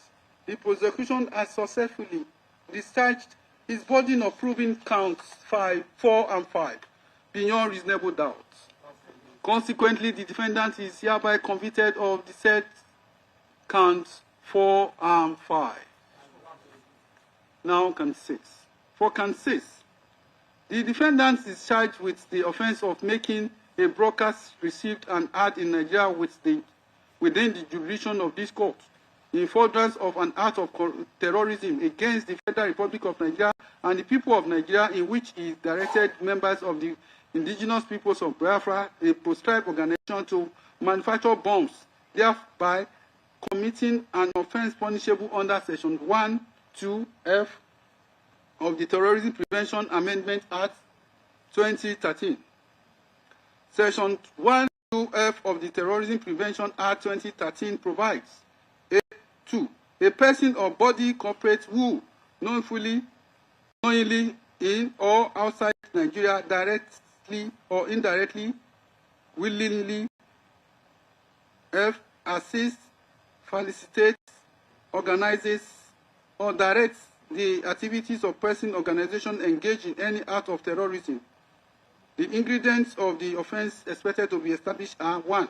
The defendant must be a person or body corporate. 2. The defendant must have assisted, facilitated, organized, or directed the activities of person or organization engaged in terrorist activities. 3. The defendant must have willingly assisted, facilitated, organized, or directed the activities of persons, organizations engaged in terrorist acts. The defendants herein have been established to be a human being. As to the second and third ingredient, the prosecution has led evidence to show that the defendant has directed members of the terrorist organization to build bombs, other explosives in order to attack security operatives. Indeed, in furtherance of his terrorist actions and following the incitement of persons to kill defendant security operative, the defendant also directed his members to build explosive devices, particularly motorful cocktail. At about 1 hour, 30 minutes, 36 seconds of the broadcast of 20th October 2020, as contained in Exhibit PWW, the defendant, while responding to a caller about NSAS protest, stated, and I quote, "Now, this night, I want graduates to go to work, graduates of chemical engineering, those who were born as engineers, manufacture any ordnance you can, because they are coming to kill you anyway, regardless of what you do. Go and manufacture any ordnance. I am calling on the youth in the Middle Belt, and I want any bridge that they can use to reinforce to be destroyed. They are going to come from the Middle Belt. This night, we have engineers everywhere, people who are intelligent. Go back now and give us your own version of Omotosho Nnamdi. We must destroy them before they destroy us. Every youth tonight, anybody with a police uniform, anywhere, especially in Aba, in Lagos, once you have police uniform or any army uniform, that person is your enemy. Attack them, because if you don't, they will kill you. If you are a graduate of physics or chemistry, no sleep for you tonight. Go and manufacture something to destroy the police and every army police position starting from this night." Unquote. During the said broadcast, while responding to a caller named Jacob from Nasarawa State, the defendant even told the people how to build an improvised bomb. He asked them to go to a filling station to get fuel in a bottle, put a rag in it, that then they should set the rag aflame and hurl it at a soldier. A Molotov cocktail, according to Wikipedia.com, that I accessed at 1 a.m. on 20th November 2025 is a hand-drawn incendiary weapon consisting of a fragile container filled with flammable substances, equipped with a fuse. In use, the fuse attached to the container is lit and the weapon is thrown, scattering on impact, unquote. The online Britannica dictionary defines Molotov cocktails as a crude bomb, typically consisting of bottle filled with inflammable liquids and a wick that is ignited before throwing, unquote. Applying the above definition, the directive of the defendant to members of the group to build improvised bombs such as Molotov cocktail is indeed a terrorist act. A Molotov cocktail is capable of causing explosions, damage like any other bombs, which aim is to cause destructions. This directive, like other directive, is a manifestation of anarchy-minded of the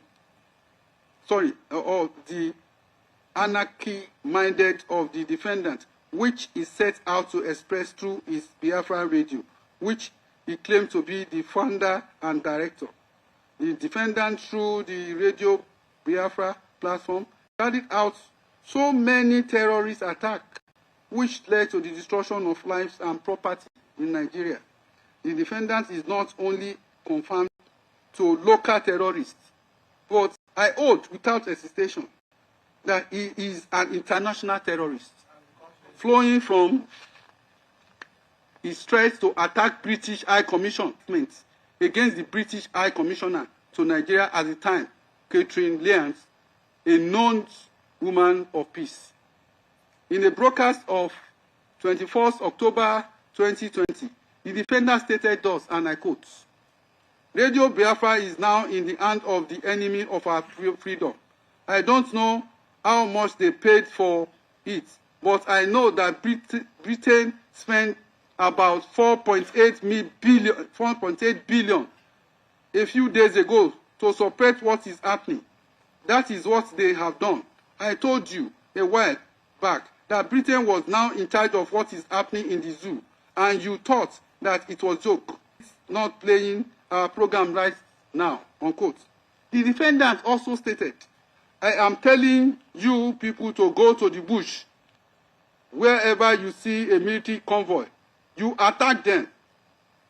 Whenever you see a police convoy, attack them. They are human beings, and they also bleed. Any person with a police uniform or any army uniform is your enemy."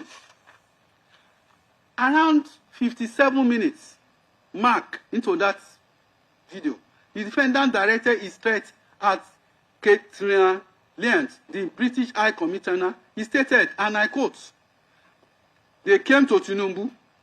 It is a surprise that after the British Commissioner came to Tinubu, they opened fire on protesters in Lagos. You should not be shocked. The woman is dead, is demon, a big demon. She too will go come repentance." Around 1 hour, 8 minutes, 35 second mark, the defendant also stated, and I quote, the same thing that Britain did to Biafra in what they are doing to us now, media blackout. Do you want the world to report this issue? Take over the British High Commission. That is all. Take over the consulate in Lagos. Take over the one in Abuja. Every newspaper in the world will report it in the morning. If you march on the British High Commission in morning, front pages in the world will carry it, and the world will ask why is British Commission in Abuja and Lagos under occupation by Nigerian youth. Then it is over. I'm giving you a master strategy of how you should be done. In a formation of 3 lines, there is something I want you to do. I'm announcing it on air so you understand. People should go to every weather shop around you. You know those who build bullet-proof door. I don't care how much it costs. We will pay. Everybody who is a welder who builds bulletproof, people should take those doors and put nails in front of them and stand in front of protesters so that bullets cannot go through. Push the door, get the weapons, and deal with them. When you are marching to the British High Commission tomorrow, form 3 lines. They will have the army surrounding them. They will send a cable to London that British High Commission in Lagos is under attack. They will be forced to release it. Then the whole world will know that a revolution is going on. Without that, you cannot succeed, unquote. Even recently, in this courtroom, on the 7th day of November 2025, when the matter came up before this court, the court wondered the kind of malice and hatred which the defendant had for Britain. I will produce same parts of the proceedings of that day here too. Defendants, he says, there are issues at play which my Lord has not able to overcome, which even the prosecution has not even attempted to overcome. My Lord, are you asking me to go into the doors to defend myself on a non-existing law? If you can state that for the record, my Lord, I will be most grateful that you are going to try me or ask me to enter my defense where no law exists. Because if that is the position, my Lord, that means that the outcome of very trial is predetermined. A man of my station and caliber cannot be tried without any valid law. It is impossible, my Lord. I will tell you why. This was the case. This very case is bigger than this court. The case of mine started in 1957 when some brave men and women in this very country dared to ask the British to leave. The funniest thing is that all of them that pioneered that very effort, they all went to jail and were killed. Court, I'm learning this now. Then ask the British to leave. Defendants. Yes, in 1957, Dr. Anthony Nao moved a motion at the House in Lagos asking the white men to go and leave us alone. From that day, trouble started. Even before then, the like of Abat Macaulay was jailed, honorable men that fought for the indignity of the black race because they want me convicted. They told me so. Absolutely, my Lord. Absolutely, 100%. They told me. They said, I will come to court to see, to hear your case. When you take your plea, when persecution opens, then their case, when prosecution opens their case, when you start your cross-examination, when they refuse your no-case submission, I am telling you what happened a year and a half ago when you file your no-case submission and is rejected. You will not go into trial. You will be there doing the verdict. You will be there doing conviction. The court now responded.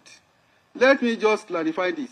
It is also on record. You said that the British said that 1 year and a half ago that I was not the one presiding here. I want to say this, that I know my brother too, that was asserting it will not get into that level of having anything to do, anything, because the way you are putting it. I want to say this. I do not have any relationship with the British. I have come here to do justice. I reiterate. Can you commence your defense so that if you commence today, I can extend time for you because your time has ended today. For the U.S. Embassy, it would have been attacked if not for the closure as a result of the protest. The defendant at about 2 hours, 24 minutes, 50 seconds, mark of the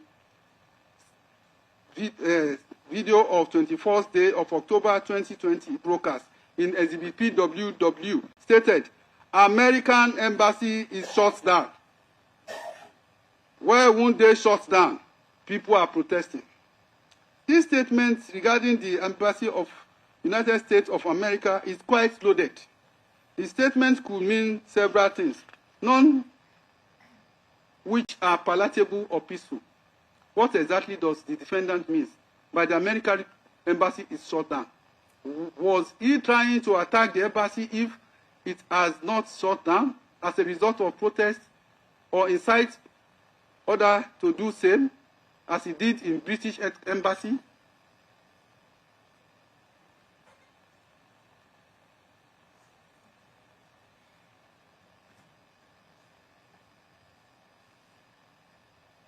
The inference to be drawn from the statement is that the defendant meant to do harm to the embassy of the United States by attacking or invading the embassy.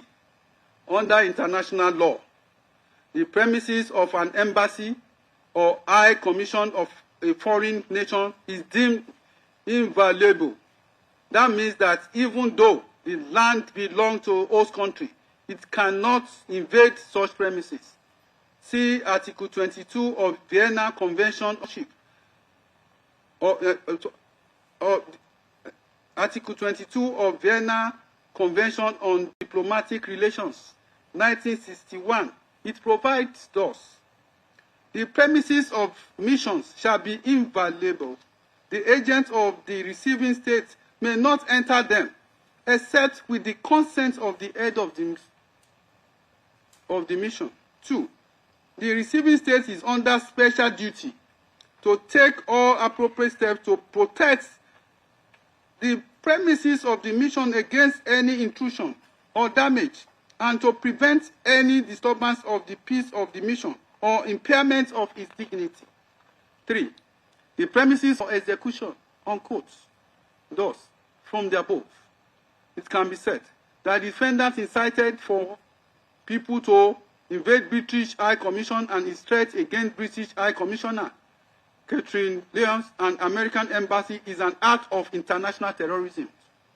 This is the purpose of Section 3 of the Terrorism Prevention Amendment Act 2013, which provides, and I quote, any person who intentionally murder, kidnap, commits other attacks on persons or liberty of an international protected persons. B. Carries out violent attack on official premises, private accommodation, or means of transport of an international protected person in a manner likely to endanger his person or liberty. C. Threatening to commit any such attack, commit an offense, and is liable on conviction to life imprisonment. The High Commissioner is an international protected person, being the representative of the British government in Nigeria as well as other staff of High Commission and Embassy of the United States of America, leaving the defendant to continue his terrorist activity who have led to an international incident involving Nigeria and other foreign nations who are good partners with Nigeria. The question to ask again is whether bombing or attacking embassies of high commissions constitutes an actor consistent with agitation for self-determination. Again, the answer is no. All this art goes to show that the criminal tendency of the defendant as well as show concrete proof of his terrorist acts. Therefore, I hold without hesitation that the prosecution has successfully established can cease against the defendant. Consequently, he is hereby convicted of count 6 of the charge. With respect to count 7 of the charge, the defendant is charged with importing into Nigeria and keeping in Ubuluzo in Ihiala, local government of Anambra State, within jurisdiction of this honorable court, a radio transmitter known as Tram 50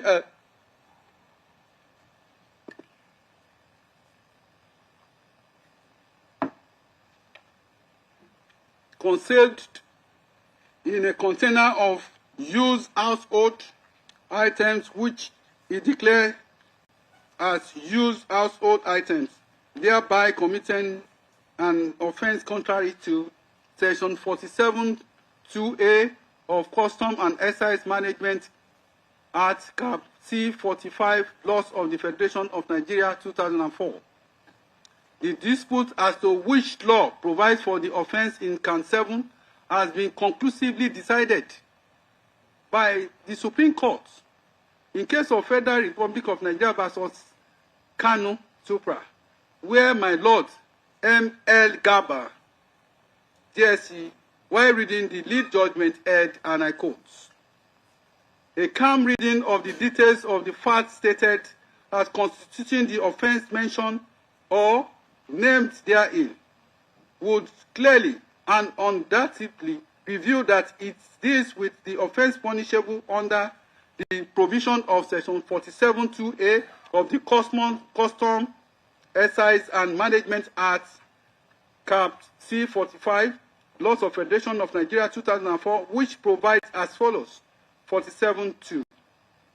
If a person A imports or causes to be imported any goods concealed in a container holding goods of different descriptions, or he shall be sentenced to imprisonment for 5 years without the option of fine. It follows, in the above circumstances, that the mention of the Criminal Code Act as being Chapter C45 or Chapter C45 in Laws of Federation of Nigeria, 2004, is a mere mistake in place of correct law. The Customs and Excise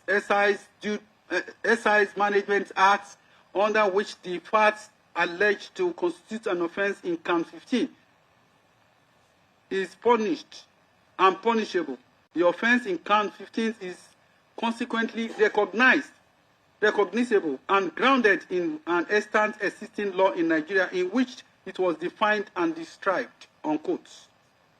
Thus, the court will follow the decision of the Supreme Court and decide count 7 based on Section 47 of the Custom and Excise Management Act. The ingredients of the offense are: the defendant must have imported or caused to be imported goods concealed in a container. 2. The imported concealed goods must have been of a different descriptions. The evidence led by the prosecution through PW4 is that the defendant imported into Nigeria a radio transmitter known as Tram 550L, concealed in container which contained used household items, which he described as such. PW4 stated that indeed the Department of State Service had tracked the transmitter of Radio Biafra to a compound in Umuluzino in Ihiala, local government of Anambra State, belonging to one Benjamin Madubulu. The officer secured a search warrant, Exhibit PWT, and proceeded to the compound where they recovered the container. Prior to going to the scene, PW4 testified that he watched a video of the defendant inspecting the container and the transmitter with Benjamin Madubulu. Modu Bugu. The court visited where the container was kept in the custody of the DSS, and same was admitted in evidence in the presence of the defendant as exhibit PWY, and he did not object to same. The container itself contains several household items which appear to be covered for the transmitter concealed in it. The prosecution has led evidence to show that the transmitter was smuggled into the country without same being declared to custom. That the cover of the household item was used to disguise its true contents. The surrounding facts also show that the purpose for which the defendant intended to use the transmitter was to broadcast program on radio diaphragm, and this makes it concealed the transmitter. This is also not. There is also no evidence that Radio Biafra is registered with the Nigeria Broadcasting Commission, as stated by PW4. Thus, it is safe to conclude that the concealment of transmitter is in furtherance of the illegal operation of Radio Biafra by the defendant. The defendant, as a consequence of resting his case on the prosecution, did not call any witness to rebut the evidence of the prosecution, neither did he lead any evidence to counter the evidence of the prosecution. There is no evidence before this court stating the transmitter was lawfully imported into Nigeria. The defendant had the duty to present evidence and failed to rebut the allegation made against him, but he failed and deliberately refused to do same. The court is therefore bound to believe the evidence of the prosecution. Consequently, the court hereby convicts the defendant of count 7 of the charge. I must say here that defendants have always claimed to be a freedom fighter.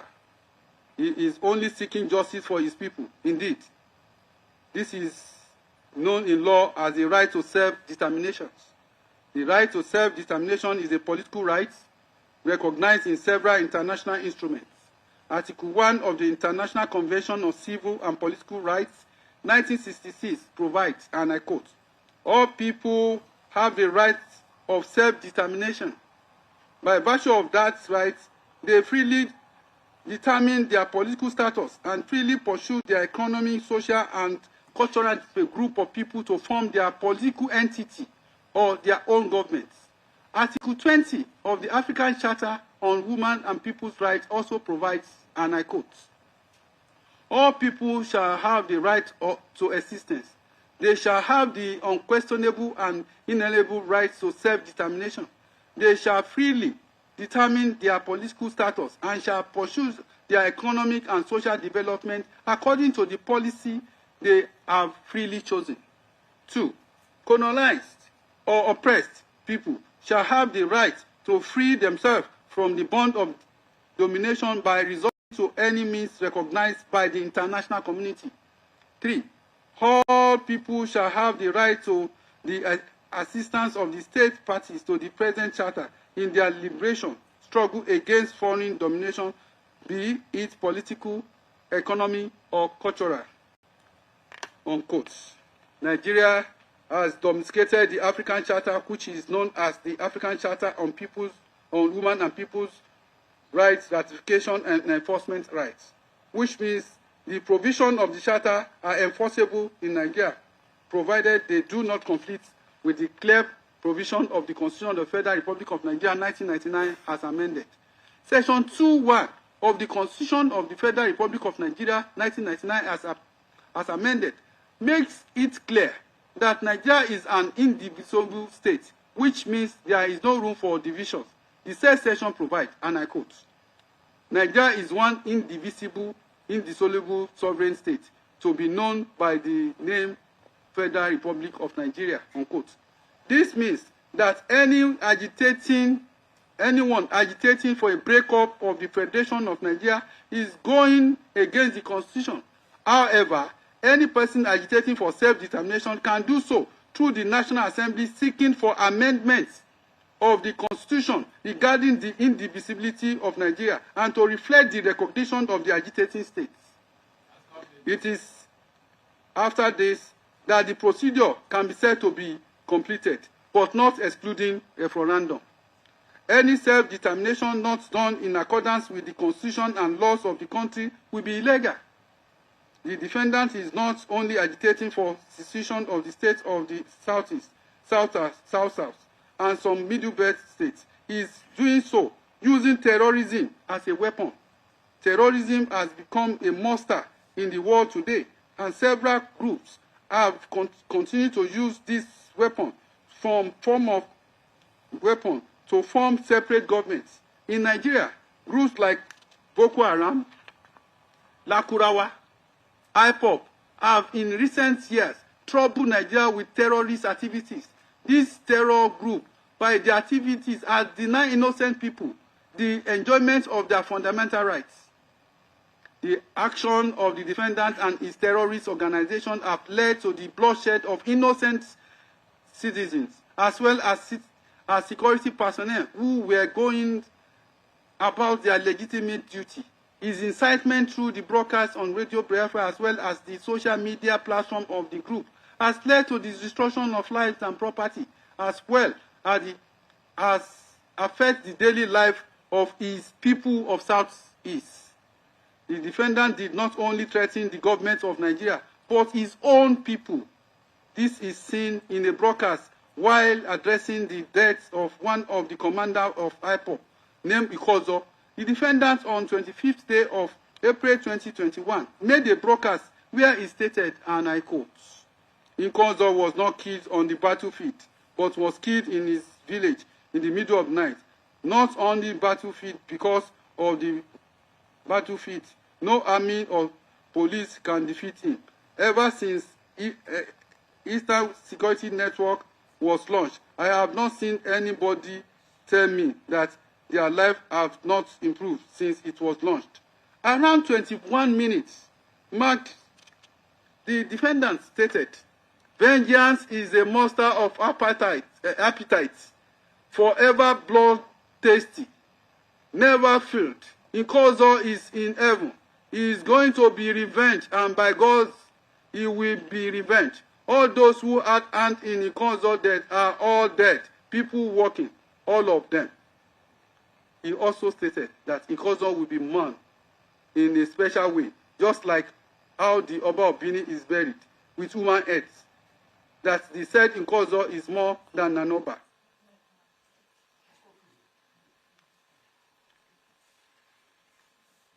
Thank you.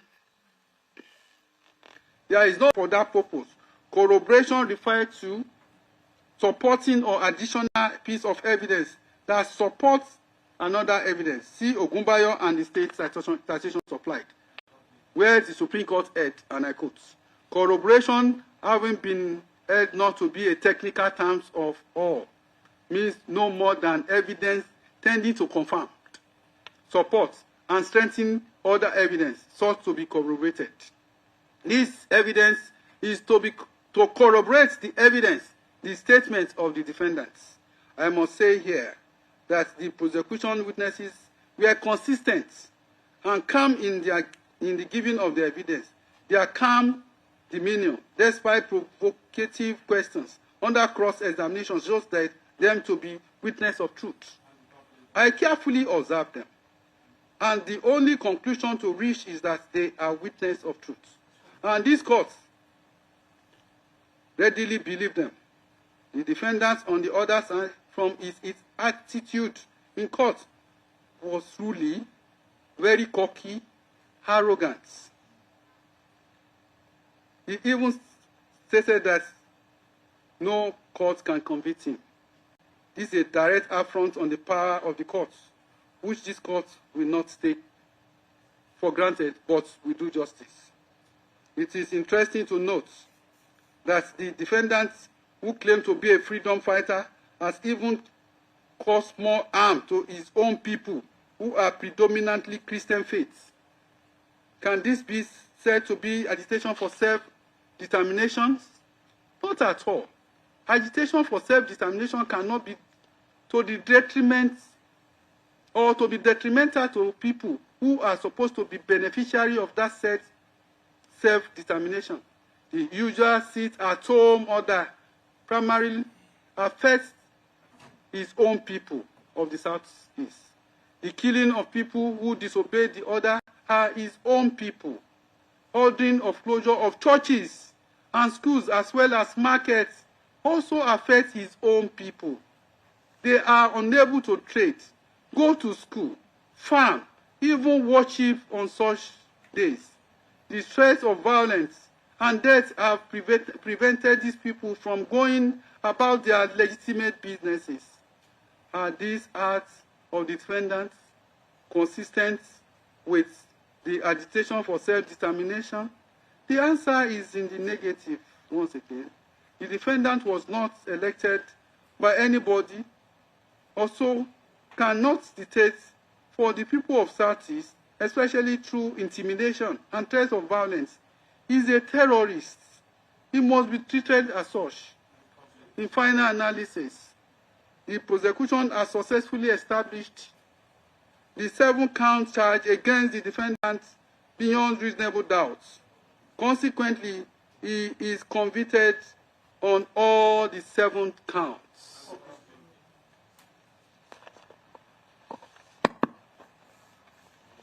By the time the next just 30 minutes I go to the chambers, anybody is free to come and get the certified 2 copy of the judgments. As the court pleases, Immediately I get to the chambers, the next 30 minutes it will be signed. Thank you, my lord. May I invite your lordship's attention to the title of this case. It is Federal Republic of Nigeria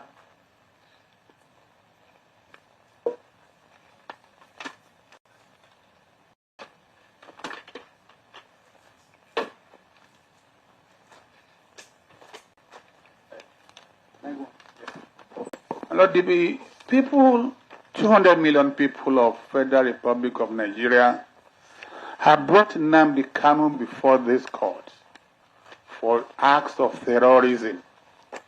And my Lord, in the last few weeks or last few days, Nigeria has been a season of victims of victims of terrorism.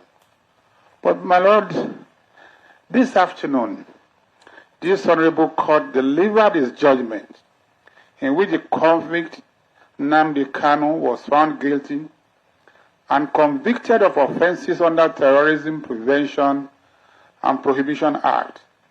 He has accordingly been convicted and it is now to be sentenced. My Lord, the prosecutor has a duty to invite your lordship's attention to a few points that will guide your lordship in the sentencing. My Lord, by the judgment just delivered, this court has again affirmed the long-standing principle that whenever Nigeria as a nation is confronted with moments, actions, and events that pose grave danger to its existence, independence, and unity, the judiciary stands firm at the stabilizing force of the country, guided by the wisdom, courage, and integrity of judges who serve within that arm of government. Terrorism, my Lord, remains one of the gravest threats to humanity. It is among the most devastating of atrocities in human history. As the leader of the proscribed indigenous people of Biafra, the convict, through his broadcast on Radio Biafra and through the group Armed Wing, the Eastern Security Network repeatedly attacked Nigeria and took active steps to desegregate the country. By the conviction of Nnamdi Kanu for acts of terrorism, it is clear that justice has been served to the thousands of innocent Nigerians who lost their lives as a result of the inciting broadcast and violent activities of Eastern Security Network. The blood of those who have died cries to heaven, and God in his mercies has given them justice. Justice has honored their cry. The families of more than 75 security officers who were murdered in the service of their fatherland We now find some comfort in this conviction. Those whose relatives were brutally killed and buried with e-console of the order of the convict here have not died in vain, because justice has been done. My Lord, the records before this court are replete with the losses suffered by citizens of Nigeria residing in the interstates of the Federation, citizens who, through no fault of their own, were forced to live in fear, had their businesses destroyed, and were reduced to paupers as a result of sit-at-home orders issued by the convict and violently enforced by the commanders of the ESN. Justice as today set them free from oppression and economic strangulation caused by the terrorist activities of the convict. The convict now knows that the law is greater than any individual. Therefore, justice has been done to him too, and that Nigeria has both the power and the capacity to punish anyone who, through deliberate, reckless acts of terrorism, seeks to divide the country by attempting to create the so-called Republic of Biafra by force out of the Federal Republic of Nigeria. My Lord, consequent upon the conviction, as nothing further remains but the lawful imposition of sentence. The punishment prescribed for the offenses in counts 1, 2, 4, 5, and 6 is death penalty. Pursuant to Section 1(2)(h) of the Terrorism Prevention Amendment Act 2013, my Lord, with all sense of humility, I say, sir, as a prosecutor, that this court has no discretion in that regard, and that the only sentence that your Lordship will impose for counts 1, 2, 4, 5, and 6 is death sentence.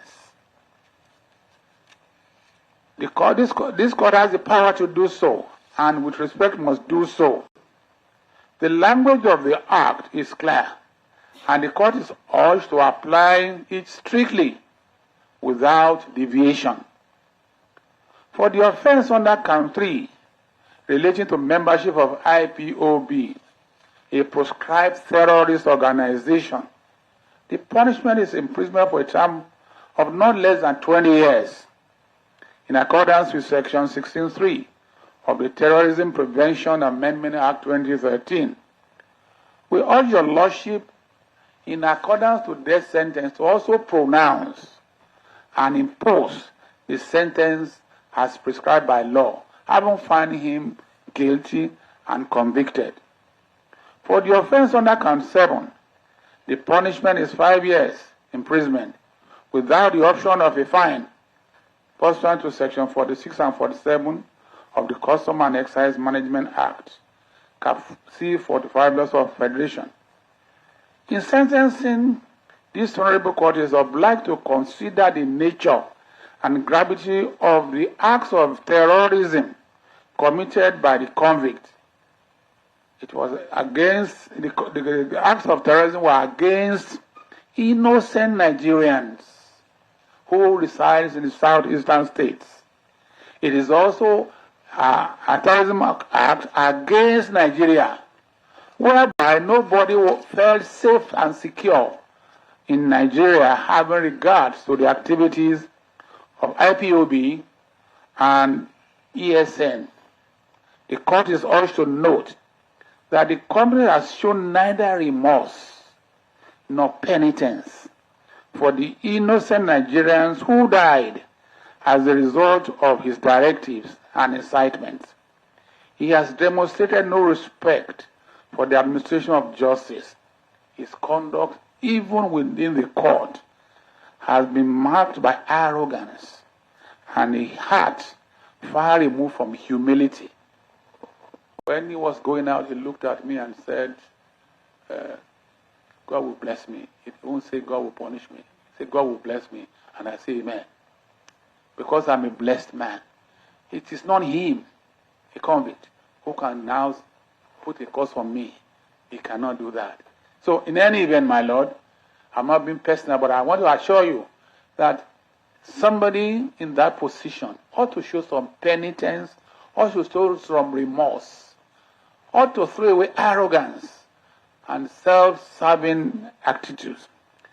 The court is further urged to take judicial notice of the fact that the convict established Radio Biafra, a broadcasting platform operating on several digital channels, including mobile radio, Twitter, YouTube, Facebook, WhatsApp, blogs, and Instagram.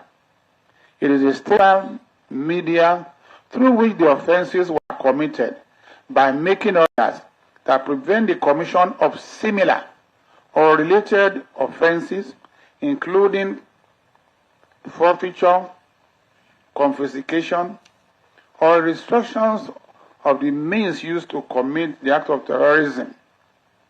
As a form of preventive control, the prosecution praised this honorable court to impose restriction on the convict's access to digital devices, online accounts, or internet facilities. In other words, my Lord, anywhere he may be kept until his execution in obedience to the sentencing, if he has access to these devices, and they are cheap and easy and available everywhere in Nigeria, there will continue to be broadcast. Maybe he will claim he was not the one. At the moment, if you open to YouTube, you see a lot of rascals talking about the proceedings of the court, trying to twist and misread and mislead the people with what happened in court. So we're asking that your lordship should restrict him from having access to these devices. This honorable court, my lord, has the statutory power to prevent convicts from further committing offenses by making orders for the forfeiture, confiscation, and restriction by any means used for communication.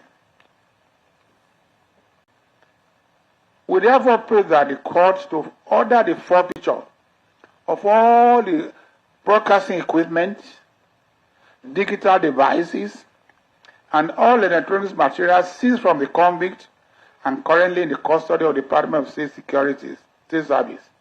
In particular, the radio transmitter Trans 50L, unlawfully imported into the country, should be forfeited to the federal government of Nigeria. My Lord, we want to say, sir, with all respect, that it might be argued that access to information, access to digital devices may be argued within the constitutional rights, but it's not absolute. So therefore, sir, if your lordships want to order his restriction, your lordship may give him a right to acquire any, but with the permission, with the authority of National Security Advisor and the Controller General of the correctional facility that he may be put.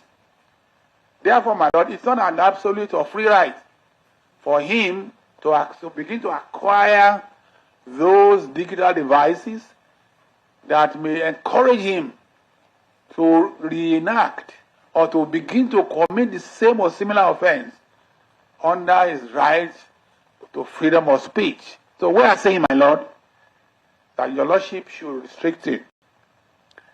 My lord, considering that the company has to be in a custodial facility, we are asking your lordship to direct that for the safety of the convict, for his safety, for his security, and for the protection of his life until your sentence is executed, I respectfully, sir, as prosecutor, plead with your lordship to direct that he be kept in the safest custodial center anywhere in Nigeria, because his safety is very important. Your Lordship need to take judicial notice of what happened when Simon Ekpa was sentenced in Finland. There are lots and lots and lots and lots of talks and talks. The convict has enemies. He has friends. But no one can say the volume or the number of his enemies who may want to eliminate him. So we are asking, my Lord, that Your Lordship order the government of the Federal Republic of Nigeria to keep him in the safest custodial center anywhere in Nigeria. You know, and if I may say with all sincerity, I am not too sure that Kuje, where there have been jailbreaks, will be the ideal place. So I'm urging Your Lordship, with all sense of responsibility, to preserve his life until he answers his sentence. So I thank Your Lordship, and I pray that the incidents of terrorism will cease from Nigeria, from north to east, to northwest, to north central, and as we see, may God spare Nigeria of disintegration. I want to thank you. I want to appreciate you on behalf of my colleague, Adebayo Ojo, and Suraj Saida. We're grateful to Your Lordship for a well-researched, a well-reasoned, and a courageous judgment. Thank you, my Lord.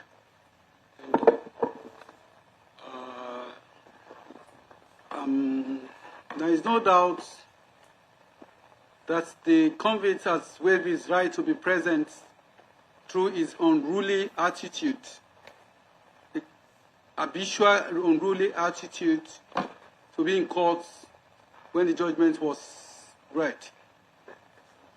But we must still give him opportunity to hear one or two things from him, but not personal through his person. Since his consultant is here and the offense has to do with death sentence, I will call his consultant, that was his lawyer before he converted him to consultant, if he has any allocutors to make on his behalf. Mr. Jimako, do you have any allocutors to make on his behalf?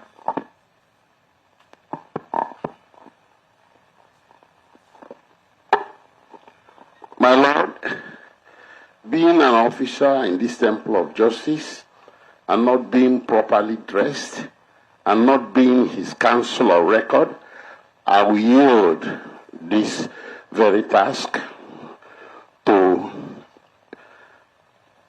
Honorable Obinna Agocha, who is better qualified than me, being the member of House of Representatives who represents Mazen Nnamdi Kanu. It's okay. Honorable, let me have your full name and restrict yourself to allocutors. Yeah. Allocutors is what will mitigate the sentence. Is our brother. Let us consider, let us hear you. You tell us your name. We can't, because of your unruly behavior, deprive him of allocutors. Can I hear from you? Thank you, my Lord. My name is Right Honorable Obi Agocha. I represent the good people of Iguano, Umuahia North, and Umuahia South Federal Constituency in the 10th National Assembly. My Lord, I am the direct representative of Mazen Nnamdi Kanu. That's why you see me here almost every time, showing presence and also showing solidarity with him. The matter has come to a closure for now. I'm not his lawyer. I wouldn't know whether they will seek appeal. But for now, my Lord, he's my brother. He's my friend. I went to school with him. We attended primary and secondary school together, though he was my junior. But it is my responsibility and obligation as a member of the National Assembly to represent him as well. The Lord, I plead for mercy, I plead for clemency, and I appeal for peace and for stability of not just the Southeast, but as well as Nigeria. Like the prosecutor said, Nigeria is bleeding over the last few days, and we must bring some of these issues to bear and to understand how to find common solutions to our common problem of terrorism. I also wish to appeal to the prosecution team that it has been done to Nnamdi Kanu. The other people out there also doing more worse than him. Please, sorry, sir. I asked for a locutor. Yes, sir. Please, don't so, I apologize, sir. So, I want the court to take judicial notice of that this trial has gone on for almost 10 years. Nnamdi Kanu is almost 56 or 57 years old now. He has been absent in his family life, his children, his community, his family. So I plead for the Lord to show mercy, to temper justice with mercy. And as we move forward, it shall be great for our country. Thank you very much for the opportunity. I'm a friend of the court, having come from the other side of the government. So thank you for giving me the opportunity to address the court. Thank you, sir. Thank you. I will consider all this, and I will rise and come back by 10 minutes to 4. You may go and come back 10 minutes to 4 for the sentencing. I will rise and come back.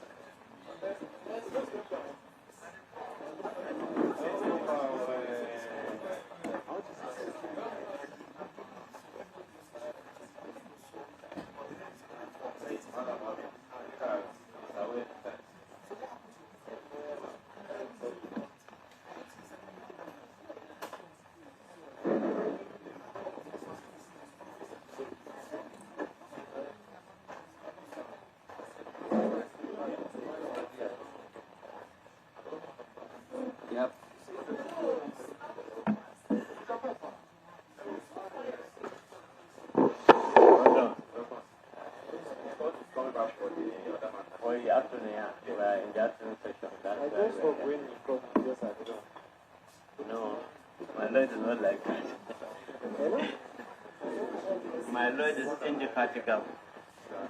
We are going to continue to strengthen you.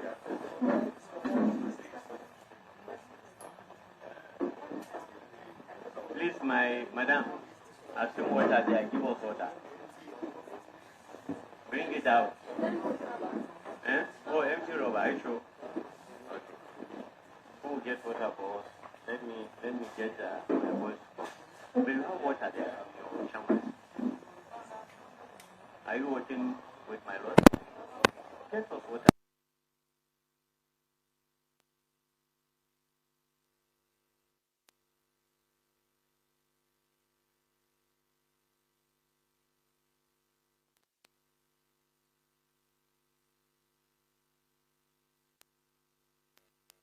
If you collect for me, I would like it from your chamber. You know, yeah. Hmm? No, I just drink. So how much is the carton? This is for me. Yeah.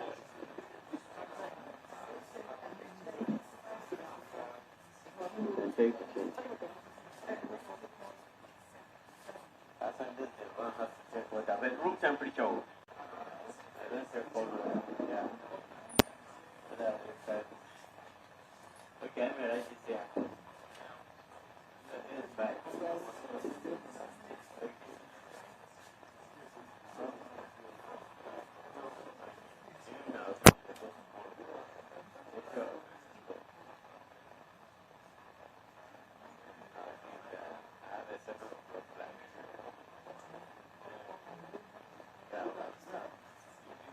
I'm going to give you the course of the I changed it. You are still the prosecutor calling me. Let me see whether that.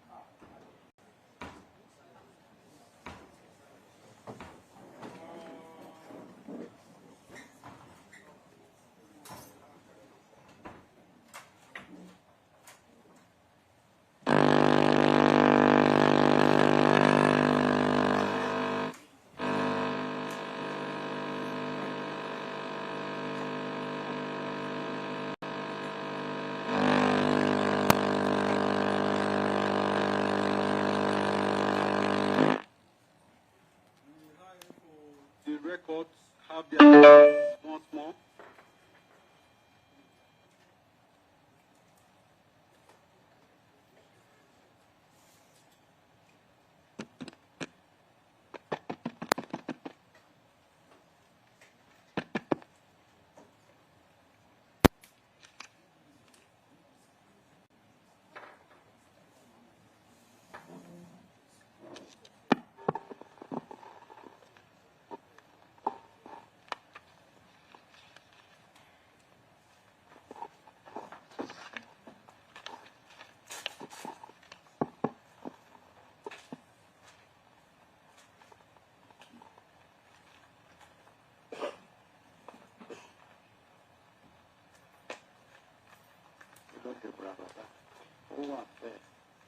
May please your Lordship.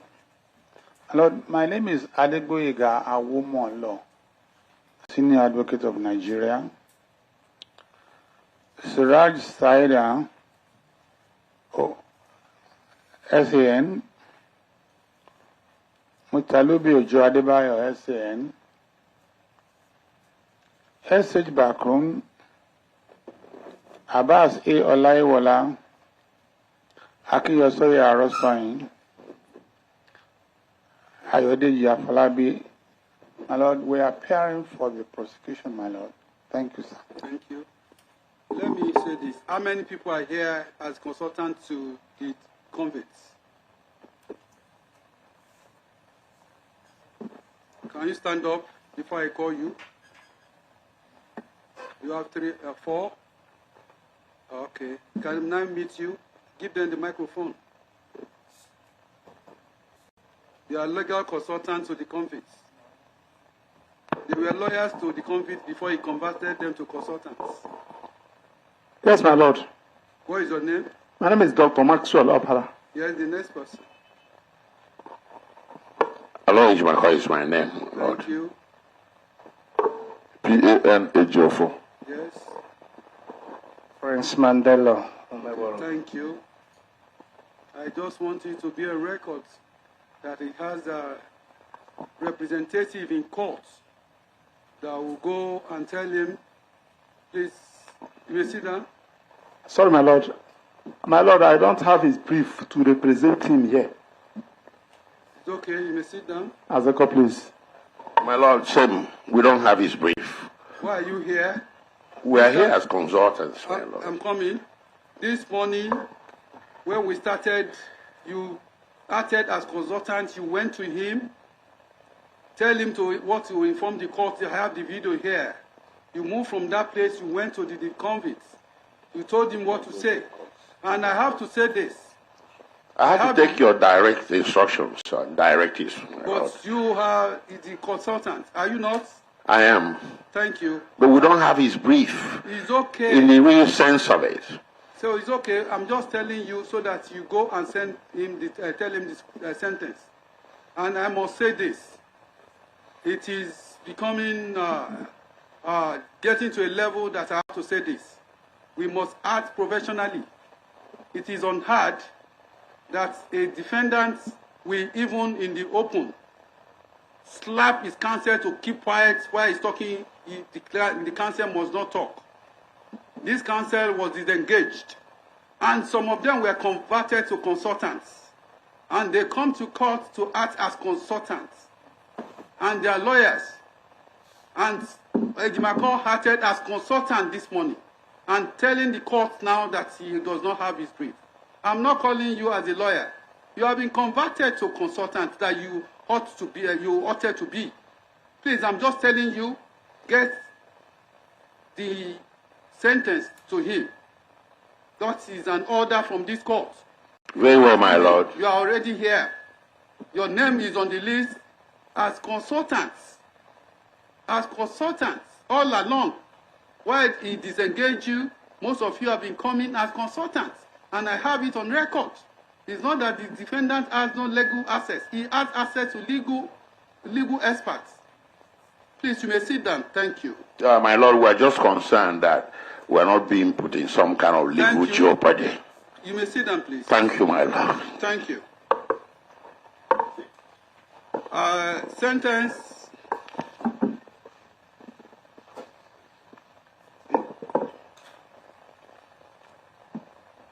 I read the entire file from the time the matter started in 2015.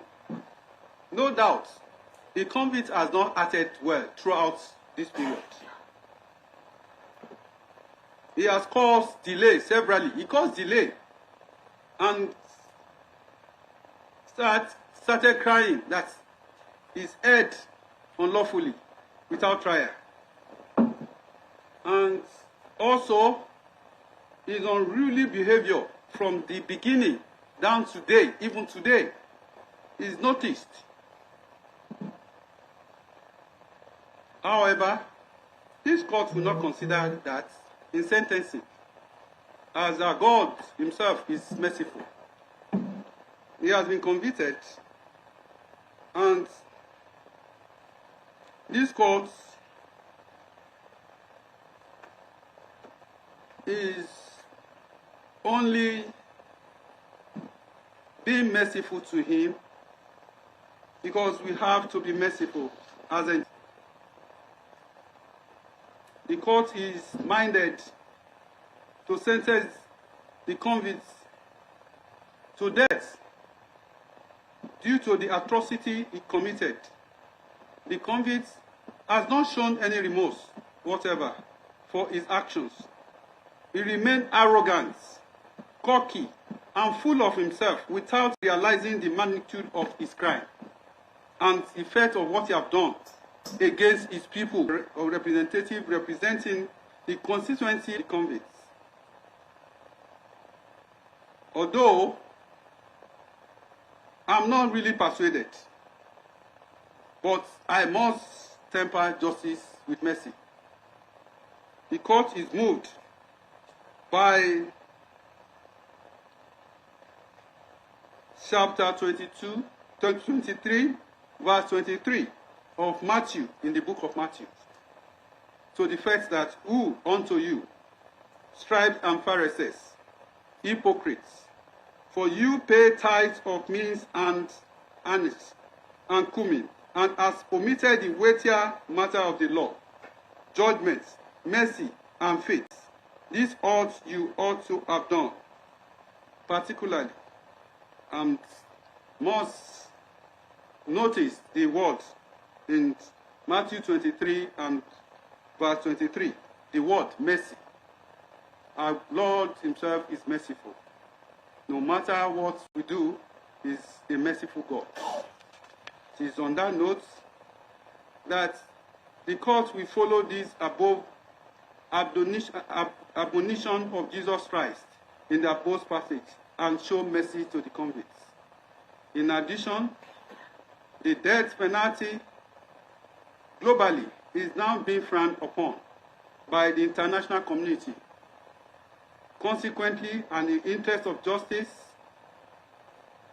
I hereby sentence the convicts to life imprisonment for the said counts 1, 4, 5, and 6 instead of death sentence. Life is sacred to God.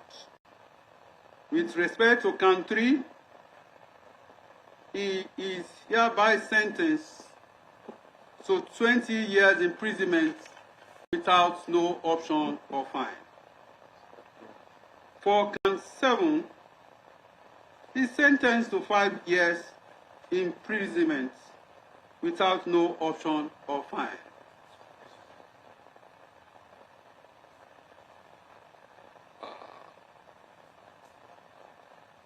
To extend the mercy, I hereby order that the sentence shall run concurrently. And due to the nature of the offenses that borders on terrorism and the attitude, violent nature of the defendants that I have taken judicial notice. The last adjourned date, he was so unruly and expressed violence, even was about to beat the security officers there. This morning, he repeated same. That has been his trait, his attitude. So I have no hesitation in coming to the conclusion that convicts has the tendency of violence. The tendency of violence has not left him. It is based on this that he must be kept in facility that is suitable for his custody, as putting him in Kuje Correctional Center may not be appropriate. And also, I take judicial notice and that for conclusion of the judgment and from the exhibits that I've analyzed in my judgments. Substantially, the convicts made use of computer device like phones in making broadcasts to incite and call for all these atrocities. It is based on that without hesitation, I agree with the counsel to the prosecution that the convicts must not be allowed near any digital device, and if he must be closely monitored by the Office of the National Security Advisor. And also, with the atrocities, the number of killings, and the effect of the acts of the convicts on the people of Southeast, I think it deserved protective custody. Due to this offense, I ordered that if the convicts be kept in protective custody in any custodial center in any part of the country. And also, the objects of crime in respect of Camp 7 that has to do with the transmitter. The transmitter is hereby forfeited to the federal government.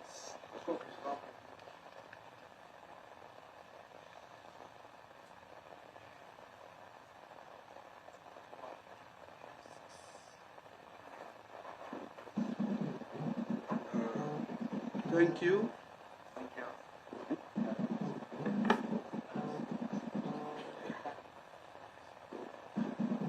And regards other exhibits,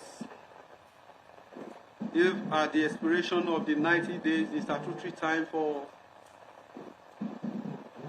appeal, if there is no appeal, an application may be brought for necessary consequential order. Yes, thank you.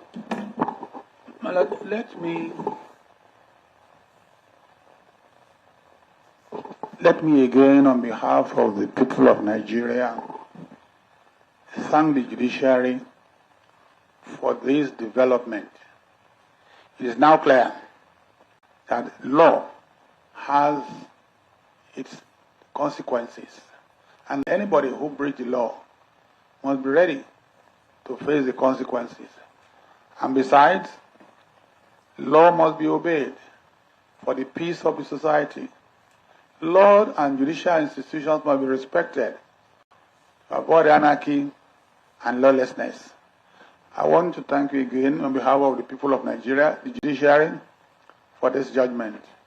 I hope and pray that many others will still learn from this decision, and I pray also that the Lord will give you health, strength, and advancement in your career. My Lord, 9 months have been very challenging. I'm grateful to your Lordship. Thank you. We on this side. Once again, in the next 15 minutes, you can collect the certified true copy of the judgments. Thank you. All right.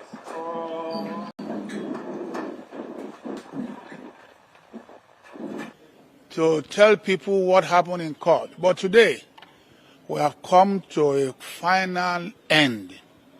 justice has been done. And therefore, Nigerians must, one way or the other, appreciate the judiciary. You remember just last Monday, the president was saying, at any time when Nigeria is in a big trouble or fix, judiciary has always come to the aid to salvage Nigeria. Again, the judiciary has salvaged Nigeria from the claws, from the oppression of the proscribed IPOB. The court has also pronounced death sentence on Eastern Security Network, which was the military wing of IPOB. The court has brought an end to injustice, oppression. Brothers and sisters of the eastern states of Nigeria, they will not be able to sleep with their two eyes closed. What is important is that every Nigerian must consider issue of security as his personal business. When you look away,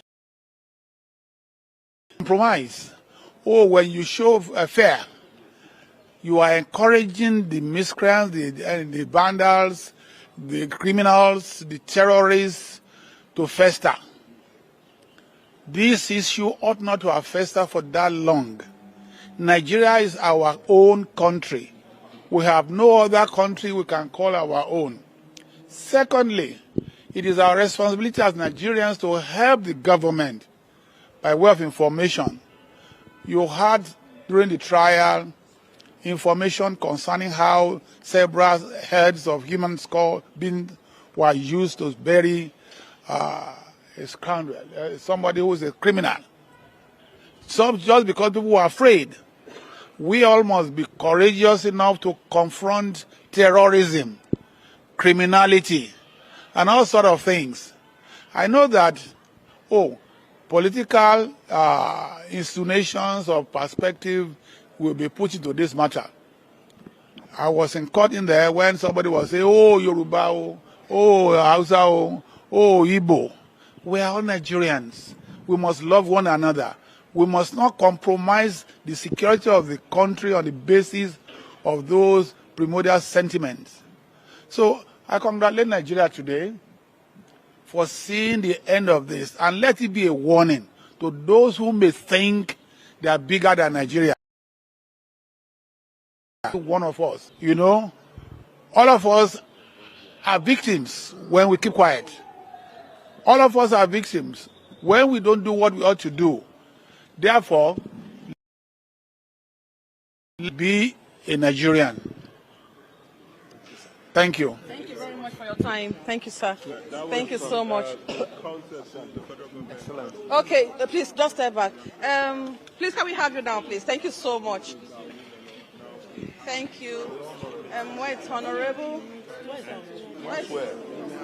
I've been a long battle from 2015 to now, but your client got life imprisonment. How are you going to today we forever live it. Today is the only day I have witnessed a man being convicted for mere puffery, for what he said from his mouth, not what he did with his own hands. The verdict is not consistent with the evidence laid before the court. The sentence is overbroad, cruel, and unusual. How can you convict a man for making mere broadcasts from a location that was never named, and he never tied that broadcast to any single incident of violence, or even someone slapping someone, not to talk of terrorism? You did all this. This whole verdict can be grounded in law, logic of fact. It will not stand. It will not stand. Nobody is going to trample on me. Nobody is going to trample on Nnamdi Kanu. Nnamdi Kanu is not a terrorist. He's a man that was pursuing change. To pursue a separate nation of yours is not a crime. So in Nigeria today, if somebody says, don't be silly, you get convicted. Mazi Nnamdi Kanu may broadcast, and so what? And you convict him for terrorism for mere words in the Federal Republic of Nigeria. What kind of precedent is being laid? So from here, we are heading to the Court of Appeal. The Court of Appeal is the only court in this country, or the next court in this country, that sits as a jury.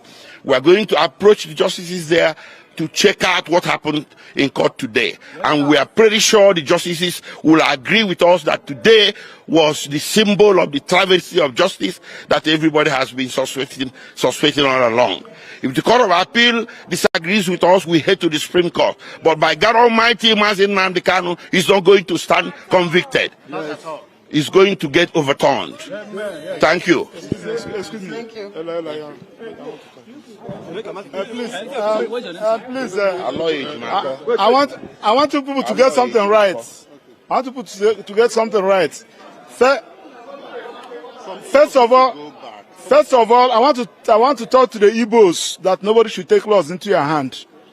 I'm assuring you, this judgment is predicated on our anger. Thank God that the judgment was extreme life and everybody watched it. You will see the anger in delivering the judgment. And it's not predicated on law. Now, I also want to let you know that this charge, that the investigation that gave rise to this charge was not investigated. Because Mazi Nnamdi Kanu's statement, purported statement, was rejected by this court. And they did not tender any document as investigation report. That is to say, the investigation was not, the offense was not investigated. Having said that, also something that happened in court today, Mazi Nnamdi Kanu filed a matter in Court of Appeal, and he is asking, my lord, that particular matter I filed in Court of Appeal anchored on this particular issue. Please, can you just suspend this judgment? Let Court of Appeal direct what to do. My lord refused. Now, on the issue of anger, you journalists will bear with Mazi Nnamdi Kanu that Nigerian government and the judiciary are not fair to Mazi Nnamdi Kanu.